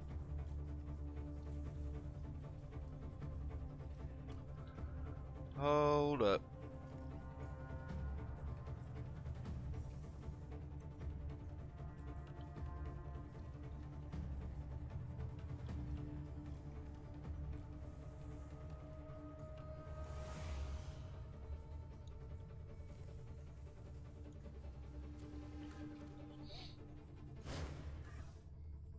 You focus on the thorn-covered human, and the weight of your gaze turns his head.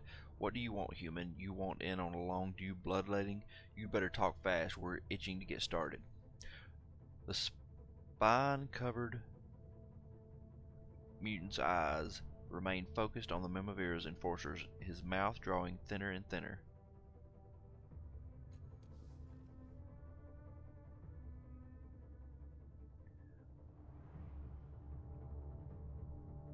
Ask who's in charge of this area.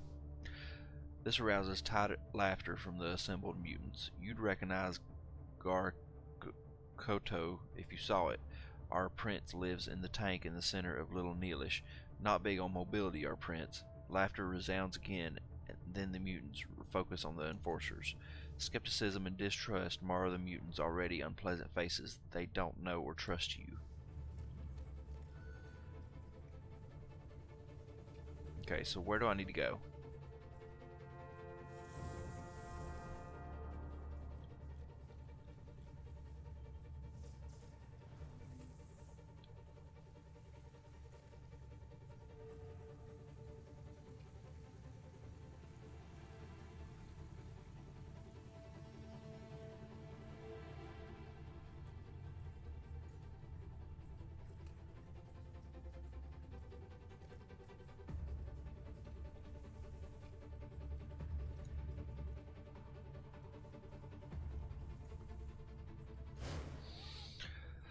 This burly man's face seems to have been partially melted in some unspeakable battle. Keeping his eyes on the mutants, he says, "Ask your questions, but you might want to do it quick. I don't think our hosts want to put off their fun for much longer."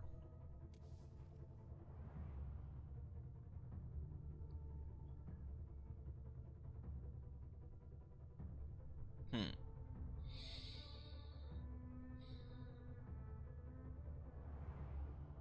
Suggests that the Mimavera's enforcers will come to check on the patrol shortly. Gotta silence. Gotta cut this out. He opens his mouth to disagree, then realizes what you're saying. Ah, yes, of course. The Mimavera keeps a close eye on her patrols. This money is important to her operation, and she sends backup to make sure none of it goes missing. They're bloody-minded bastards, too. The mutants' muscles tense as they lean away. They exchange worried glances. The thugs seem calm for men whose lives are being threatened. They recognize the words, but they don't seem to believe they're in much danger. What am I doing? Gain the mutants' trust or choose a side by talking. Okay, we've got to talk here. Feels like everything's going to be alright. The spine cover mutant.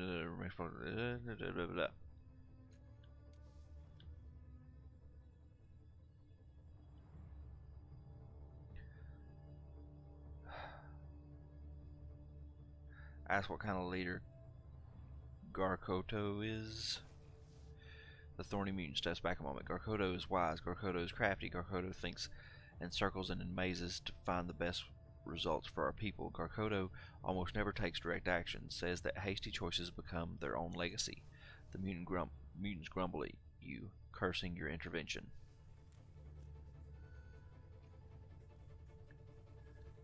Okay, we got to talk to the mutant.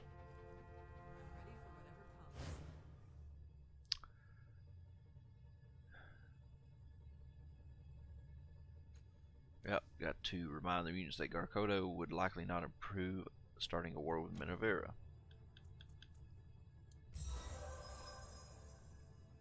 Gotta shut it down. Well, the prince did tell us to keep to ourselves, heads down, like Garkoto might be angry if these goons die. The mutant's eyes soften slightly, but his thorny fists remain clenched. The atmosphere of rage and hate seems to be fading. You even see one of the mutants smile, at least it looks like a smile.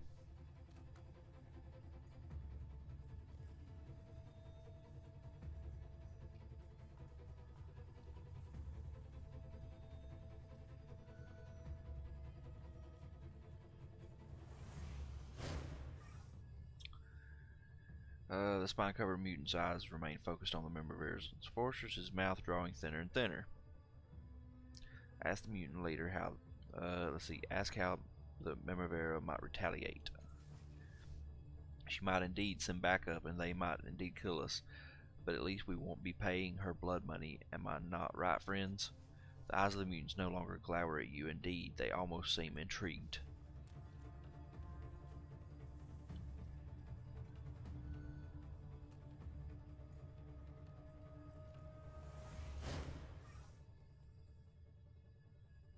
Spine-covered mutant's eyes remain focused on the Mimavera's enforcers. Okay, ask the mutant leader how the situation started. They came to collect their protection money from the Mimavera, but the Mimavera can't enforce anything. She's weak. Everyone knows it. Look at these poor specimens. They can't even protect themselves. The mutants no longer look to their thorny leader. They're watching you. They want to avoid violence.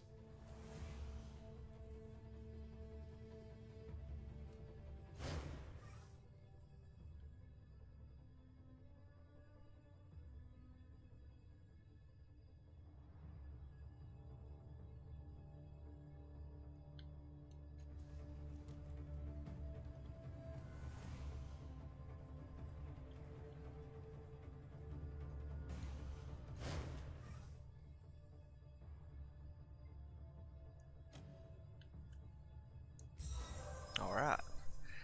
Persuaded them to let him go. The mutant's leader looks at his fellows and back at you, and he makes some calculations. As you say, he replies, scowling at his companions. He says to them, these are deaths we can save for another time, eh? No point in bloodshed with outsiders witnessing. They too look at you, and some unspoken agreement fills their eyes. The human sergeant wastes no time. My thanks, he says over his shoulder as he hustles his troops toward the exit. We won't forget this. Awesome. Finally got that done.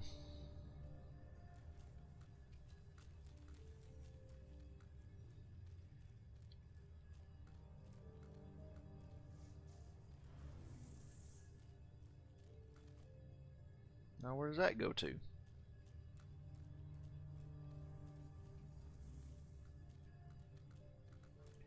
want to explore everything out, see what all is around, see what the get rid of the fog of war on everything so I can look at the map, see what the map looks like. Brung, Delny. Oh, that's those guys. Yeah, they got some answering to do. Some questions that they need to answer from me. This sharp-faced young man reminds you of a great rodent, more prone to scampering and sidling than running or walking. Shadows play across his face, distorting his features, and you are unable to get a clear glimpse of his face. Even so, or perhaps especially because of it, he seems to bear a notable resemblance to the young woman standing next to him, their faces shifting and changing in near perfect time. As you approach, he sniffles loudly and drools some phlegmy spit across your path. He wipes his mouth with the back of his hand, and though you can't see his face, his tone conveys the sneer clearly enough. "What do you want, Popinjay?" His voice echoes eerily, a slight delay between the movement of his lips and the sound reaching your ears. Are you the pair who's been harassing Kyan? He laughs at you. What has she been complaining? That we're too mean, too scary? She can afford it, else we'd be visiting someone else more regularly.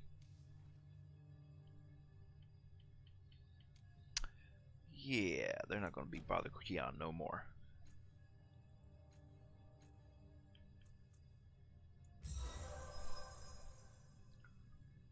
Updated my journal. He steps back, looking you up and down. Right, I got it. I'll leave her alone, I promise.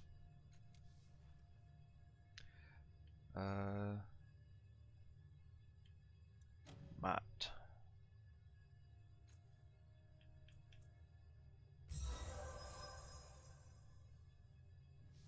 He cries out as you wrap your hands around his neck. He struggles, clutching at your hands, growing weaker and weaker until he stops moving. Finally, he collapses to the ground at your feet. The shadows slither off his body, evaporating like a foul mist, and his true appearance is revealed. He's just a scrawny boy, a weasel-faced sneak who doesn't look like he could threaten anyone. As the shadows melt away like a morning mist, his partner's face fills out, revealing more pleasant features. A broad smile crosses her face. With the glamour removed from her, you can see Delny for who she truly is, a young mutant woman, slender, her light blue skin accentuated by her bright pink hair. Her features are still sharp, but she still has the softness of youth about her. Her voice is light but sincere. "Thank you for freeing me of Vrung's influence." His mind was, she shivers. This is like waking from a nightmare. She blinks, clearing her eyes. "What can I do for you?" How are you feeling? Even though I'm still in the bloom, even though we're still surrounded by all this, even though I need to make amends to everyone I robbed and bullied with the Vrung, I feel hopeful. It feels like a new beginning, like the night has been peeled away and discarded. All right. Don't mind if I do. So, did that finish it up? No, I gotta go back and talk to Kyan. There's Herja.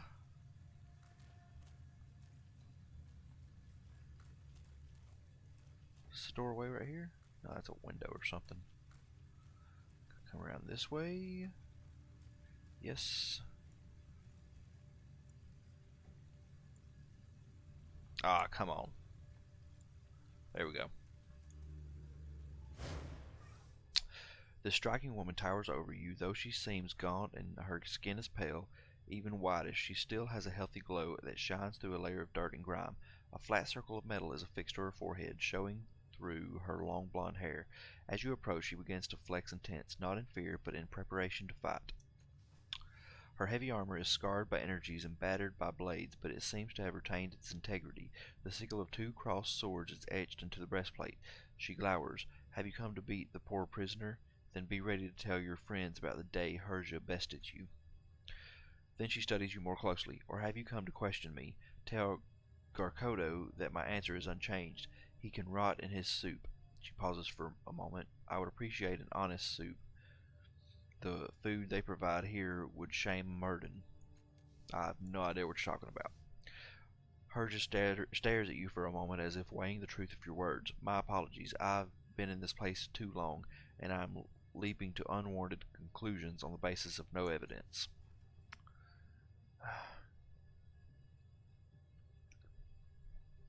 So she scans the crumbled ruins that surround her, contempt in her eyes. You want to ask me something? What are you doing here? She sighs. These mutants have accused me of a crime. They tell me that I must confess to this imaginary horror before they will let me go. So here I sit, rotting away, while they ask me to choose between the truth and my freedom. She rolls her shoulders and looks you squarely in the eye. I choose to honor the truth. I want to talk about the allegations against you.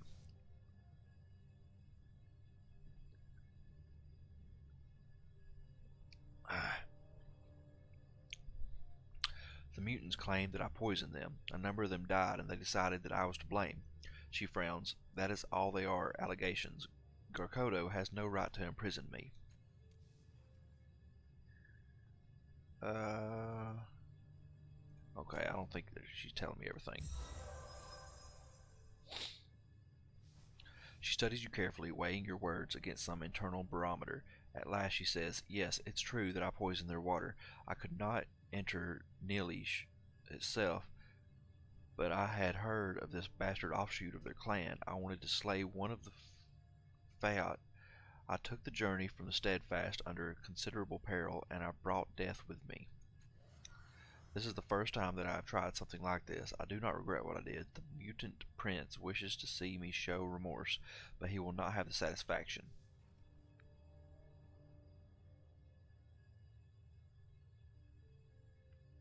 The exit is over there. You could overpower him. For a moment, her eyes threaten to tear, and then she stills herself. Prince Garkodo has cast a spell on me.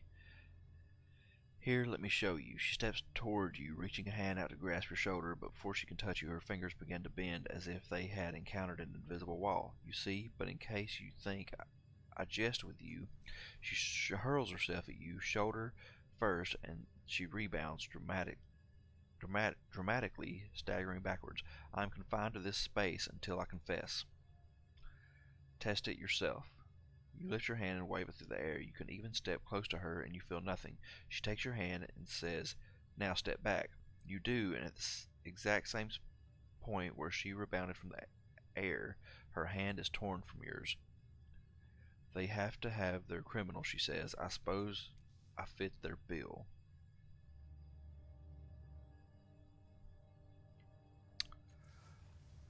Alright, let's go talk, see if we can talk to Garkodo now. You stand before a painted spherical tank fashioned of metal and synth. The paint is old and cracking. Inside the tank is a murky liquid or possibly a thickened gas, and ever so often you can see motion from a fluke, flipper, or strangely deformed arm within. A cleverly disguised grill on the front of the tank squawks out the distorted voice of the tank's occupant. It buzzes and moans, drawing out some words and shortening others in a burst of static. I am Garkodo, a prince of the Fayat, and their delegate here in Little Nilish. The voice spits and pops. You have my gratitude for averting the violence with the Mimavira's shoulders, but I must know, why did you act?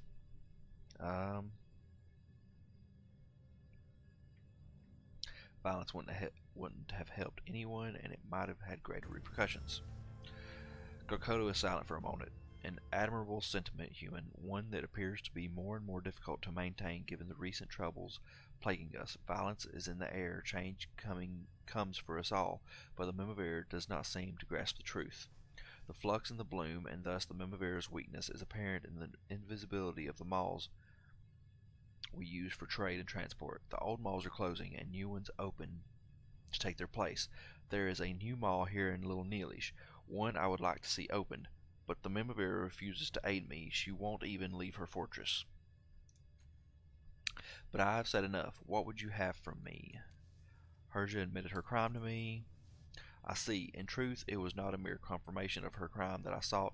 I wanted her to face her victims and admit what she did. Only then would I know if she feels anything for them, if she is truly human or not. The voice chuckles, a strange thing for a creature in a tank to be concerned with. Still, I thank you for telling me.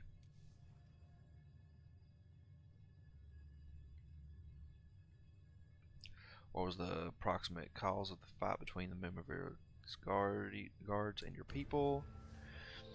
The tank's grill spits a shower of sparks. The bloom no longer favors the Mimavira. The bloom is the source of the Mimavira's power. If she has no power, the obligation to pay for her protection has vanished. We pay for reality, not promises. The distorted voice crackles with an electric sigh. Perhaps our people have grown tired of the humans taking. Updated my journal. As you turn, the speaker buzzes once more. In case word has not reached your has not yet reached your ear, I'm offering a bounty to the first one who can open the newborn maw and tell me what lies on the other side. The voice pauses. Of course, the first step is to discover what the maw wishes to eat. Without that knowledge, it cannot be opened. I'll look into it. Let's go find that maw. Where's it at? I don't even know. I can't even pull it up.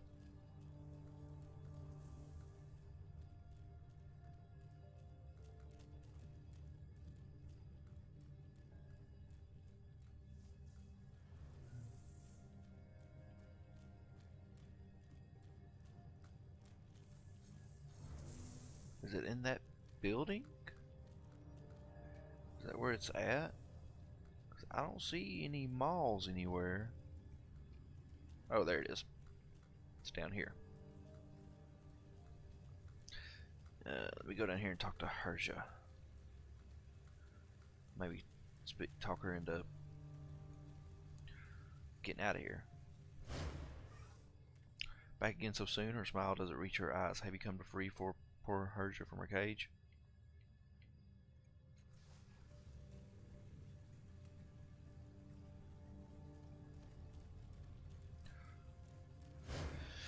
Alright, a red mass of flesh protrudes from the bloom wall, surrounded by waving tendrils. The flesh is thick and strong, glistening like a newborn beast. A jagged seam runs across its surface, with faint light spilling from within.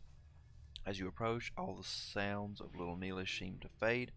The hushed conversations of the mutants recede into the distance, replaced by the hissing, chittering voices of the bloom. Makina lays a hand on your shoulder. A maw, whispers Makina, as if she didn't want to draw its attention. Her voice is wary, respectful. Those waving tendrils, they're its tongues. The bloom is focused here. If it likes the smell of you, it'll take a bite. Her mouth quirks a little. Probably best for our ilk to steer clear. Listen carefully to the bloom's voices. Your thoughts are still addled from drinking the water of the bloom, but its hissings and chitterings somehow make more sense to you now. You can't grasp the meaning of the sounds, but you get a clear impression of desperate hunger for not a living thing, but a feeling. Sadness. No, it isn't that. Regret. Closer, but no. Guilt. The maw feeds upon guilt, and not just any guilt will suffice. You sense that it must be powerful and deeply held, or it will not be enough to satiate the maw. Okay. Now what did that do? A newborn maw. I learned feeds on guilt. I had to find somebody or something that feels a powerful sense of guilt and offer them the maw. Herja, a warrior I met in Little Neelish, has been in prison for trying to poison a whole community of mutants. She claims to feel no remorse, but if she's lying, the maw might draw out her guilt. I'll need Garkodo's permission if I want to try this. Alright, then. Let's speak to Garkodo.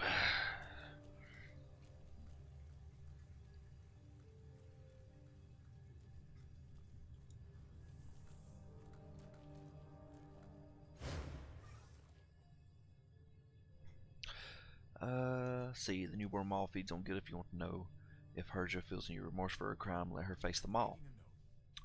Yes, the voice murmurs, this is a perfect trial for our prisoner. She can stand before the maw, and unless she has completely divorced herself from human feeling, the bloom will take its due, a fitting punishment. Once she has done this, she is free to go. The speaker crackles.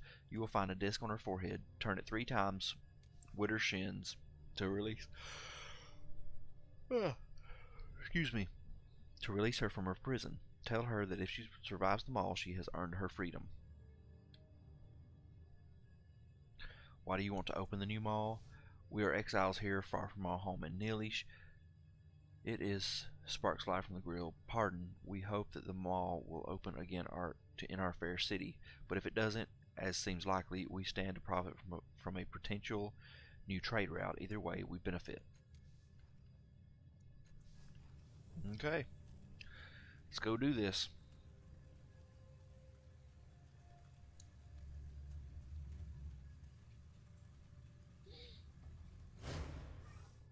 Back so soon? I have nothing to confess or to regret, so the maul will find me a paltry meal. I accept your bargain. The disc on her forehead pulses briefly and looses its cohesion to her flesh. It falls to the ground, and Herja's eyes widen as her imaginary prison disappears. She bends over to pick up the disc, and she passes it to you with a mocking smile. As a knight, I live by my honor, and it's my honor to put some miles between this place and me. A quick jaunt to this maw, and then I'll show my heels. It's just an artifact, okay. Or oddity. With a slight sneer, Herja steps toward the maul. I will tell you what I regret, she declares. Let the bloom do its worst. Confidence shines from her face, and her proud carriage, even despite the filth that smears her armor, makes her look every inch the knight she claims to be. The maul's tongues reach out to her, grasping and tugging, as they penetrate into her flesh and draw her close, you can see the first flickers of doubt and fear. Her eyes focus somewhere far away, and she addresses someone who isn't there. She begins to speak through gritted teeth, as if resisting the pull of the maul on her memories. The spotted dosi. I cared little for it, sister, but your sadness make me cry. She breathes deeply, and something inside her seems to break. Her stoic mask begins to crumble. I didn't mean for them to die. Not like that. Not painfully. Not twitching, frothing, kicking. Not the children. She swallows. I sold some of the metal before I crumbled it into the air. I thought the dose was still toxic. Tears begin to stream down her cheeks. Toxic it was, but not enough to drop them. The screams. That was the first time they ever seemed human to me.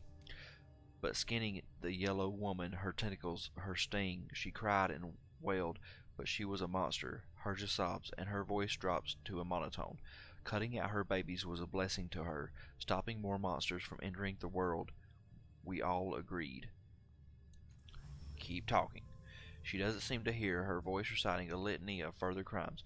When we brought the tunnel down on the diggers, I could hear their cries through the rubble. Rather than offer mercy, I gave them fire to steal away their breath.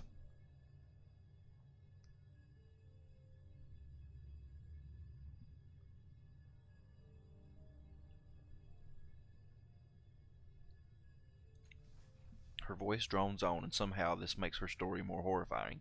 I herded the weeping families into the spire, even though I knew that the resonances of the chamber would slowly shiver them apart. I hated them, I thought, but it was only because I feared my fellows' scorn. I called down the threshers and stood guard with my blazing spear to keep the fathers from saving their children.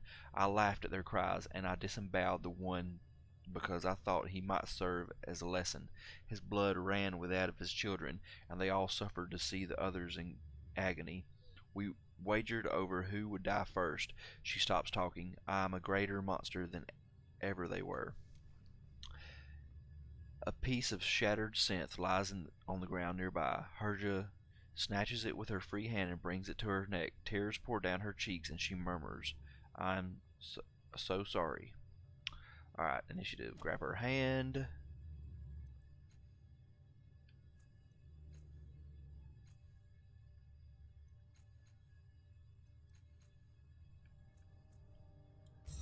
Alright. Let's help a chick out. You grab her wrist before she can slash her throat, and her pain-filled eyes focus on you. Let me die, she whispers, and she leans into the synth. You can barely keep it from her. She is strong, and she clearly wants to end her agony. Snatch the synth away from her hands.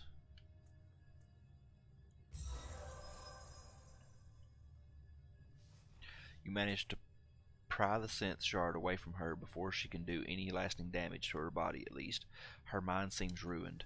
Her eyes are distant, almost vacant, as she stands on her weakened legs. She totters a short distance and looks back over her shoulder at you. I'm so sorry, she whispers, then stumbles away.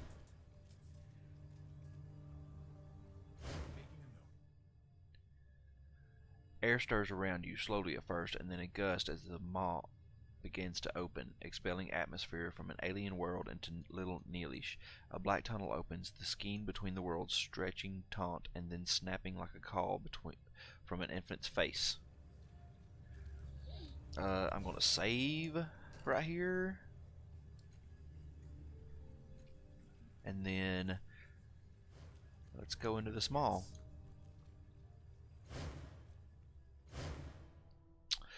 Ooh. Yeah, this is what those guys in the black armor need to go, I bet.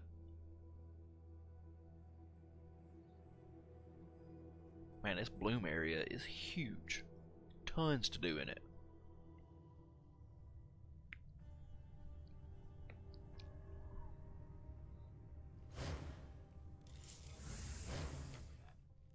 Captain Janor, this careworn woman is dressed in strange ornate armor. Her bearing is military stiff, and her eyes roam constantly, though the rest of her body is under strict control. She assesses you in a glance.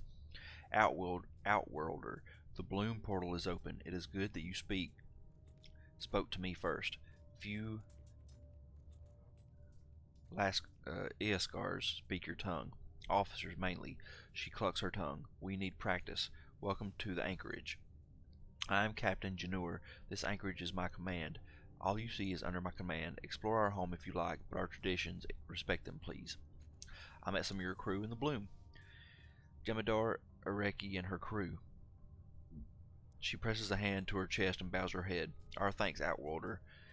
From myself and from my crew, should you see her again, please tell her that the way to the anchorage is open to her. What is that pinging noise?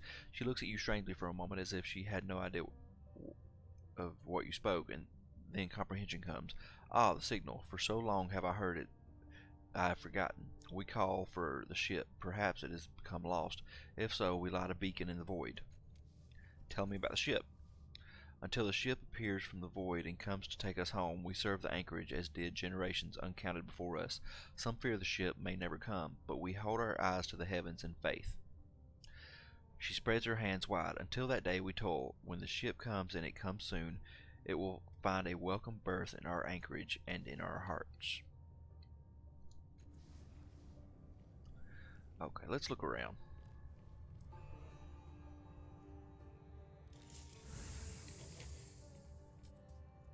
It's a Lascar, not an Eoskar.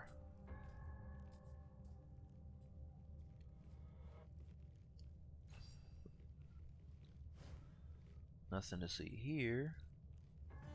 So we're in a spaceship. Ready. This door is made of some unfamiliar shiny metal. It has been polished to a mirror-like sheen. Magnetic strip of another duller metal has a strange runic script scrawled across its surface. It looks like an instruction regarding the door. On trying the door, you discover what that message must be. This door is stuck, or something equivalent. You might be able to force this door open, but it won't be easy. It won't be that hard. Oh. Yeah. It was pretty hard. Some mechanism within the door seems to be stuck, but you manage to overcome its resistance. You hear something crack, and then the door slides open, grinding a bit as it does. Some loot. That. Yep, don't mind if I do. Don't mind if I do. I'll take that. And the cure cipher. Target enemy drops some of their possessions then wanders aimlessly, never attacking while the cure is active. Active 6 rounds. These ciphers are killing me. It's interesting.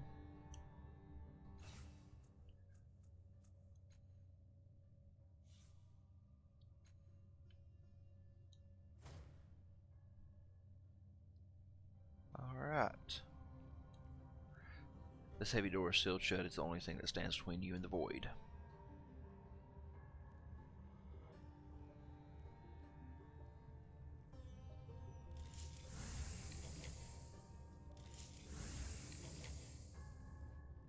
Let's go this way.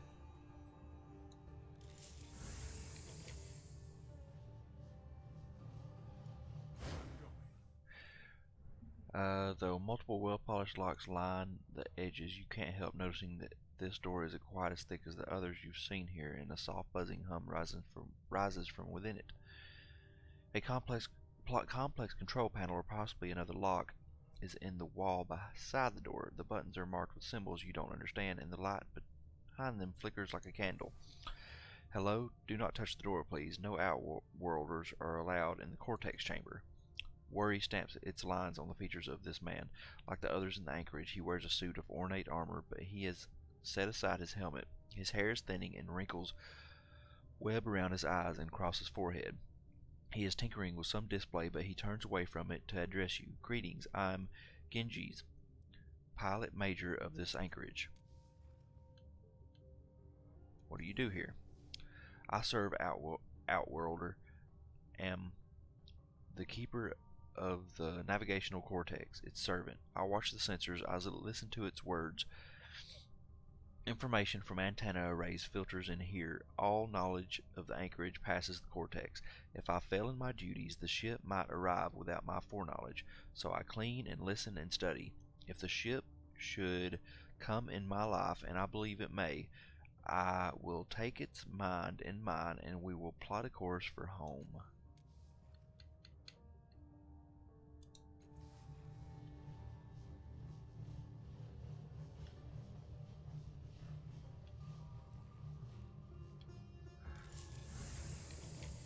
Let's talk to him one more time. Let's see, what is the cortex? What is the cortex? He opens his mouth and shuts it quickly.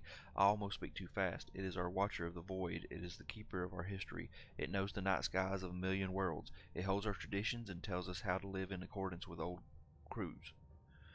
It keeps us alive, maintains the anchorage. He bows his head in reverence. It alone is the voice of truth. Never has it been wrong. It does all that, Alagern says, raising his eyebrows. That's something. That's really something. Genji bows his head again with a small, perfect smile. I don't want to start a war with them.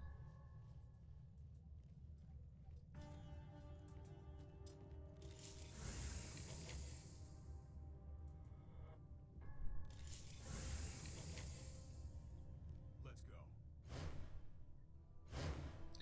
So there's another quest that we can turn in and wrap up.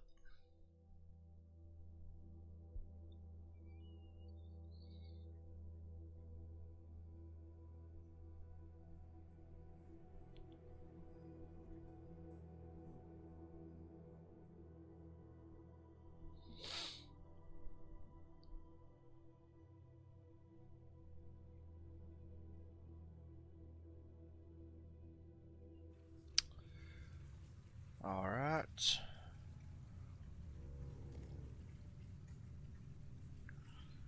Now, we can go talk to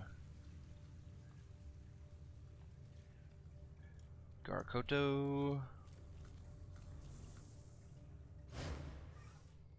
So Herja lives. Let us hope that she understands the magnitude of her actions. In time she may learn something of compassion. The grill sparks and fizzes as Garkoto whispers, but such is not my experience. I've opened the newborn maw. It led into some kind of terminal or port. I didn't see any mutants. Garkoto hisses in disappointment, and its great bulk thrashes in the tank. Alas, it would appear that we must remain in the bloom for now. We shall find another route home eventually. The murky gases swirl around the prince's corpulent form. Opening the maw has served the residents of Little Neelish. Name your fee. Ugh.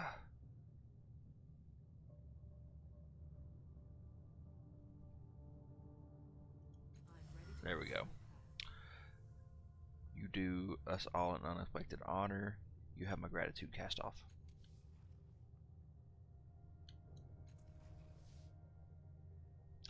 Some strange strangled sound comes from the grill at the front of the tank. Before you go, what became of the device that bound Herja to her prison? I have it. Let me return it. My thanks, friend. It has served me well for years. Let's go ahead and advance Makina. Let's get ability. What is that? No, let's go back. Skill.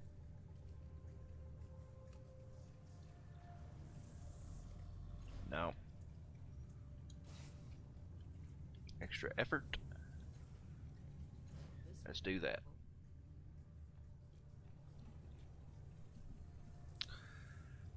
Alright, now where did I want to go now?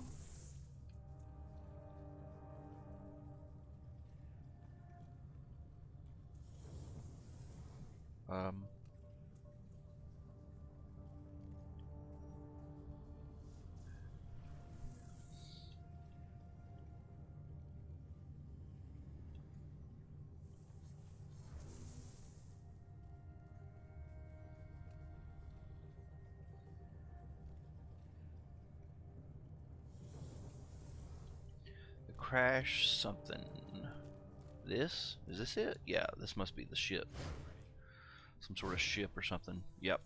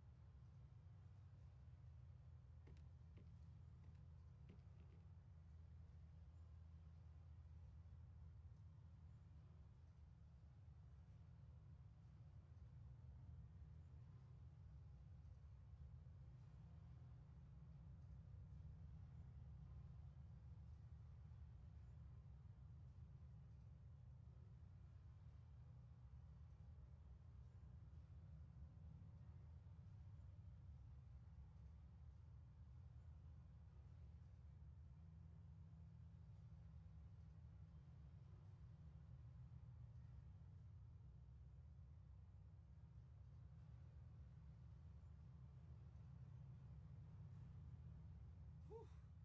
I'm feeling a bit tarnished.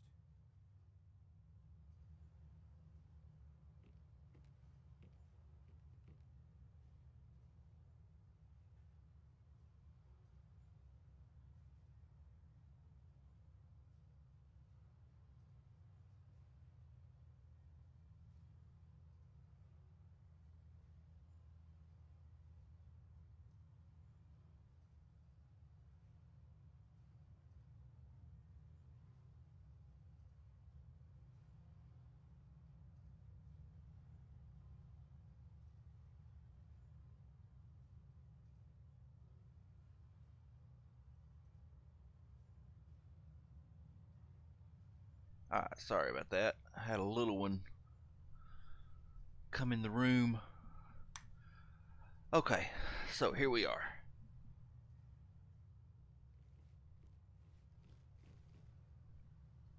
Are they ghosts or holograms, I guess? Have you ever tried to train your tattoos to be more useful? What? You'd like them to do tricks for you? What a fantastic idea. It's never going to happen.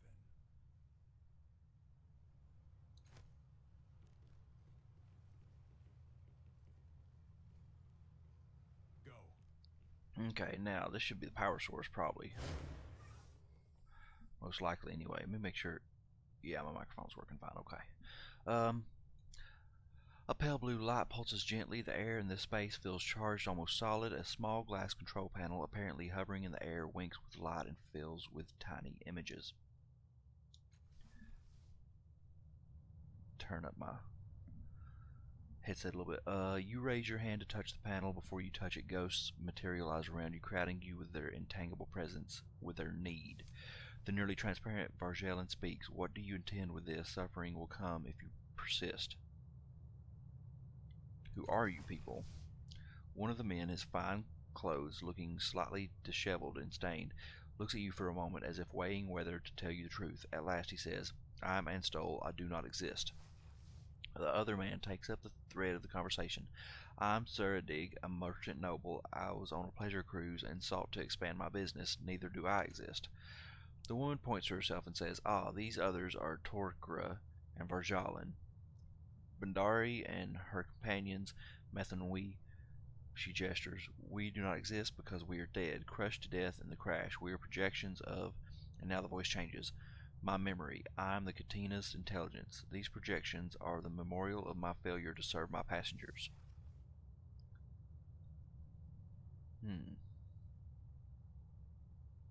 Do you know that one of the passengers survived? A woman named Kyan still lives nearby. The projections speak at once. My external sensors were destroyed. Some passengers were ejected. Calculations suggested that none could have survived such an event. I am grateful for this information. The Catina's voice is subdued, almost pensive. Why would you create a memorial for your passengers? Another ghost steps forward. I retain memories of my passengers' actions. I watch them live.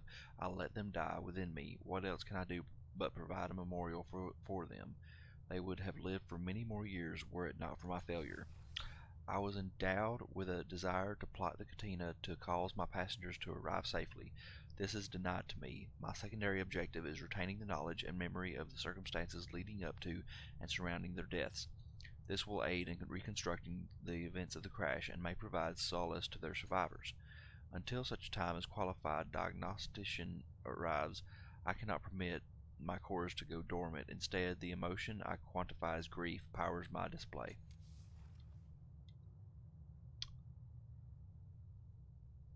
I may have a way to give your passengers more lasting memorial. I carry a shared mind space in my psyche.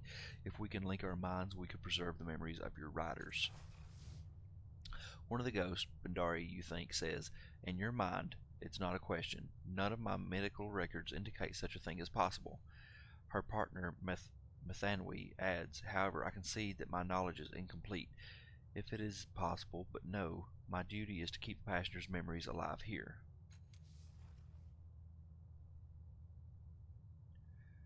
Let's see if I can do this. Ooh. It's easy enough. Saradig Ghost reflects. You may be correct. The loss of physical place may be rectified through a longer and more personal memory space. I carry a neural network. Let us establish a direct connection. I have the necessary tool. A hidden panel slides open. Within lies a vaguely head-shaped mass of metal wire, all spines and jagged edges. Place this atop your head, he murmurs. A few more moments and we can begin the data transfer. Oh crap, no.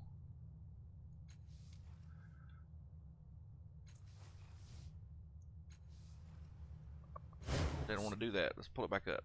Now, place the jagged crown on top of your head and attempt to absorb the Catina's intelligence into your labyrinth. Don't leave nothing up. See, you place the net atop your head and the metal cuts into your scalp. You feel a coolness as blood trickles upward into the device. Thin wires enter your peripheral vision and slip behind your eyes. They slice into your optic nerves and the agony paints blossoms across your vision. The ragged shapes of pain resolve into the world around you, the world as the Catina sees it. Connection established, the Catina announces.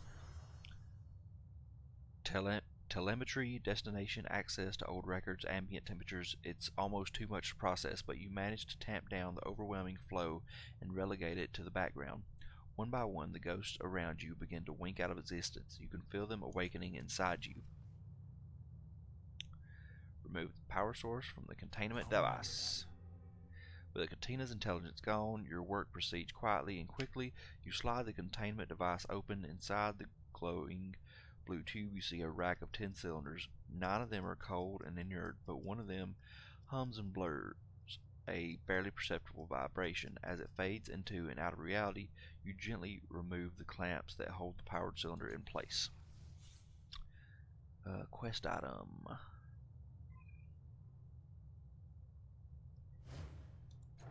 Cool. The lights wink out. A deep, almost ultrasonic moan ripples down the Katina's walls as the power within the tubes and wires flickers away. An alien voice babbles something over a small speaker near the control panel. You are left standing in darkness. Everything around you is quiet and still. Yes. Another something to sell. See, can I...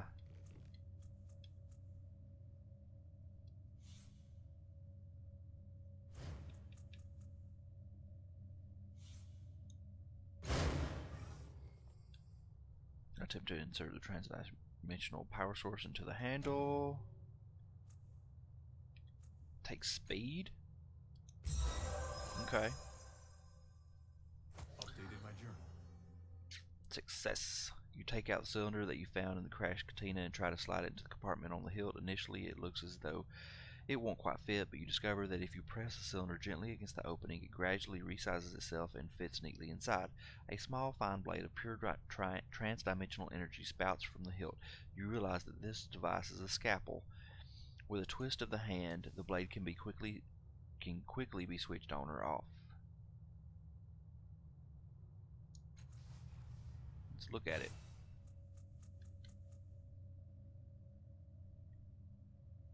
That's not bad. It's not bad at all. Critical hit wielder gains phased. Okay.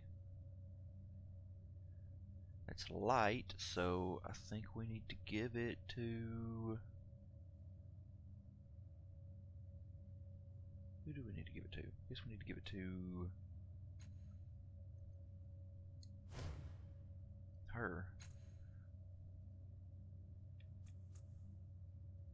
She's got the healing sword. This is a little bit better, so... Oh yeah, it looks cool as crap hanging on her side too. That is awesome.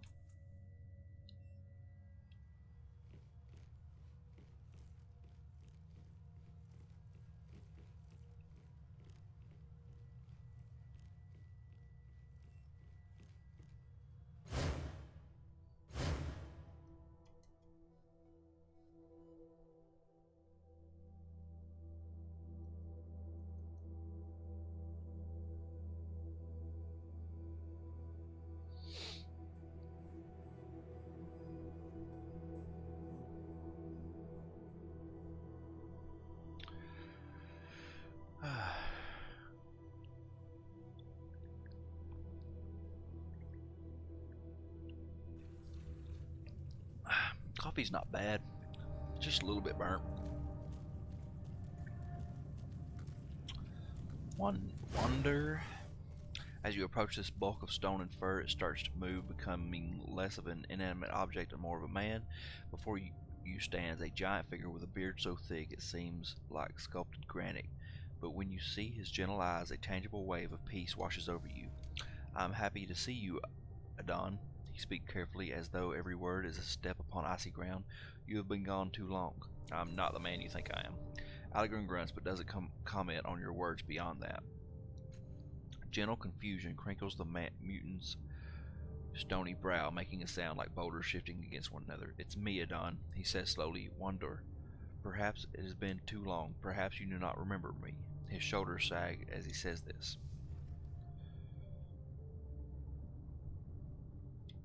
It was a joke, Wonder. How can I forget you? Oh, he says, bowing his head. I never understand those. Then his face breaks into a grin. I'm glad you remember me, though. Allegron sighs, then pats your shoulder. Why have you returned, Adon? Can I help you in any way? How are you, Wonder? Better than before, he says shyly. Better than before we met. Then there was sadness in me, rage and sadness, fed by my many thoughts, but you found the stranger inside me and took it out. He spreads his rocky palms. Since that day I have felt peace. Who is the stranger you mentioned? I do not know, he says, shaking his head back and forth 4 deliberate times, but it entered my head in the accident. It was heavy like a golden stone. It made my thoughts faster but sharper. They made me sad. They made me angry. The warmth of his smile ripples across his face. But you told me you could help. You took out the device, took away the dangerous thoughts, leaving me calm. Simple joy fills his eyes. You said you had more use for thoughts than I did. What were the thoughts? They were hard for me to remember now, he says carefully, but it was my choice. It was my voice. You should not have left them, it said. They are gone because of you, it said. You must learn from this, it said. He shifts uneasily. But when I tried to learn from the thoughts, they increased. They shouted. They would not leave me alone.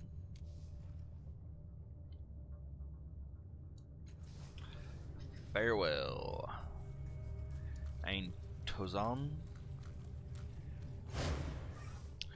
A stunning man in formidable garb greets you with arms wide open. His golden eyes stir strange, unbidden feelings in you.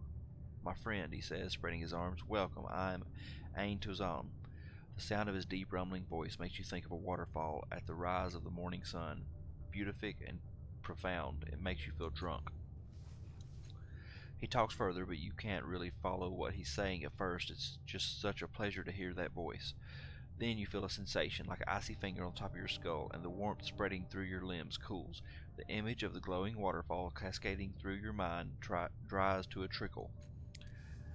Ein ToN trails off, watching you curiously. Are you trying to hypnotize me? No, not trying. Trying requires effort, and the effect is quite beyond my control, he says with a slight, genuine smile.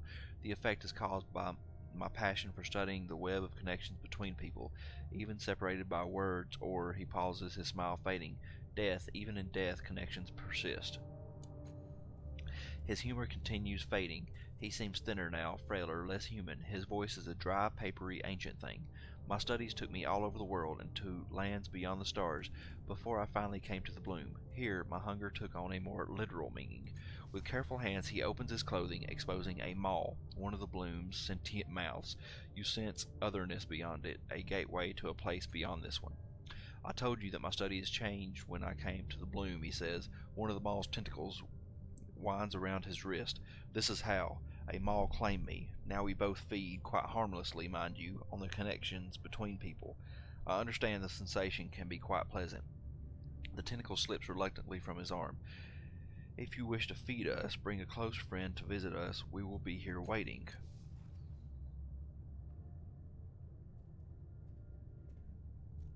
Ooh, cut open the maw and Ein ToN's flesh with a transmit. Let's do it. Yeah. Before he can act, you lunge forward, pull open the startled man's clothes, and slash a new bloodier set of lips into the twisted mouth in his chest, opening it. The bloom roars in agony, and the ground beneath your feet shudders with palpable rage. A pale, transparent figure steps out of whatever world lies on the other side. He turns this way and that, perhaps attempting to get his bearings. Seeing Ein ToN and his maw directly behind him, he scampers off to the side to create some personal space. On finally noticing you, he gives a cheery wave. Shaking and dazed, Ein ToN closes now bloody clothing over the wounded maw and gives you a tremulous smile. He does not seem to remember your abuse. Oh, who in the world is this?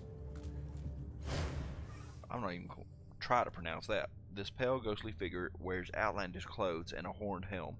Opaque, tangled scars from an unfamiliar weapon loop and curl over his transparent body. Oh, he says, tilting his head. Have you found my brother yet? Was I supposed to be looking for him? Really, he says, groaning. You told me you'd... He trails off and slaps his forehead. The impact makes his helm tilt forward, and he puts up his hand to hold it in place. Of course, right. This is the first time we meet, isn't it?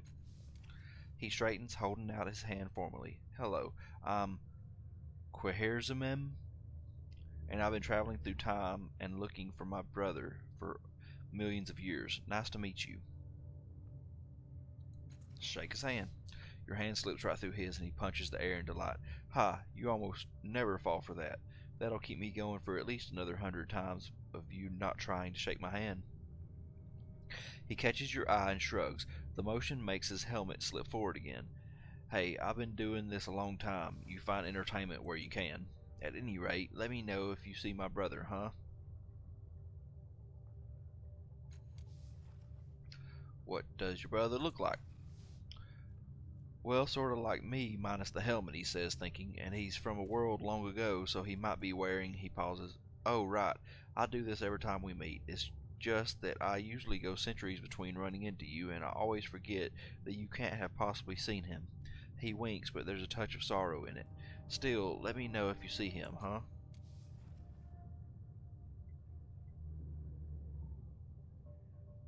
Where is your brother again? A world long before this one, he says. Millions of years, probably, maybe more than that, but I'll see him again eventually.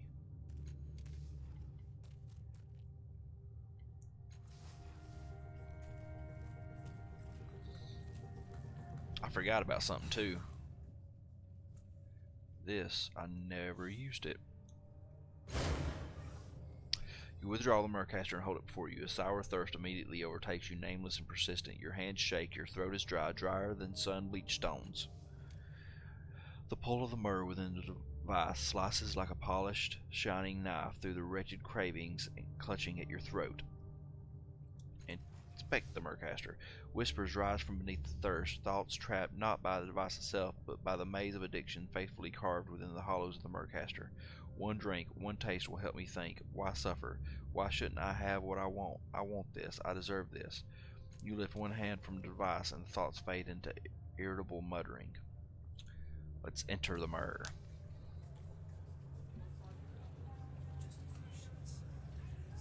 The first thing you notice is the stifling heat. That dry air feels like it's sucking the life right out of you. You stand in the middle of a crowded street. An enormous blue dome towers in the distance over crowded clay and scent-still buildings. The dome shimmers as the sunlight dances across its surface.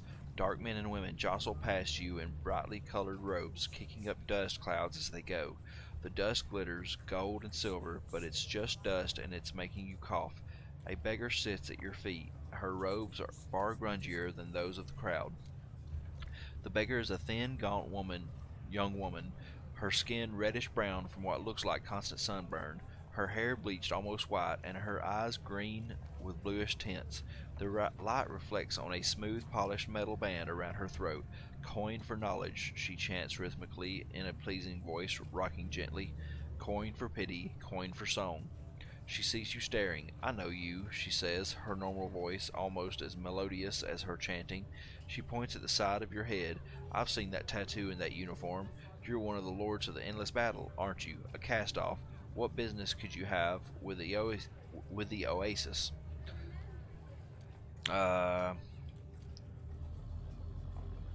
Amnesis. Your accoutrements jog your memories. His name is Hrees Folk.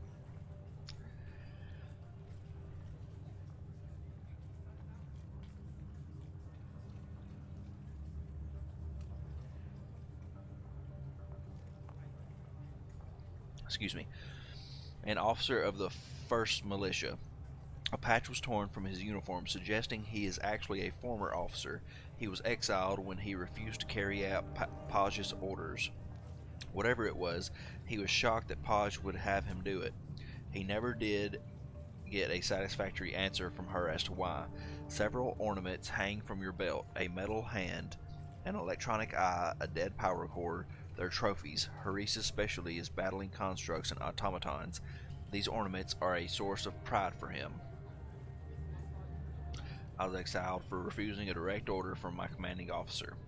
Her eyes widening. What a fascinating story. You know, you might be just the person I'm looking for. I desperately need your help, and your particular background is ideally suited. She beckons you closer and leans into your ear. I need your help to sneak into the Oasis.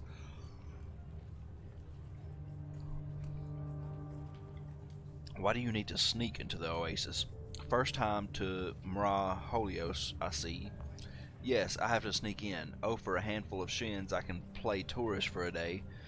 And believe me, I do whenever I can. But long I need to live there to be part of their waters. Her shoulders droop, but the givers make it difficult. They fear what blending the cultures might do, so they place heavy restrictions on who can immigrate. They patrol the borders and monitor the airskin bracelets sold in Jerboa. You must have connections or money for them to let you in. I have neither. However, she leans in eagerly. If you can avoid their patrols and breathe without a bracelet, as I can, then it is possible. I have a gibber friend who says it's more trouble than it's worth for them to seek out every illegal air breather who slips through their net. It's only the net that is the problem. Do you have a plan then? She pats the ground next to her and waits until you're setting down.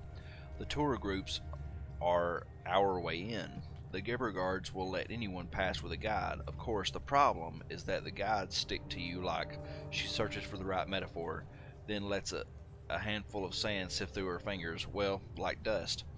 She raises a finger, except at the menagerie. It's like an underwater museum, but it's so crowded that the guides simply hang out at the entrance, so we enter Maraholios with a group, then slip away and hide ourselves in the menagerie until nightfall. A shadow crosses her face. This is the tricky part. The menagerie is guarded by a demon, an automaton from a prior world. She playfully flicks a construct's eye hanging from your belt. But I suspect you know a thing or two about dealing with those, don't you? With your skills, we should be able to sneak past it, no problem. Why do you want to get into the oasis so badly? She sits back, folding her hands in her lap. You want a story? No, of course you don't. Here's the short, bittersweet version then. You see this? She touches the metal band around her throat. I acquired it some time ago when I used to live in Sagas Cliffs. I can't say what compelled me to wear it, but she laughs at her own foolishness. I did, and it gave me the most beautiful singing voice, and as an odd bonus, the ability to breathe water. I began to go by the name Tide Singer. But what blessing is without its curse? She looks wistfully in the direction of the blue dome. Mine is an overwhelming urge to immerse myself in water. I need it. I ache for it. She squeezes her fist until her knuckles become white. She lets go and sighs. I came here hoping to move into the oasis, but their immigration laws are quite strict. I sing for money here in Jerboa, spending a day in Maraholios whenever I have enough scraped together, but it's not enough. I need more. Alright, I'll help you. Her face lights up, and as bright as her song from before. Thank you, thank you. For a man of your skills, this will be easy, I promise. Get what you need, I'll meet you at the gates in an hour. Then she gets up and practically floats away. Finding the gates of the oasis is simple. All roads radiate from the dome like a hub. The air is cool and fresh near the bubble. This close, the waters appear to rise perfectly vertically. You strain your neck trying to see where they disappear. An energy net shimmers just inside the waters, open only at a single point, where several Gibra armed with barbed, glowing spears scrutinize every air breather who tries to enter. Those with bracelets and tour guides are allowed to pass. The rest are turned away. Neem suddenly slaps an airskin bracelet on your wrist. You feel a slight tingle, but nothing more. She points to a group of Jerboans next to a smiling Gibra. Ready? Let's go. Stepping into the oasis is surprising. There's no shield or force holding the waters. You walk into them like you might walk into the sea. Once inside, the tour guide takes you all over the massive city, through the sunken market, an underwater park, the government square. Neem was right, she doesn't let you out of her sight once. Finally, you arrive at the menagerie. It's just as crowded as Neem said it would be, filled with creatures and curios, as though it can't decide whether it's a museum or a zoo. It's almost overwhelming, and you don't know what to look at first. Remember, Neem says, her hand gently holding your arm, while we are here. Scores of tourists meander through the menagerie's corridors. The vast majority of them are human, but there are several Gibra and other water-breathing races as well. A soft current seems to carry them from one exhibit to the next. You can feel the pull of the current yourself, though it's trivial to resist it. One tourist hovers to one side, dressed in colorful robes and seemingly more interested in the tourists themselves. His gaze moves back and forth across the crowds, but never on any of the exhibits themselves. Of course, he's simply doing what you are, but what is his reason for observing? Seeing the robed tourist, you scrutinize the other tourists even more carefully, wondering if any others are observing more than just the exhibits. The robed figure appears to be the only one, but you notice something else. None of the tourists, not even the robed figure, are looking up. Even the Gibra treat the menagerie as though it were filled with air, its occupants restrained by gravity. Looking up yourself, you notice a shadowed crevice high above, hidden behind some stone structural supports. It looks just big enough for two people to hide in if you could get there without being noticed.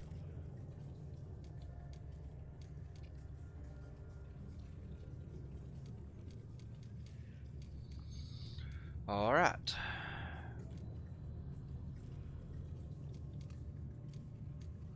Wait for an opportunity, then hide in the shadowed crevice above. You point out the crevice to Neem, and she nods, understanding your intent. Wait here, she says. She swims away to a back corridor. You can no longer see her, but in a few moments a slow melody of seraphic tones floats through the water back to you. The tourists' ears perk up, and soon all of them are looking for the sound or have swum off after it. Immediately you shove off the floor and tuck yourself away in the crevice. Neem finishes her song and thanks her onlookers. She wanders the menagerie for another 2 or 3 hours before she finds an opportunity to swim up unnoticed herself. Then it's just a matter of waiting for nightfall. Hours pass. Tourists and tour guides leave one by one. The guides don't seem to keep track of who they brought, acting only as chaperones for tourists who wish to return. The remainder are accompanied out at sunset. The menagerie is dark and empty. Sunlight that had been filtering in front of translucent rocks in the ceiling is now gone. Only a few fish and rocks still light the gloom. You emerge from your hiding place, moving as quietly as possible, but as soon as you reach the main corridor, a metallic voice carries from the direction of the front entrance. Did you think I would not see, would not know? You will die here tonight. You see the demon around the corner, a construct bristling with spikes and blades. It doesn't seem to have seen you yet, but it knows you are here and is blocking the exit. You have a beam lance bracer on your forearm, but you suddenly wonder if that will be enough.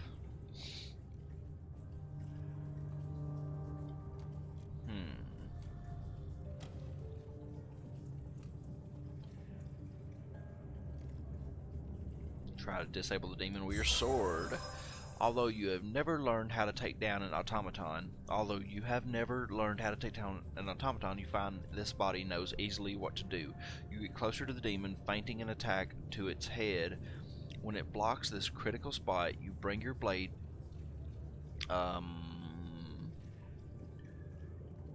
back against its side, slicing through critical wires and actuators. The demon makes a guttural noise, possibly a curse. Its body jerks and shivers against its will. It's not dead, but it will have trouble retaliating now. Try to blind the demon with a beam lance. You aim the beam lance at its head, focusing on the vulnerable optic nerves. You exhale and squeeze your fist, triggering the beam. It strikes the demon directly in the face. The demon's head snaps backward. When it returns, the face is charred, the eyes dim. Do you think I need to see to kill you? Come here. Attack the demon with a beam lance. You take aim and blast it in the shoulder. It reels back, sparks and debris flying from it in all directions, then hovering in the water around it. It's wounded, but not enough to slow it down. The demon zips through the water towards you, blades extended, but without its optic sensors, it's easy for you to get out of its way. Attack the demon again. You blast it in the waist, it doubles over. more shards of gleaming metal dancing away in the dark water. When it comes back up, there's a gaping hole in its armor. If you're lucky, one more shot will finish it off. The demon zips through the water towards you, blades extended, but without its opposite. Okay, attack the demon again. Aiming carefully, you fire again its lower torso. The beam explodes with a blast of light and heat, firing into and then through the demon's body. It is flung backwards through the water, slamming into the wall behind it. Its eyes dim, and it goes silent. With the demon destroyed, there is nothing between you and the exit. You swim out into the cool, liquid night. Stars and a full moon shimmer above you from outside the dome of the oasis. Shadowy mountains rise in the far distance at the edge of the valley. Below you, the rest of Mara Holios is a black expanse. Neem snaps off her bracelet and breathes deep in the waters. "Thank you," she says, her voice even clearer now, without the air skin. She puts a hand on your cheek and whispers, "I owe you more than you know. It's not much, but I know something that might help you. Your commander, Pajrekin, is not what she appears. There's something else pulling the strings above her." She shrugs, embarrassed. "It's all I have to give you. I'm sorry. Maybe you can use it somehow." She darts forward and kisses you on the cheek. Then she swims off into the inky black. You make your own way down to the surface. As you do, you notice two shadowy figures flying through the water above you. The moon's reflection shines on them for a brief moment, and you catch a glimpse of two cast-off tattoos and an artificial eye. Mazov? The figures disappear into the menagerie. Any thoughts of following them are quickly snuffed out as something tugs painfully at your gut. Within seconds, Maraholios fades away for good.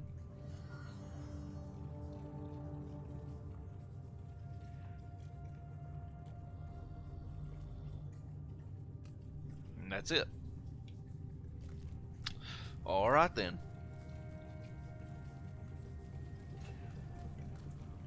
Okay, can't do that yet.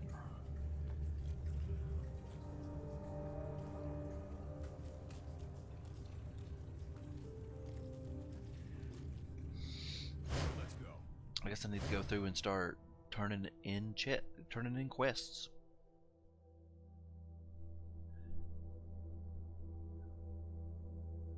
See what I've got and what I don't before I go to the, what's it called? What do they call it? The Ascension, and get what I need for the main quest.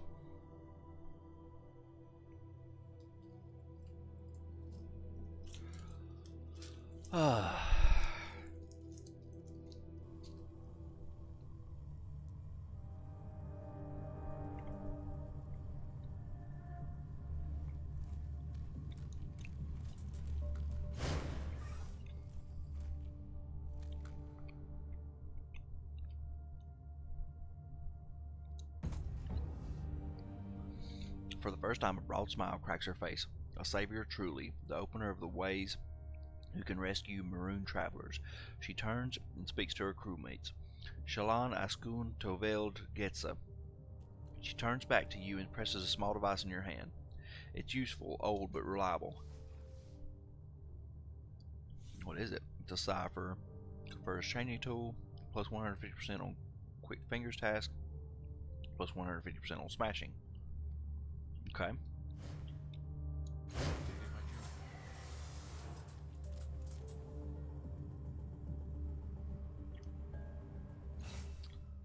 Okay, so I need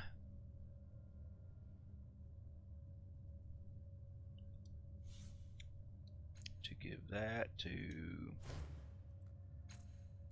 Yep, that'll work.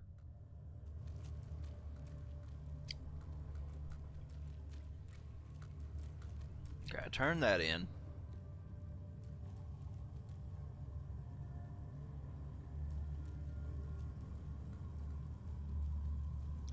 Now I guess I need to go talk to Brusca.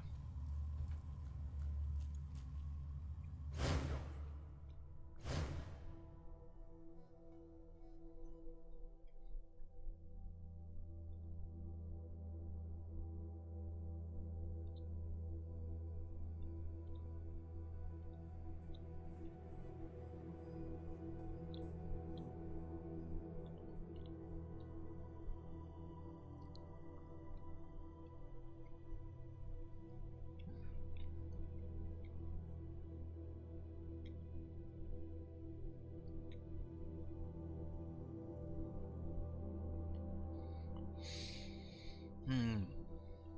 Load time's killing me.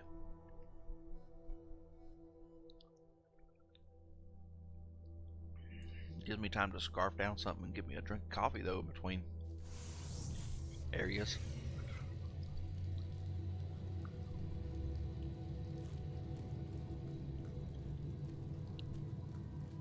Let's talk to, before we talk to Brusca, let's talk to Kian.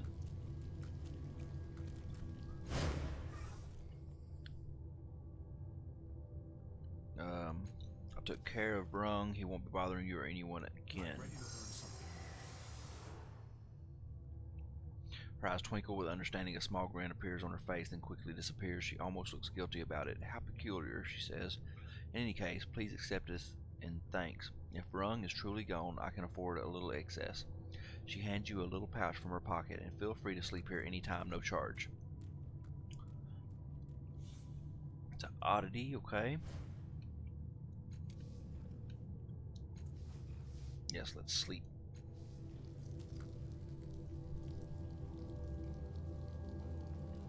Feels like everything's going to be all right. Let me talk to her again, see if I can. How'd you get here again? Well, I can't tell her about her whole big thing. Alright, now extra effort. Yes. Did I learn that? Or remember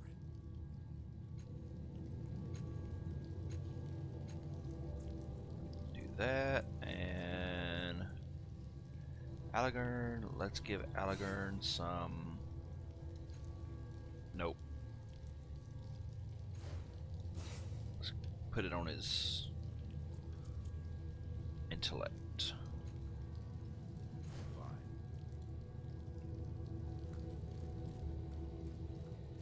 Talk to Cody. Cody looks around nervously. Stealing around here is risky, yet everyone's on edge and everyone seems to have weapons handy. I was being careful and still almost got caught. I got this though. Hope that's alright. So what now?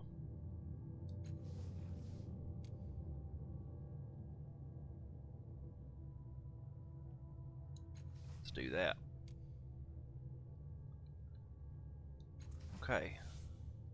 Another oddity.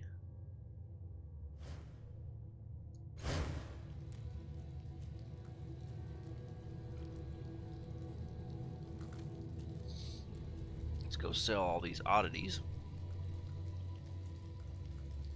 Got a ton of them. See what you have for sale.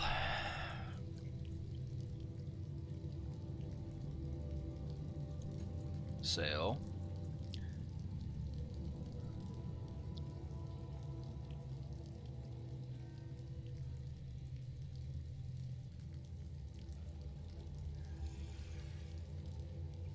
Okay. That is an oddity.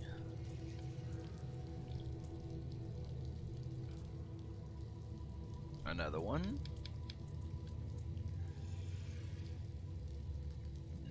That is one also.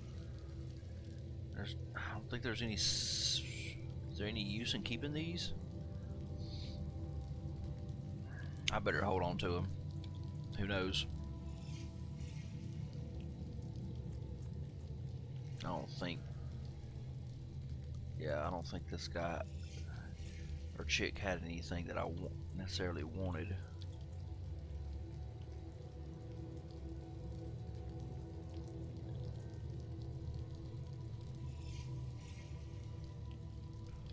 Nah.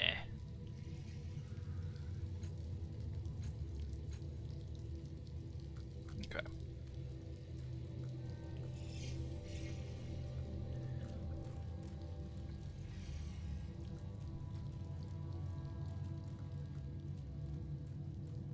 Brusca, hand in another quest. Brusca tears her eyes away from the courtyard tunnel and glares at you. You need something? I don't have time to play guide. I found where your patrols in Neilish. They were about to be killed by some angry mutants. That was you. They told me what happened. You have my thanks and theirs here. The men agreed you deserve something. That that's both of my patrols you've rescued. I don't know what we did to earn your help, but I'm truly grateful. I guess with those headaches out of the way, I can focus on more important matters now. Important to some, anyway. You said you had other important matters to focus on? Well, it's not really your business, but then neither were my patrols, and I owe you that much. She shifts her weight and looks out along at the fortress door. The Mumavira, you've probably heard she doesn't leave the fortress anymore. Well, that's because of the way the Bloom's been acting lately, and I think I know what the Bloom's behavior means. What does the Bloom's behavior mean? She lowers her voice. Do you know how the Mumavira came to power? They say the Bloom helped her, that it turned against the old Mumavira and destroyed him. I was a kid, just a green mercenary at the time, but I remember the way the Bloom changed. The old Mimavera could, well, not control the Bloom. I don't think anyone can do that, but sort of coax the Bloom to do what he wanted. Then one day the Bloom just stopped responding. Maws closed or reopened in horrible places, and a few weeks later the old Mimavera was gone. She juts her chin toward the gate. The Mimavera sees the similarities too and doesn't want that to happen to her, so she's shutting the Bloom out. She doesn't know what to do.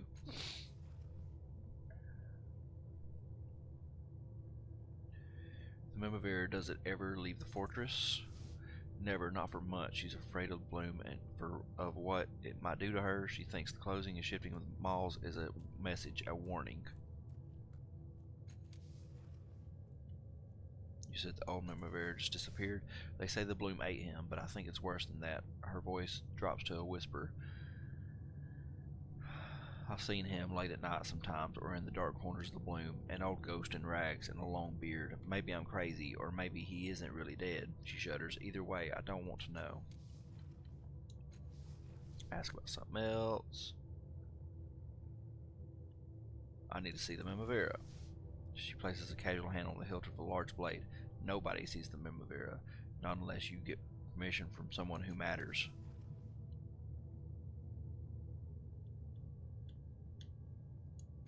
Okay. Let's see what's next. Alright, we gotta go to that woman.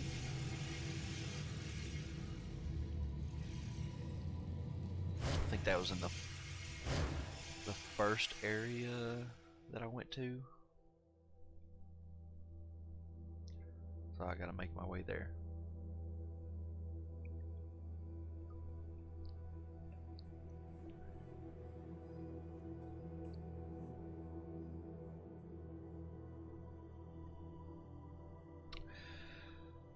Gotta go talk to the faceless woman. Give her her eyesight back.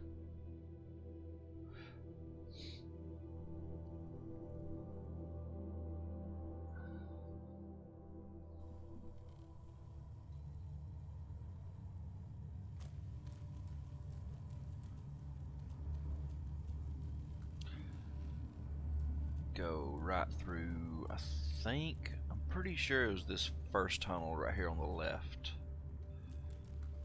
Pretty sure it's this one. We're about to find out. Yeah, this is it.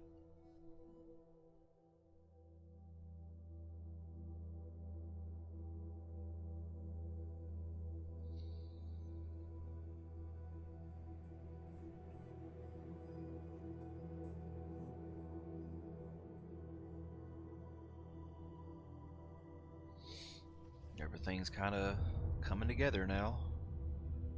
Should give her her eyesight and finish this quest line up. Her head tilts at your footfalls and her lips smack as she scents the air. Why do you return? What have you brought to poor Scora?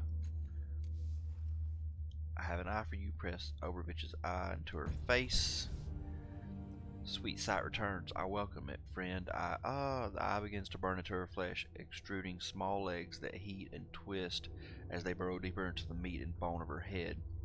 She claps her hands over the eye, instinctively scrabbling at the invasive device, and you recognize the titanic act of will it takes for her to let the eye do its work. Her trust in you must be great, or her need for vision desperate. After what seems like an eternity of her screams and moans, Scora pulls her hands from her disfigured face. She tilts her head up at you, and her mouth stretches into an involuntary smile of pure joy. You wave your hand in front of her face, and the eye tracks it naturally, cleanly. She throws her arms around you, sobbing with relief and happiness. At last she collects herself, wiping away the stream of tears that poured from the single eye. She looks in amazement at the moisture on her hands and mutters, "It has rebuilt the entire structure. Amazing. More investigation required." Then she glances up at you and thrusts the jar into your hands. "Here, more trouble than it was worth." She turns away, gasping in delight at every newly revealed sight. Okay, now, where's it at? Oh, now I'm confused. Where'd it go? Oh, there it is. Details.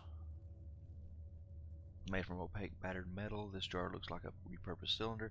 Just above its surface, a control panel is projected into the air, displaying enigmatic diagrams and text that indicate the status of its contents. The jar thrums with energy, seeming almost alive. According to Scora, the nano who gave you this jar, it contains a small part of the Iron Wind, dangerous nanospirits that warp and transform any matter they touch.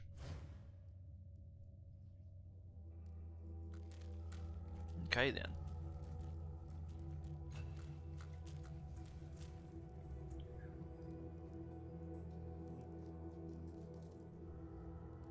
Okay, I've been told to seek, as of yet, unnamed woman in the old slave block and expert in nano demons. I think the only woman I know of other than Scora. Let me talk to Scora. It may be Scora. Talk to her one more time. The world is beautiful, friend, even this day, forsaken place. What happened to you? She turned her hands over, marveling at the sight of them. I was a dweller at the edges of human knowledge. I thought I could tame the power of the ancients and peer into the secret heart of their works. But instead, the Iron Wind found me and remade me. It stole my face and my sight, but now vision is restored me, thanks to you. My companion Eridus has an interesting problem. I'm wondering if you can help him. Let us find out, she mutters, reaching out to Eridus, eye glistening. Take Scora's hand. He does so with great reluctance, turning to you, not noticing that his glow is flowing up her arm in fits and starts. I don't know why you think I have a problem, he says. I'm a hero after all. I don't have any. He goes rigid, eyes rolling back in his head. What are you doing to him? Sampling the nanospirits that have possessed your friend, she says calmly, tightening her grip over Eridus's convulsing hand. A single tendril of his golden aura sinks into a hole in the crook of her elbow. How can I purge them?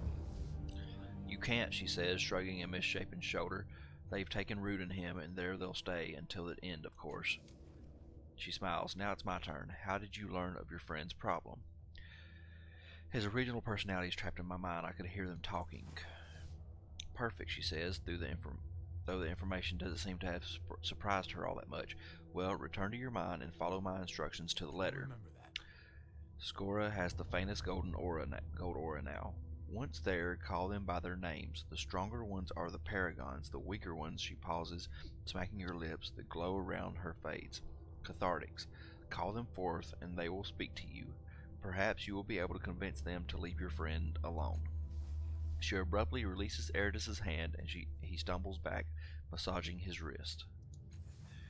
I think I slept, Eridus says, in tones of soft wonder. I never sleep. His glow returns inch by inch. Now, says Scora, shifting beneath her rags, what else? Okay then, so now I gotta go back to... After finding the herder... Nope. Okay, confront Eridus's audience in the labyrinth.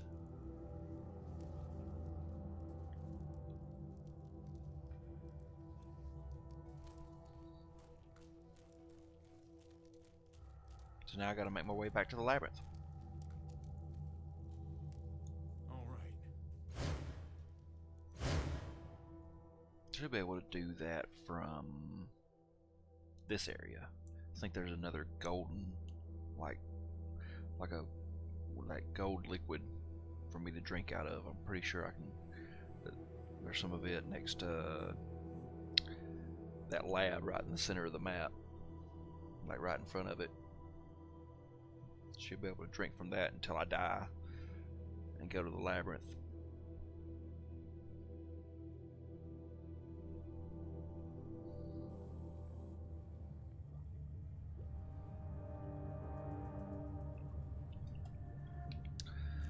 Alright, down we go.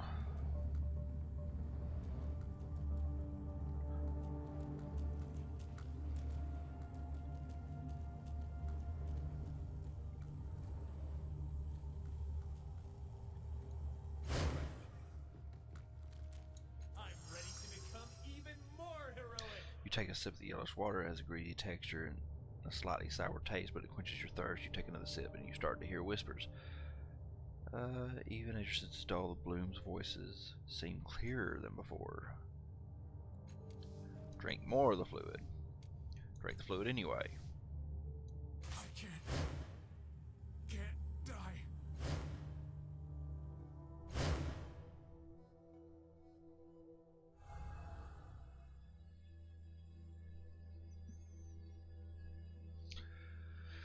Alright.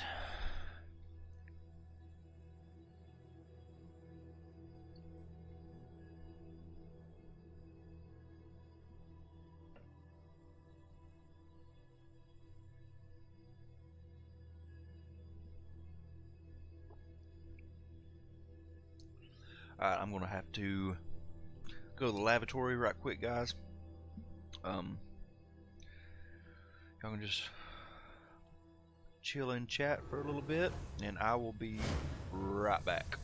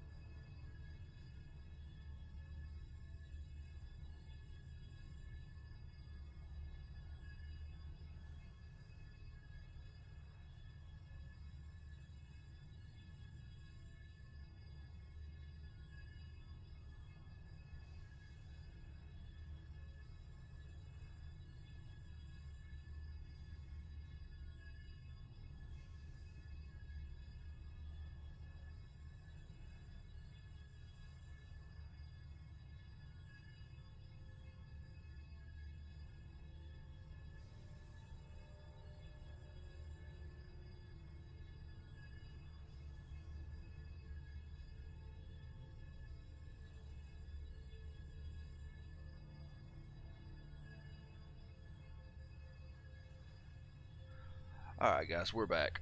Let me make sure everything's working right. Yep. Okay, good. Still trying to work out all the kinks, but. Ooh, here we go. Oh, this is all the. Oh, this is all the people from the ship. The ghosts of the Katina are here, coalesced and more solid than before. They look around the labyrinth, and you can feel questing tendrils of thought emanating from the spirits as the machine intelligence assesses its new home. It senses your regard, and one of the ghosts speaks. Come, speak with us. We would share our gifts. Talk to the Katina's intelligence. We thank you for the space. We shall endeavor to be fruitful tenants of your mind, to remain safely out of the way unless you require our assistance. Form a connection. You open your mind still further, and the Katina's intelligence shimmers into being, a cool, blue, rigid grid of logic and structure. It overlays your vision and vanishes, and you feel its calm, assessing strength adding to yours. Cool.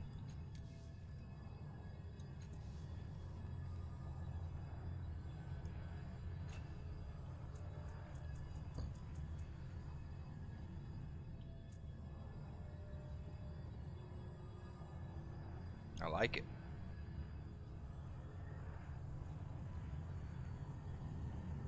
Now, Yennefer's thing, I know I didn't take it. Iridis, this timid, realer version of your companion, flinches as you approach, and yet there is a sly flicker of color in his eyes. The creatures tormenting him are watching you and laughing. Iridis, I want to talk to the Paragons and the Cathartics. Iridis' head snaps back with a crack, his arms shake, trapped at his sides. A dry rattling comes from deep in his throat. Slowly he looks back down at you. One pupil is a vast flaming red, the other is a muted indigo. You are speaking with the audience, he says, countless booming, curious voices from Iridis' mouth. We are not sure why you should be watching the hero with the rest of us.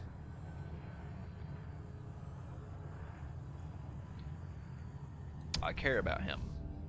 Then you should let him fulfill the purpose we have given him. The voice is softer, slyer, almost hissing. Before he was nothing, a herder of useless animals. Now he suffers, and in suffering inspires. He was insignificant, and now he is wonderful, the first voice says. Stop interrupting the performance. Let him find his destiny. We will move on after he is done. Dead, you mean? Iridis' multicolored eyes gleam. Probably, definitely. But that is the cost of our blessing curse. We do not mean to offend, but there is nothing you can do about it, so leave us alone, or we will make him cut his own throat. No, we won't. This is why you aren't in control of his body. The eyes blink out of sync. Know that we are not many, not anymore, but we have claimed every particle in his body. We hold them in our claws. To remove us is to tear him apart. There is a pause. That is actually true, admits the other voice. We want to make you an offer, bargain. Stop interfering with the performance and we will increase the excitement, drama, and suspense. We will make the hero more powerful. The audience stretches Iridis' neck from side to side. What do you say?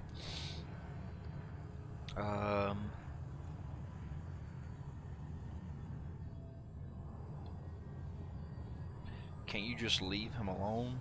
Impossible. There is no him anymore.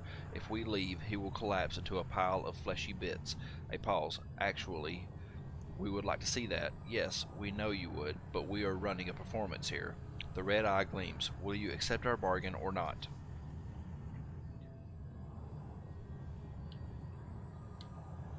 Making him more powerful will burn him out quicker, won't it? Of course, the Paragons say, sounding puzzled, though Iridis' face is completely blank. We weren't trying to hide that. It was obvious to us. The indigo eye flickers. Instead of living for years, the hero will die in months, but he will be more useful to you. The red eye flares. Do we have a deal?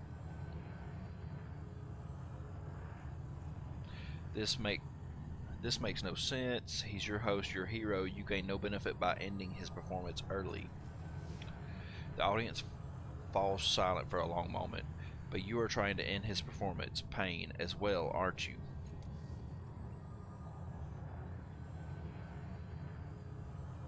Yes, I want him back to normal. You are not listening. He will never be normal, boring again. He will die without us. Another moment of long silence follows. We offered you a new bargain, the Paragons say at last. We will recede but not reduce.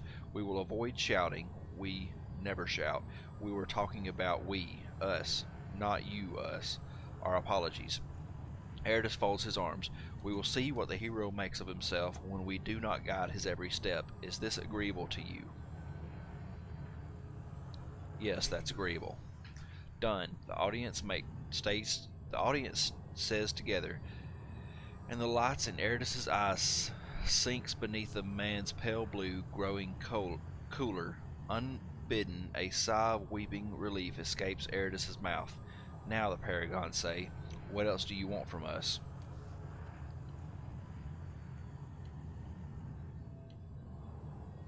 I want to talk to Eridus again. Be our guest. Eridus flinches, and the light of the audience fades from his pale blue eyes. I couldn't hear anything, Eridus says, shivering. It was like I was dead.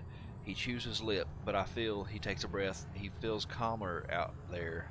I'm not in control, but he is. Eridus trails off in confusion.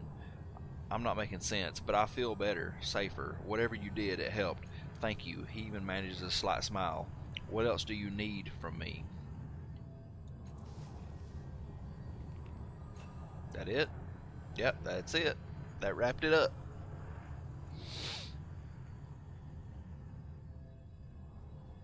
That did it. I'm ready.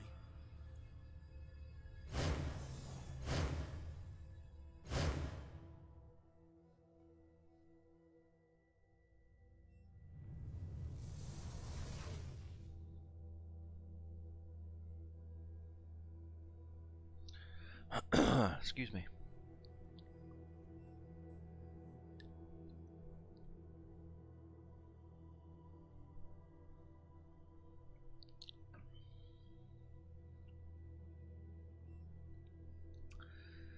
All right.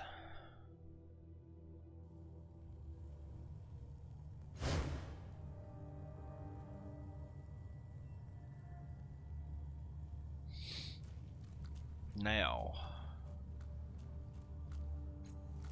I can advance Eridus.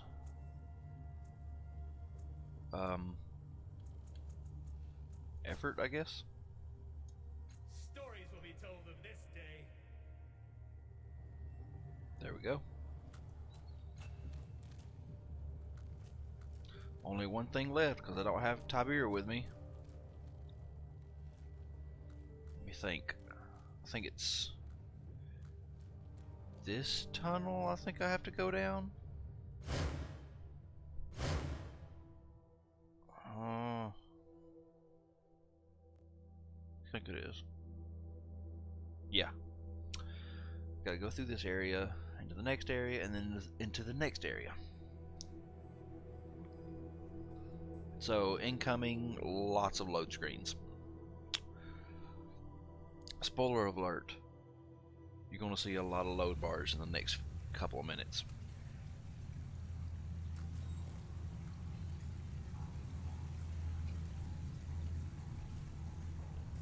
All right.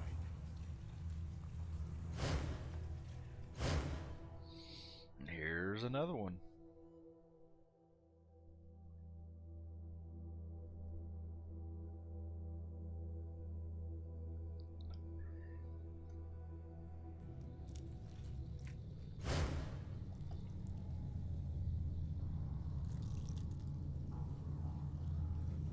Now, why was I laying down? Finally.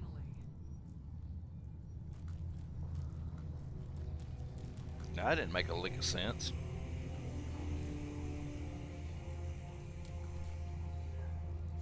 Let me say before I talk to this cluster of tongues.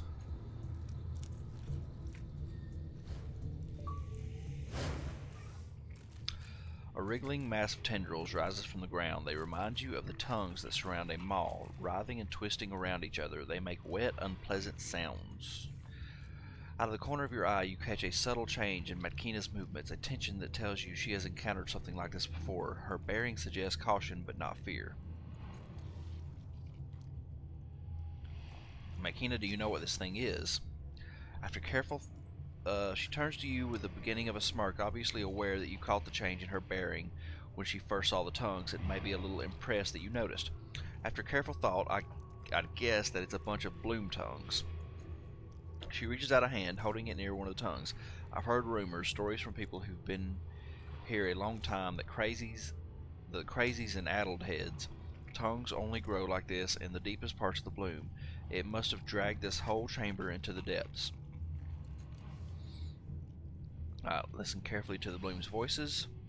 The hissing and chitterings are completely unintelligible to you if indeed they mean anything at all. Forget this. Oh, loot. Fine.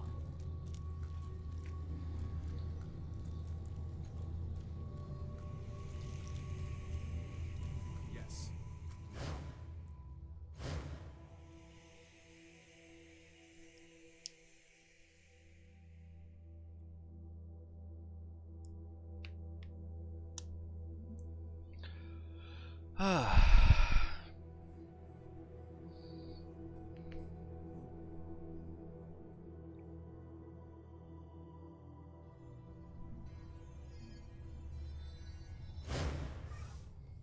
You emerge from the portal into an alien world. The air is... Okay. Alright then. The air is thin and bitterly cold. The sun is a tiny white globe in the sky, casting dim light over a landscape of crystalline beauty. You see no sign of organic life, only glittering crystals in every direction. Well, this place sparkles like a very sparkly thing, and I mean that as a compliment. Ooh.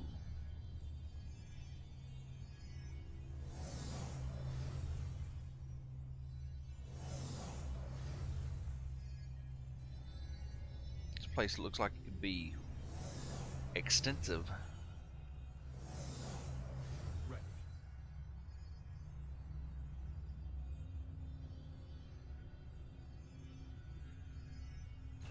Ready to take on the world. I can't zoom in.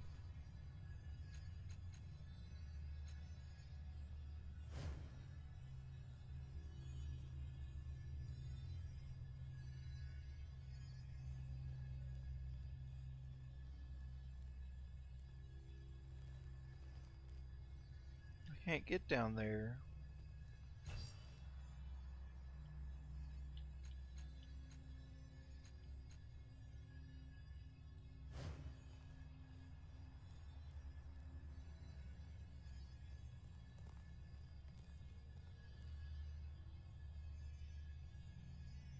Alright then. This tall, weathered man nods to you. He holds himself stiffly as if something will crack off if he moves too quickly. He glances at your tattoo and smiles. Hello, Castoff. I'm Doran, prophet of the changing god. It's been a while since we've seen anyone come through here. What's your business in the Ascension? I'm looking for a circle of dark Highland material known as the magmatic amulet. Have you seen anything like that? He raises his eyebrow. Now that it is interesting business. Sadly, I cannot help you. We've seen nothing but pretty lights. To be honest, I think that's all there is to this place. What are you doing in the Ascension? Seeking, he says in a studied, casual tone. We have it on good, though possibly outdated authority that this place holds more of your father's secrets. We found nothing yet, however, until we do, we are enjoying the sights and the silence, the crystals and the lights. He shrugs. Our pursuits have taken us to less pleasant places.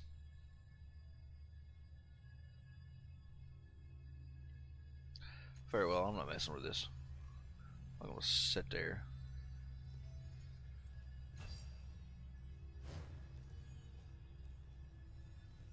Nothing to be gained from him, anyway. All right. Let's interact with something. This massive crystalline structure looks like a shrine of some sort. Colored lights float about inside, each one like a tiny galaxy trapped within the crystal. As you approach, the crystal begins to hum. The resonations shake your skull. The humming shifts and increases until you hear a voice. Revel. The bright voice echoes directly in your mind. It stutters uncertain. like someone trying to remember how to speak. Greetings, patterned one. I'm the speaker. Welcome to the ascension of Kexlianish. I'm sorry, but the oracle no longer exists. The lights pulse once, then a much deeper voice emanates from the crystals. Revelation. The oracle was immortal. Time was the weapon that killed her. Something clicks or cracks within the crystal, and it speaks with the bright voice again. I regret that without the oracle, I will have very few answers for you, but I will do what I can.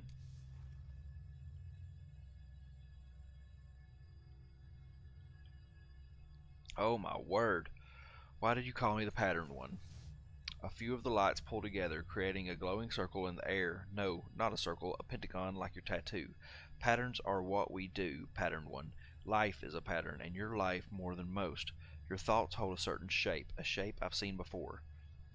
The lights, the lights twirl and chime wistfully. A man came through here long ago. He did some work here, I believe, or maybe came to hide something or find something. He never revealed to me his true purpose. The man who shares my pattern, I need to find something he hid. Do you know where it might be? I apologize, but I do not. Investigation was not my specialization, only speaking. The crystal vibrates once. The deep voice speaks. Revelation. The speaker can speak to all sentience, even those that did not exist at the time of its creation. You said revelation in a different voice. What does that mean? You are mistaken. Speakers are not authorized to grant revelations without the oracle's permission, and the oracle is no more. You hear another crack from deep within the crystal, as harsh as ice breaking underfoot. The deep voice speaks again. Revelation. The speaker cannot hear itself give revelations. It stutters and falls silent for a moment before saying in the bright voice, I wish that I did have some revelations for you, patterned one. Alas, that time is long past. Do you know anything about the other humans over there, Doran, and his companions? I do not, nor do they know anything about me. I will not speak to them. I will not speak with them. Its answer is surprisingly curt. Why won't you talk to the other humans?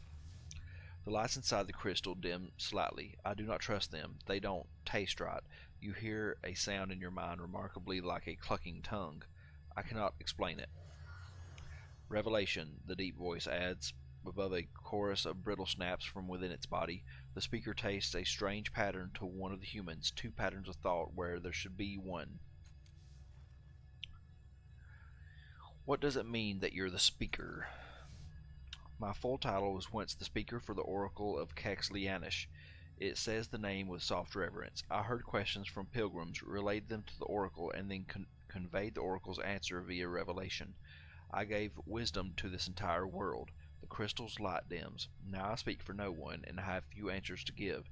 The deeper voice speaks again.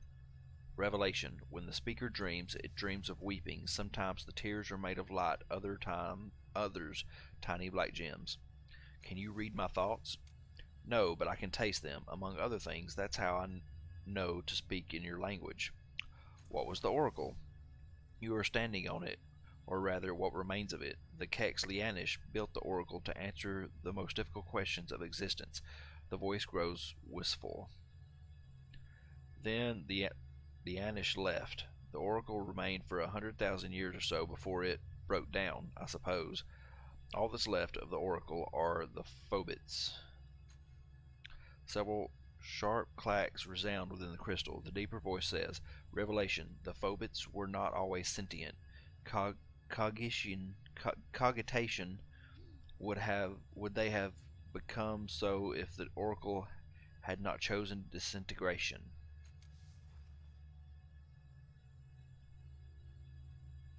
What are phobits? The lights dance within the crystal in a manner you can only interpret as proud. We are phobits, the sparkling lights you see inside some of the crystals. If the oracle was a brain, then we were its neurons. Each one of us has had our own job, our own specialization. You can't speak to the others, of course. That is to say, they're perfectly intelligent, but they are entirely unaware of you. The only reason you and I can speak is because of my role as speaker. The others weren't made for communication or perception. The speaker throbs. The deep voice cuts into the air. Revelation. Common phobits were used to store activation states and simple information. Some may still react to basic physical stimuli.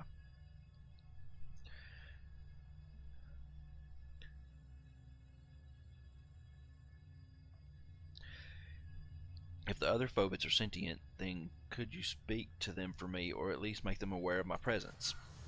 Of course, but they know nothing. I don't see what interpreting would. The speaker trails off, pulsing thoughtfully. No, there is a way they can help. Several phobits in the area were in charge of transmission tracks, communication pathways connecting the Oracle's smaller subsystems. When the Oracle passed, those pathways became obsolete, and their phobits quiescent. But those tracks could serve as bridges to help you explore the area. The deep voice booms. Revelation. Like humans, the Lianish also require physical structures for traversal. Only a few phobits specialize in areas requiring this knowledge. The speaker is not among them. The speaker's bright voice returns. Try to interact with the phobits. When you do, I'll ask them to activate or deactivate. They may not all be as useful as we'd like, but I think you'll figure some way to get around. What happened to the Lianish? I do not know. They left one day, abandoning the ascension entirely. Perhaps they ascended to a higher form of life. In any case, they did not need the Oracle anymore.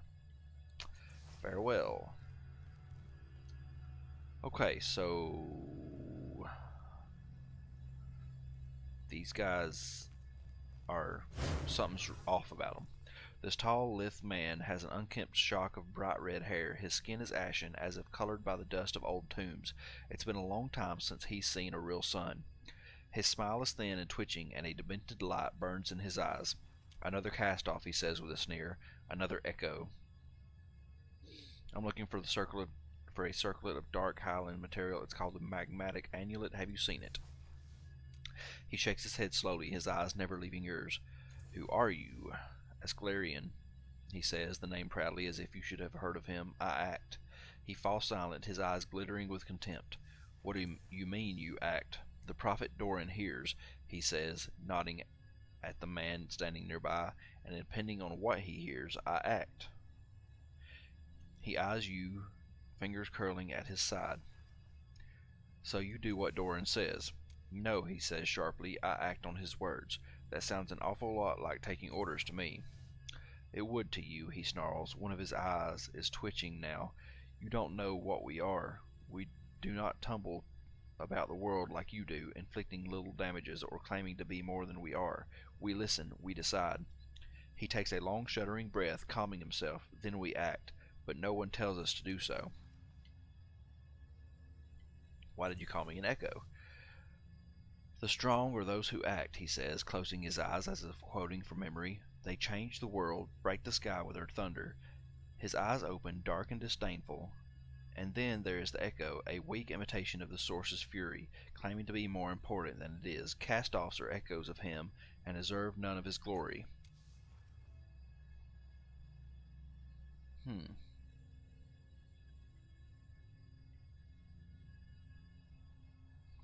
There are many cast-offs, even if you think we're weaker than our father. Don't we have a large effect on the world? Yes, he says, raising his eyebrows. His lips twitch again. Certainly, an echo has power of its own. It can shake mountainsides, create avalanches that bury villages. He smirks at you. It doesn't make the echo clever. An echo simply goes where it is sent. You think all cast-offs are echoes of the changing God. What are you, then? A man like him, a man of action.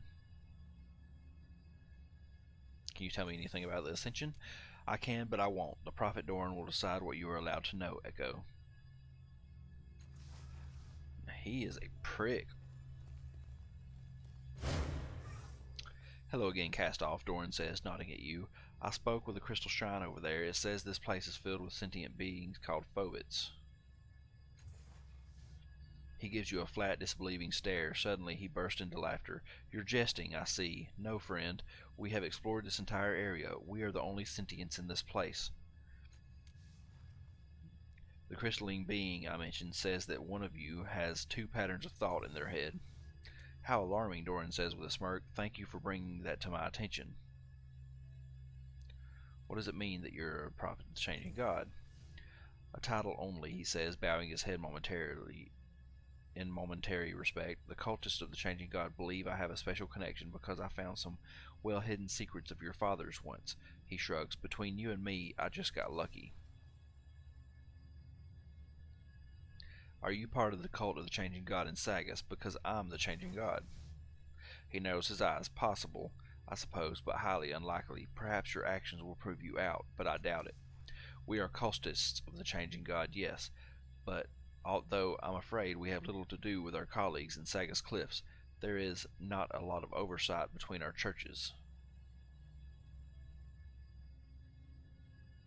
What secrets of the changing God did you find? He waves it off modestly. Nothing that would interest you, an old workshop of his and some trinkets. I didn't understand any of it, but the cultists were ecstatic. They drafted me as a prophet and confiscated everything. Well, he winks, everything I didn't sell first. Fair compensation for my efforts, you know. Okay, farewell. Other things to do. I'm going.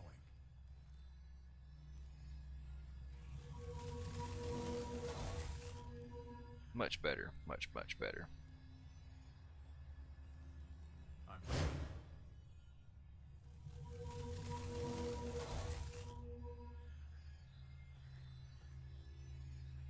Loot. Fine.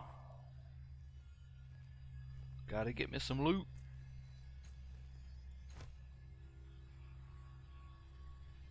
Oh, come on. Of course. Do I have... What does it matter? I must only be able to carry 4. So you transfer... What is it again? Might. Yeah, let's transfer these to...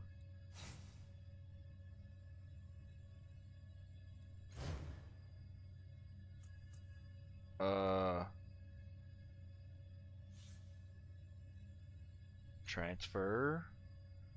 Give it to him. No. Okay, what is going on?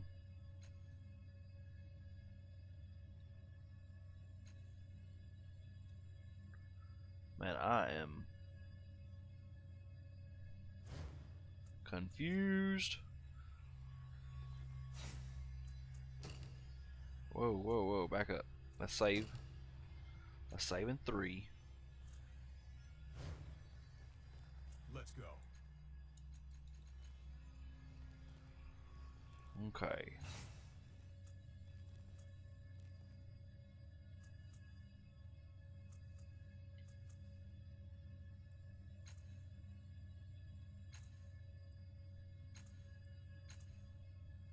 Man, I am still confused. What happened? I lost stuff. Like, I lost like 3 of those.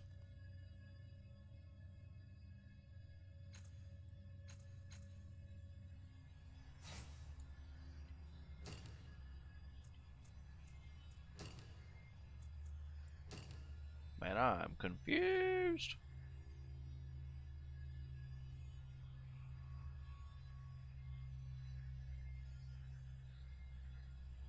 $27, $21.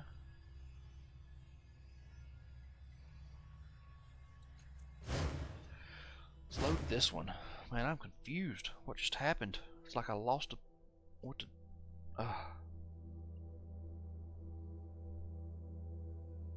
Don't know what just happened.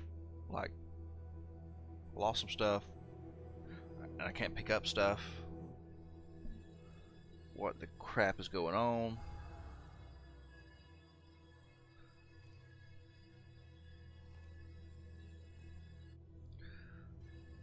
It's freaking me out. Yes.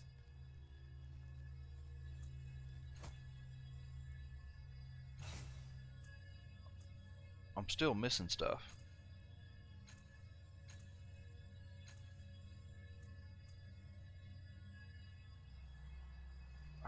Golly. Let's go. That's crazy. crystalline structure is distinct from all the others. It looks older, more fundamental, but by no means basic. It is one of the more complex structures you've seen in this place. Large portions of it glow, emitting a low rumbling hum that you can feel in your chest. Blurry lights flit across the surface of its largest gems. Are you a phobit? A wave of force pulses from the crystalline structure. Your body shudders with impact even though you hear nothing. Can you speak? The crystals release another single pulse, jolting your body. You get the strong impression that the pulse means yes. This phobit is not like any other you've seen. It may not have the communicative qualities of the speaker, but it is trying to talk to you nonetheless. What is your function? The glow dims slightly and the blurry lights on the gem surface disappear. You realize they weren't lights at all, but images the phobit was trying to show you. When they reappear, they show a flat crystalline plane. Then one by one, shards emerge. They bud and sprout in the shape of the other phobits. As you watch, they continue growing, creating ridges, walkways, stairs. In one corner, you see the speaker flower out of the crystals. In a matter of seconds, this entire region of the Ascension has taken shape in the image before you. This phobit built it all. I'm looking for a circle of dark, highly material, the magmatic amulet. Have you seen it? The large crystal pulses once, and an image appears of a human figure walking through the Ascension to a cave. The details are too fuzzy to make out who it is, but presumably he has the amulet. After a while, he leaves the cave. The images move quickly, then crystals growing and shrinking as time passes. Suddenly, the entire image shakes, and the cave entrance is gone. When the cave entrance closes, it doesn't look like a simple collapse. Crystals grow up from the ground, as if they're intentionally blocking the way inside. You closed the cave, didn't you? Can you open it again for me? The light within the crystals freezes in place, and the humming of the phobit ceases. It stays motionless for some time. Finally, you feel the single pulse of force through your body. Yes. You feel the ground rumble under your feet. After a few moments, the vibrations cease, and the phobit shows you an image of the cave. The crystals that block the entrance are gone. Farewell. You feel 2 quick pulses through your body, then the crystal structure goes still.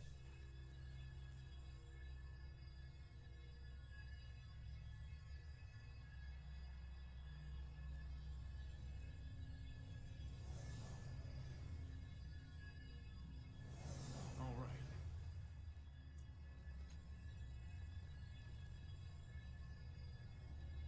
On it.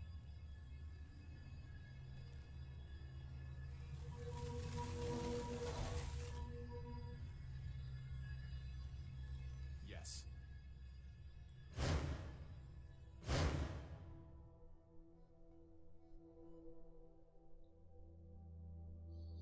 Alright.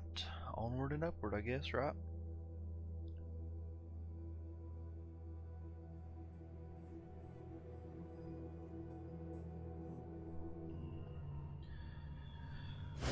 So let's see. Why would I imagine dying here? That's such a strange thing to say. I'm going. It's loot.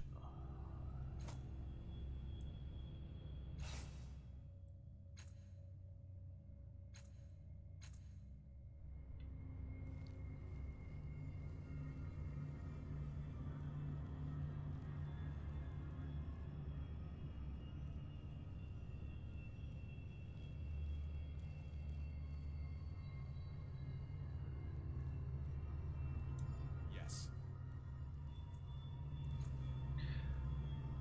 Thinker's cap? Oh, this is what I want. This is what I want.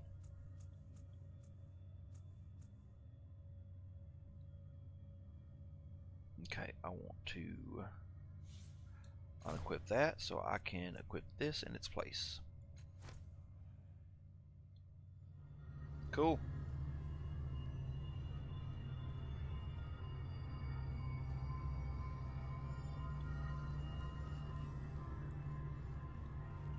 General fill of energy seals off part of the cave.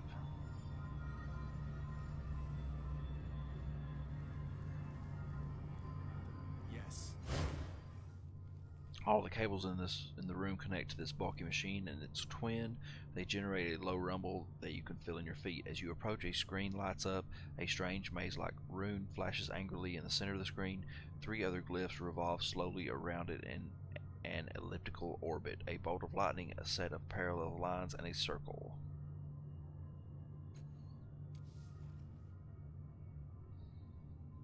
Touch the glyph that looks like a bolt of lightning. The rune and glyphs disappear, replaced with an image depicting the bank of 3 large crystals to your right. Slowly, symbols flow into the image, showing that the device is currently receiving power from the machine before you. A circular symbol glows next to the image. Each time one of the symbols enters the image of the crystals, the circular symbol pulses brightly. Pressing it would likely cut the flow of power to the bank of crystals. Yes, turn it off.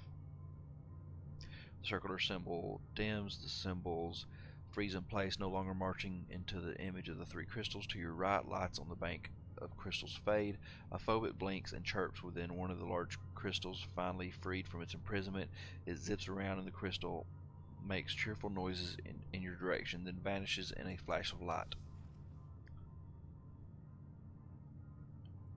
Step away. Okay, that's still up and running. What is in here? This stasis pod is dull and lifeless. There is no visible way to activate it. Alright then. That's something to do here. The machine continues to rumble softly as you approach. The screen lights up again. A maze-like rune flashes angrily in the center of the screen with 3 glyphs revolving slowly around it.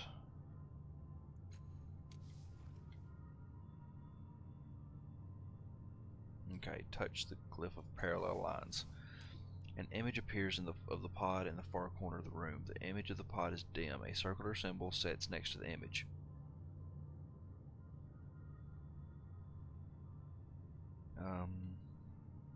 Press the dim circular symbol. Both the symbol and the pod light up on the screen. The circular symbol pulses in time with odd symbols that march into the image of the pod itself. In the far corner of the room, new noises indicate that the pod is now receiving power.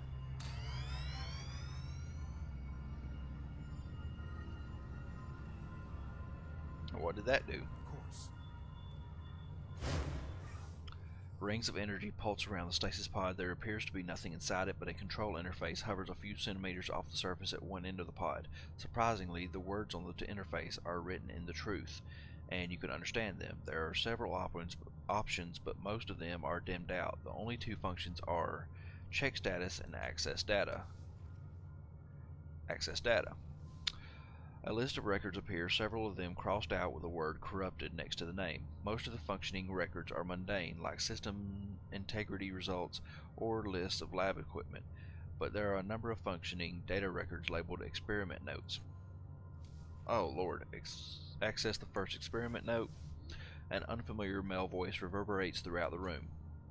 Preliminary investigations suggest that Mazov was correct. The crystals of the Ascension bear the properties we require to complete the resonance chamber. The amulet proved invaluable in reaching this place and may have other uses besides, so it will be some time before I can return it to Dracogen.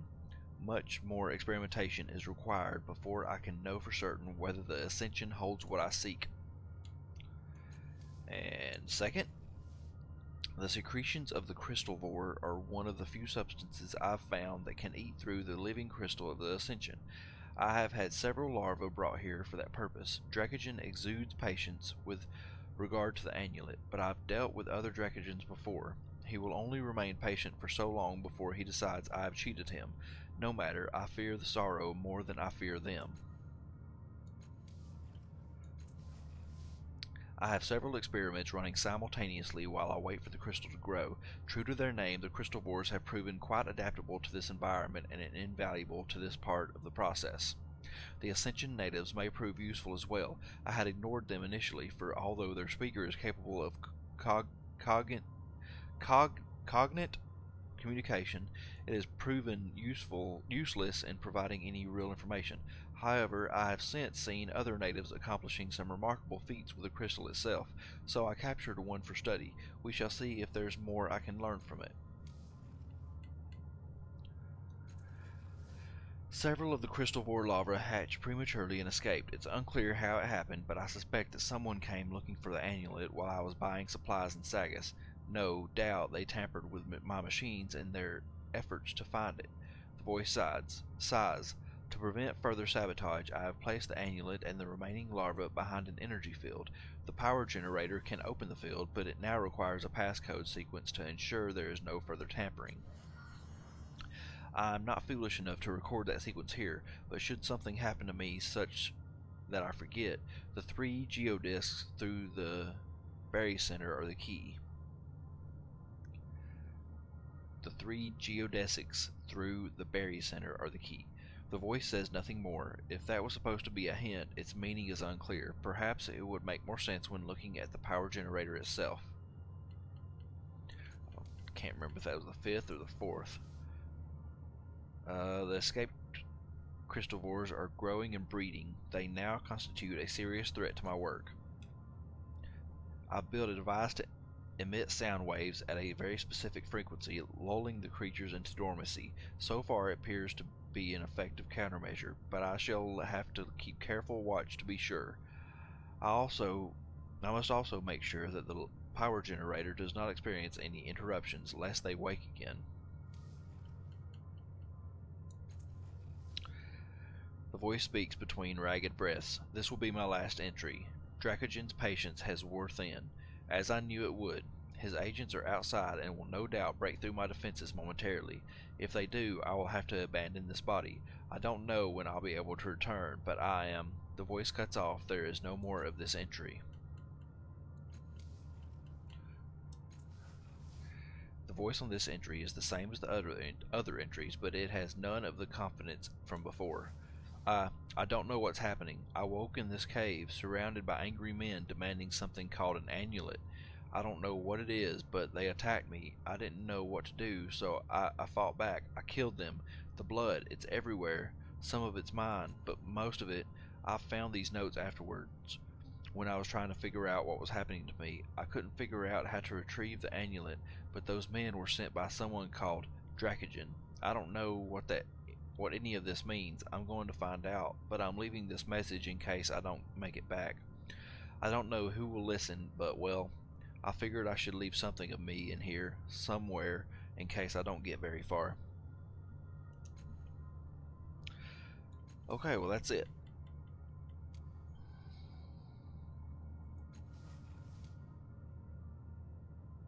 Check status. Stasis pod empty, error, self-diagnosis failed, cannot open stasis pod primary functions offline, data integrity 67%. Leave pod alone.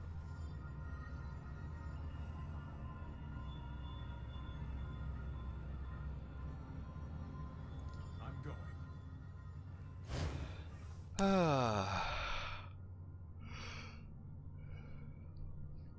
The machine continues to rumble softly as you approach. The screen lights up again. A maze-like rune flashes angrily in the center of the screen with 3 glyphs revolving slowly around it.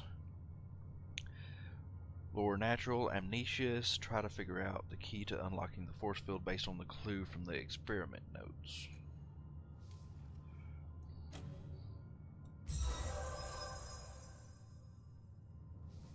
The 3 geodesics through the berry center are the key. Watching the glyphs revolve around the central rune, the meaning suddenly becomes clear. The symbols increase and decrease in size as they move around the room, traveling more quickly when they come close to it and slower when they are farther away.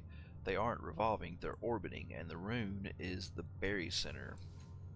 The definition of geodesic rises from the depths of your mind as well. It means a great circle track, the shortest line between 2 points on a sphere. On a hunch, you draw a line from each of the 3 symbols to the others, curving the line through the rune in the center. The symbols stop orbiting. Lines appear where your finger drags across the interface. Soon you have 3 curved lines connecting each of the symbols, 3 geodesics through the same berry center. The interface disappears, replaced by an image of some kind of field projector. Triumphant, you cut the power to the projector. Across the cavern, the force field deactivates.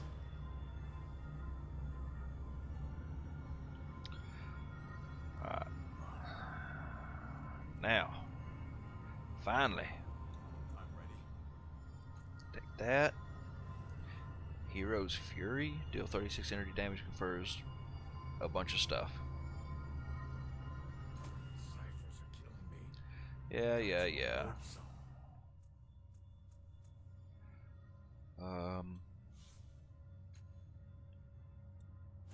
There we go. All right. And Devouring Shell. These ciphers are killing me. Got to unload. I hear you. Alright. Falling apart. Ah. Drop the ciphers, Ernest.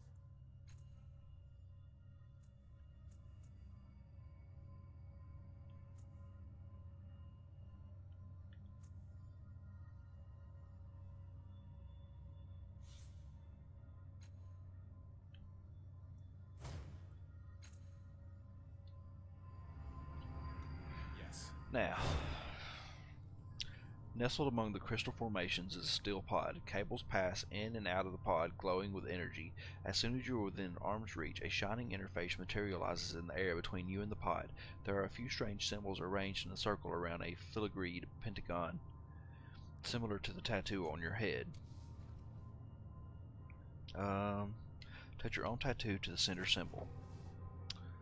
Yeah, as you draw closer, the filigreed pentagon glows more brightly. Your head becomes warm, but not uncomfortably so. When it touches the light, you feel a small amount of energy flow out from you. The cables on the pod pulse quick, and the top of the chamber opens with a hiss.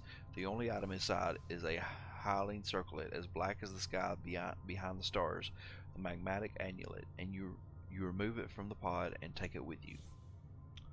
Yeah. Making a note. The chamber hisses shut and the interface vanishes. There. Finally.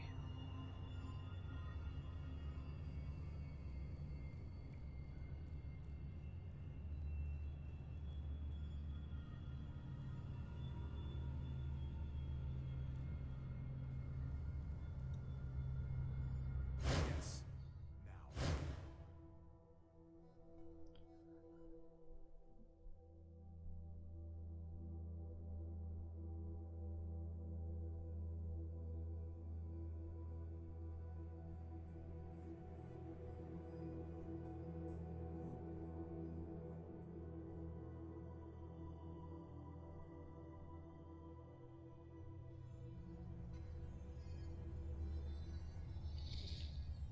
Alright, let's get out of here. I'm ready.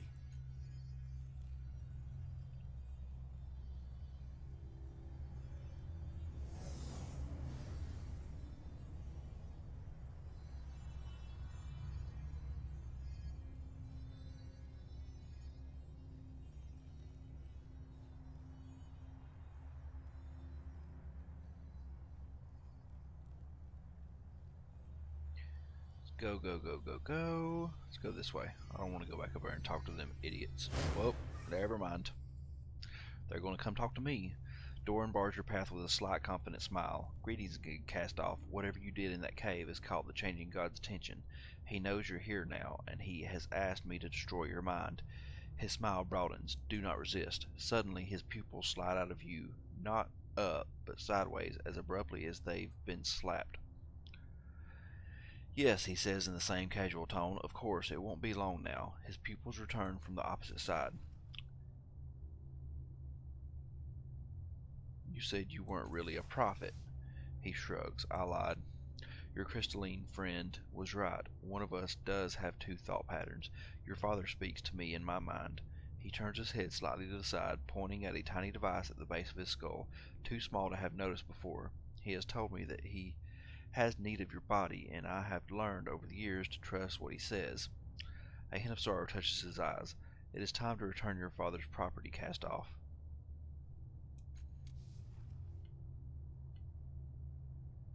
I'll give you one chance to see. Enough of this. I am the changing god, and you have passed my test, Doran. He laughs, but the smile fades from his face as he realizes you're not joking. Then his pupils disappear once more as the changing god speaks to him. I hear you, he moans, clutching his head. I hear you. His pupils return, sliding back into place in fitful bursts. The voice in my head disagrees. It says you are lying. You are the least among my followers, Doran. Do not test my patience. Fear flickers across his face and vanishes. I don't doubt that you're capable of violence, he says, but you are not your father, Cast Off. I know his voice. He raises his chin. Surrender, Cast Off. Surrender now. Huh.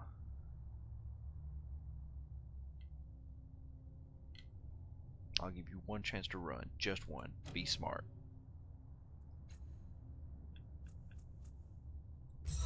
Bam. Let's do this. His complacency drains in the face of your threat. His eyes pop open wide. His hands fly instinctively to his ears as though someone were shouting at him. I'm sorry. This was a mistake. I'm not strong enough. I don't want to. There's a high-pitched keening. Doran clutches the device at the back of his skull as though it were hurting him. He groans, swaying. With a soggy crump, his head bursts. With a single horrified glance at their falling prophet, his followers flee. Ha ha ha ha ha. Ready.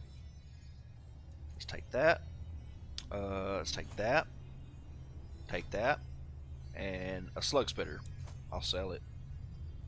Man, I got a bunch of people advancing off that. Alright, let's see. Advance. Skill, maybe? Okay, let's see. Let's do...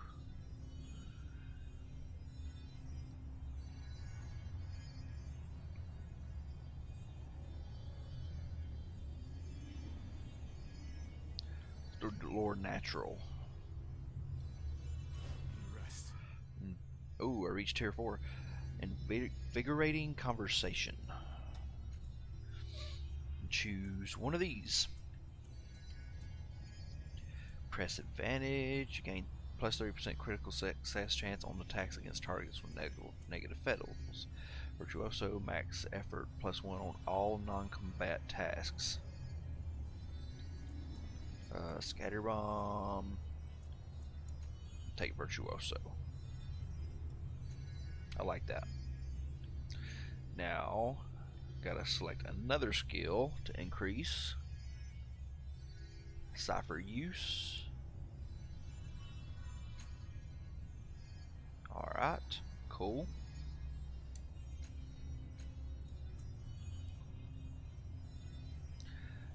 Now let's level up Alagern. Yes. Let's level up Makina. Yes. Enemies will fear me. And that's Fear it. me more, I mean. Go. Alright.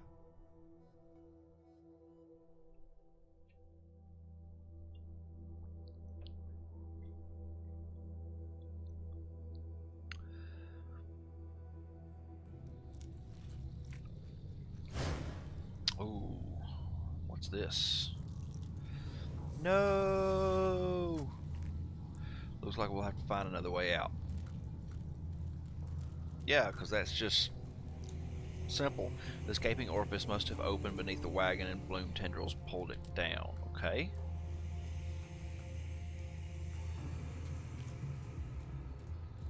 I don't want to mess with a tongue cluster. What about this? This round orifice is rimmed with rows of razor sharp fangs, human flesh, and hair cling to some of the teeth.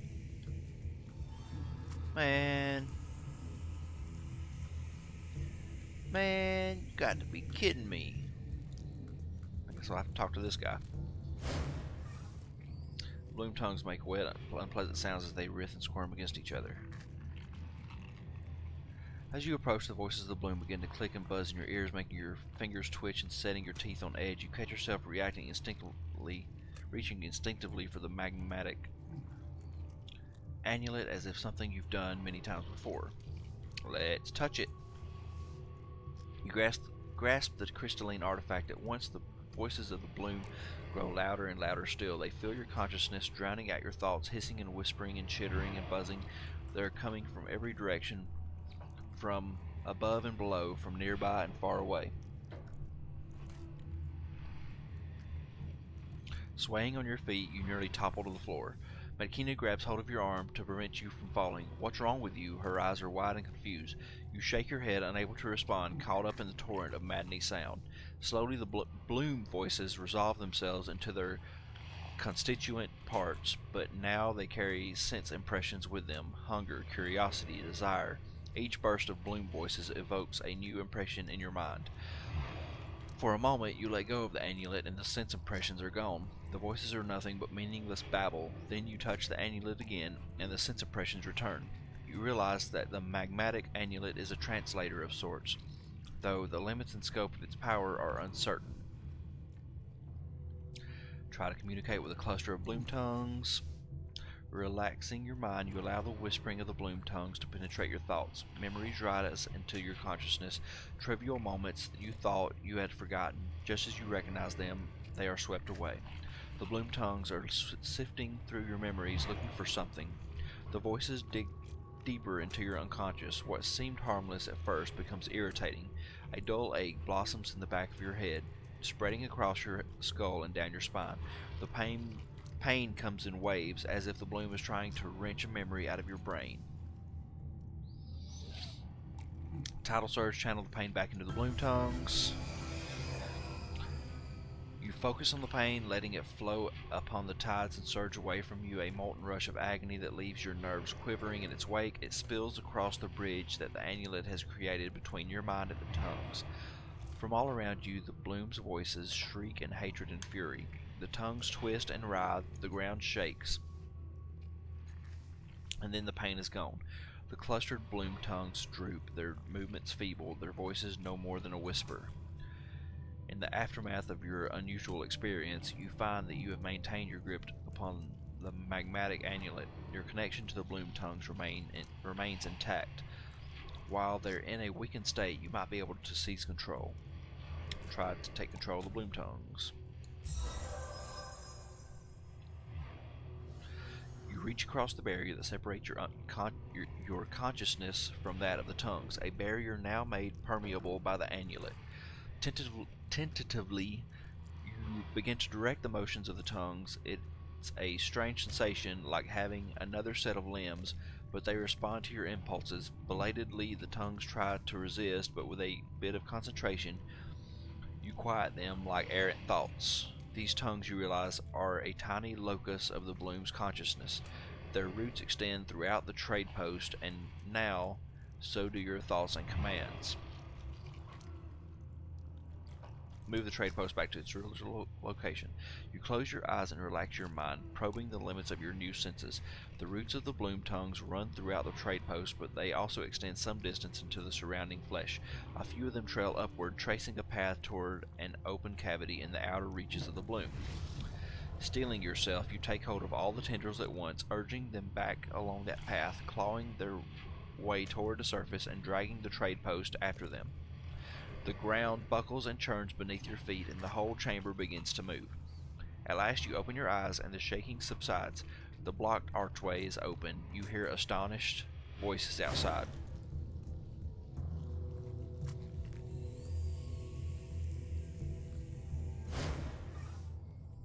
Their energy spent, the bloom tongues recede into the ground. Whew.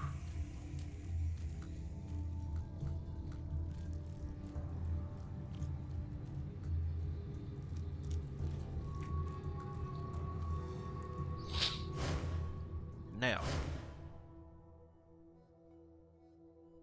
maybe I'll get some kind of reward from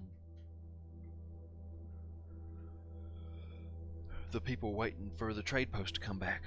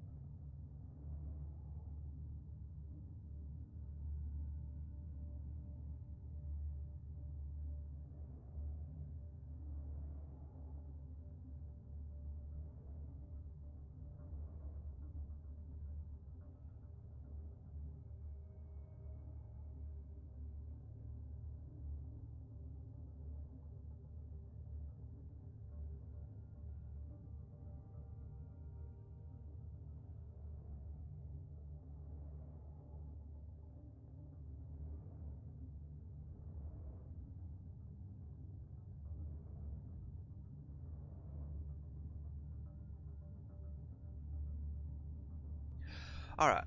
As you emerge from the trade post, you hear sharp intakes of breath. The two merchants you met earlier are staring at you in amazement. That great jaw and the teeth, they're gone. The portly human beams at you. Was this your doing? If it was, you have our deepest thanks. But we are no better off, the Vargellan points out. Our wagon is still supper for Bloom thing. Quite right, the human frowns, but it's still damned impressive. I thought the Bloom only answered to the Memovera. Where is she when we need her help, eh?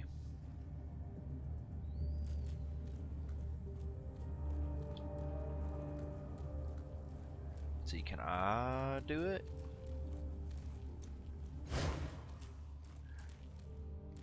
Okay, let's do this.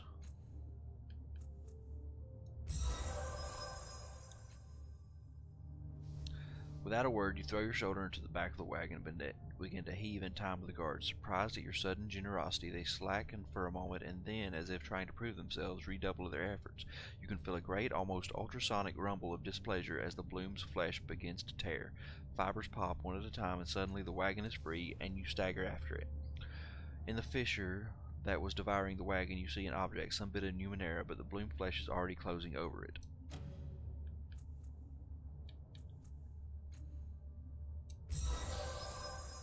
Alright. Orb of Perception? What is that? Permanently increases intellect by 1. Alright. You drop quickly to your knees and plunge your arm into the rut. Your fingers close over the device and you pull it out. Okay. Basically, that's it. Now, you have our thanks, stranger, says the eldest of the guards. If we'd lost the wagon, we'd have lost our pay. You're a damn sight more helpful than most around here. Why don't you go talk to our employers over there? Maybe they'll have something for you. Can I go ahead and use that little bit of Numenera? Where is it at?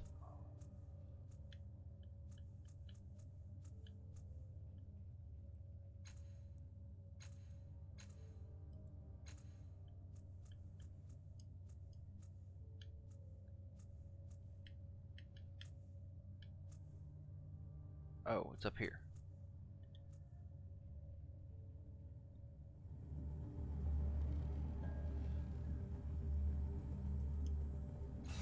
So what's it say? Gain or perception +2 on active until next sleep.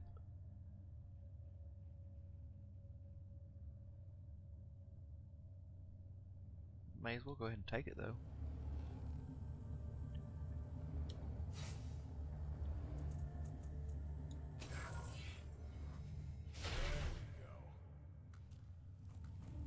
Now let's go talk to these guys.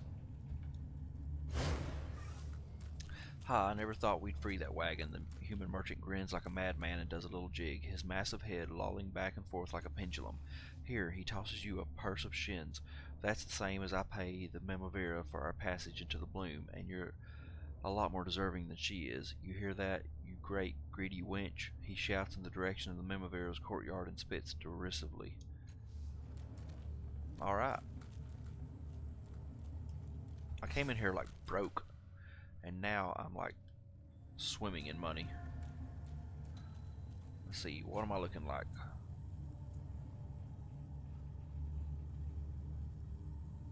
Alright, I've got that item for him.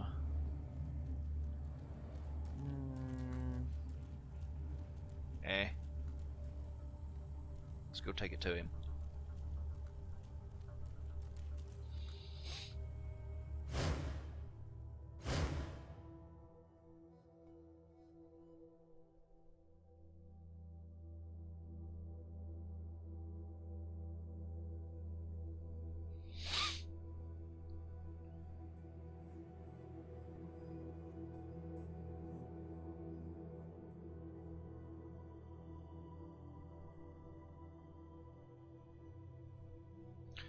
Alright.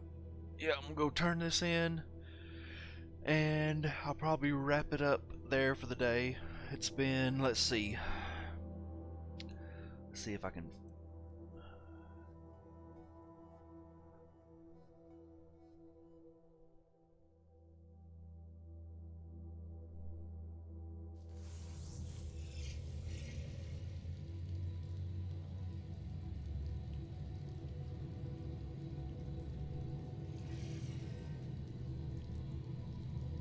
Well, fine. Okay, let's go turn this in anyway.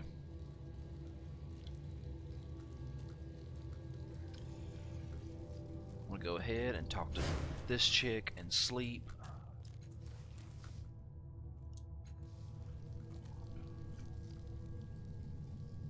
And then Ready to take on the world. gonna talk to Cody again.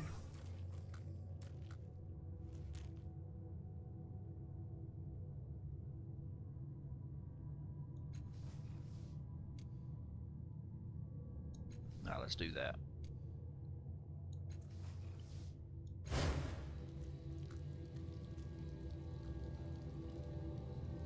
Now let's go turn this in.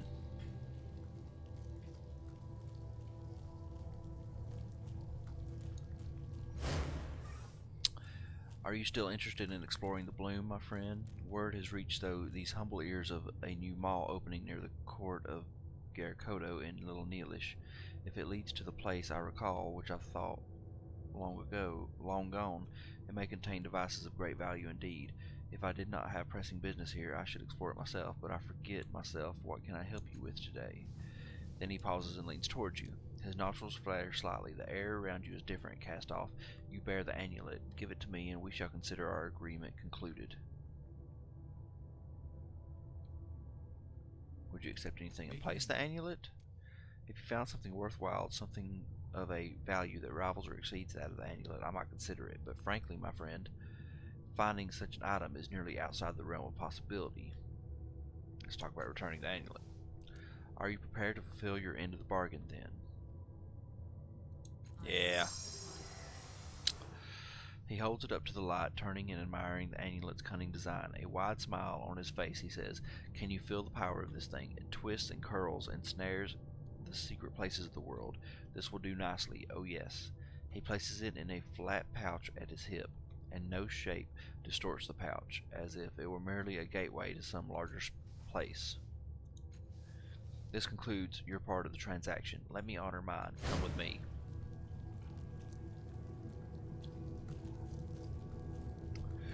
Alright.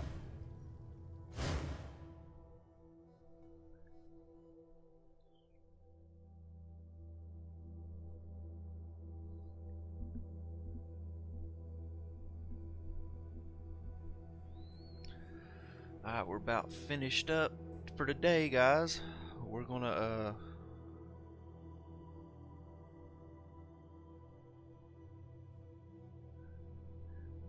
almost finished up for the day. Been going at it for a little while. Trying to see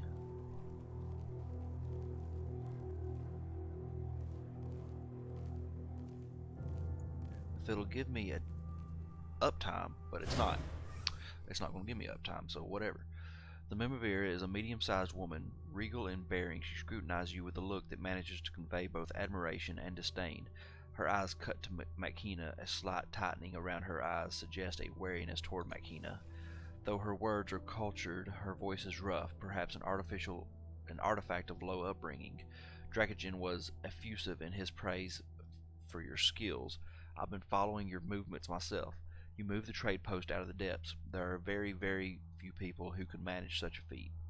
The way she looks at you and holds herself suggests that she might be wary or even slightly afraid of said accomplishment. Her eyes are piercing as they sweep across you. I've dealt with cast-offs before, of course. I've found your kind to be tenacious, resourceful, and skilled, and I know the one you are looking for. I can tell you where she is hiding. Is it where you hid your honor, your loyalty? She seems to stifle a yawn, so high and mighty for one who has betrayed everyone she's ever worked for. Leave her alone. You don't know her as well as you think. I know much more than you presume. She smiles patronizingly at Makina, but this isn't about her. This is about how I can help you find the first of your kind. What do you want in return? So untrusting, so wise, she chuckles. I understand that this first cast-off has been hidden from your kind for over a century, that you thought she was dead. Well, know that I have no qualms about betraying her, but the cost will be steep. I've lost someone, an important member of my organization. You've no doubt heard of the recent changes in the Bloom. Perhaps you have even heard the rumor that it has turned against me. To some extent, that is true. Ishin is a victim of that betrayal. She looks at the floor saddened. Ishin was my best scholar, a genius with the Numenera, though through my own means I've divined that he still lives, but I cannot reach him. The Bloom has taken Ishin to its heart. I have lost more men than I care to think about while trying to recover him. As a cast-off, however, you have certain advantages my minions do not. Her tone becomes curt. With the recent fluctuations in the Bloom's layout, I no longer know the path to reach the heart. I suggest you talk to someone who knows the Bloom well, if you cannot discover the way yourself.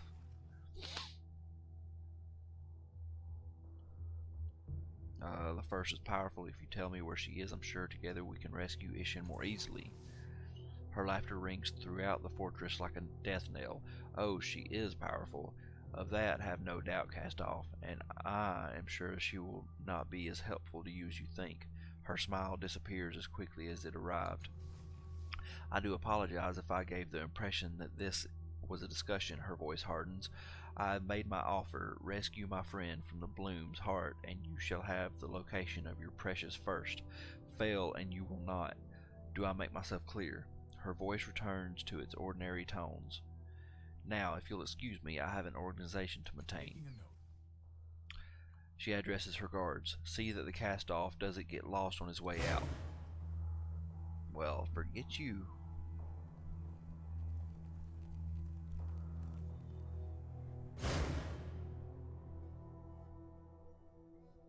Alright, so I've talked to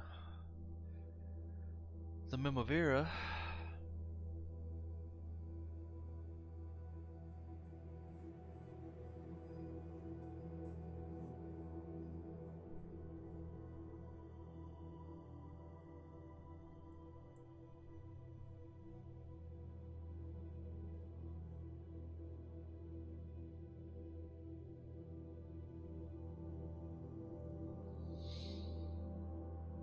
Nice, good, long load screen, per usual.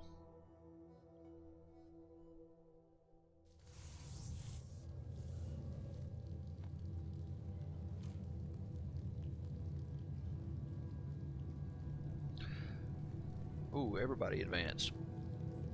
Let's go ahead and do that then.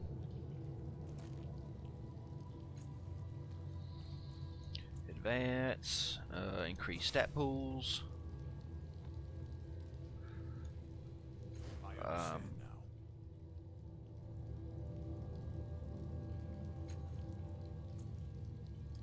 Increase edge on might. Okay.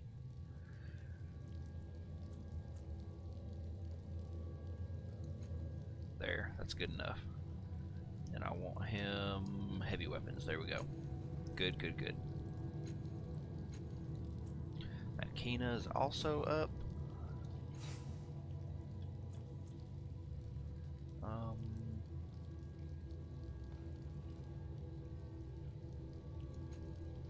Okay, that's good enough. Oh, I'm even more deadly.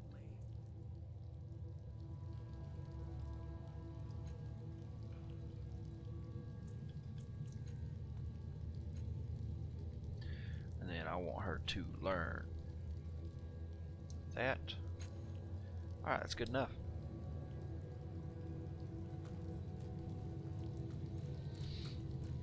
Alright, and that's about going to do us for today. Let me go ahead and save it. And we will come back tomorrow here and pick up from where we're leaving off, guys. So, until tomorrow, you guys just keep it real and please follow, and I'll be back tomorrow 8 o'clock Central Standard Time, and you can see how to follow me on different platforms on my outro screen. Thanks, guys. Bye.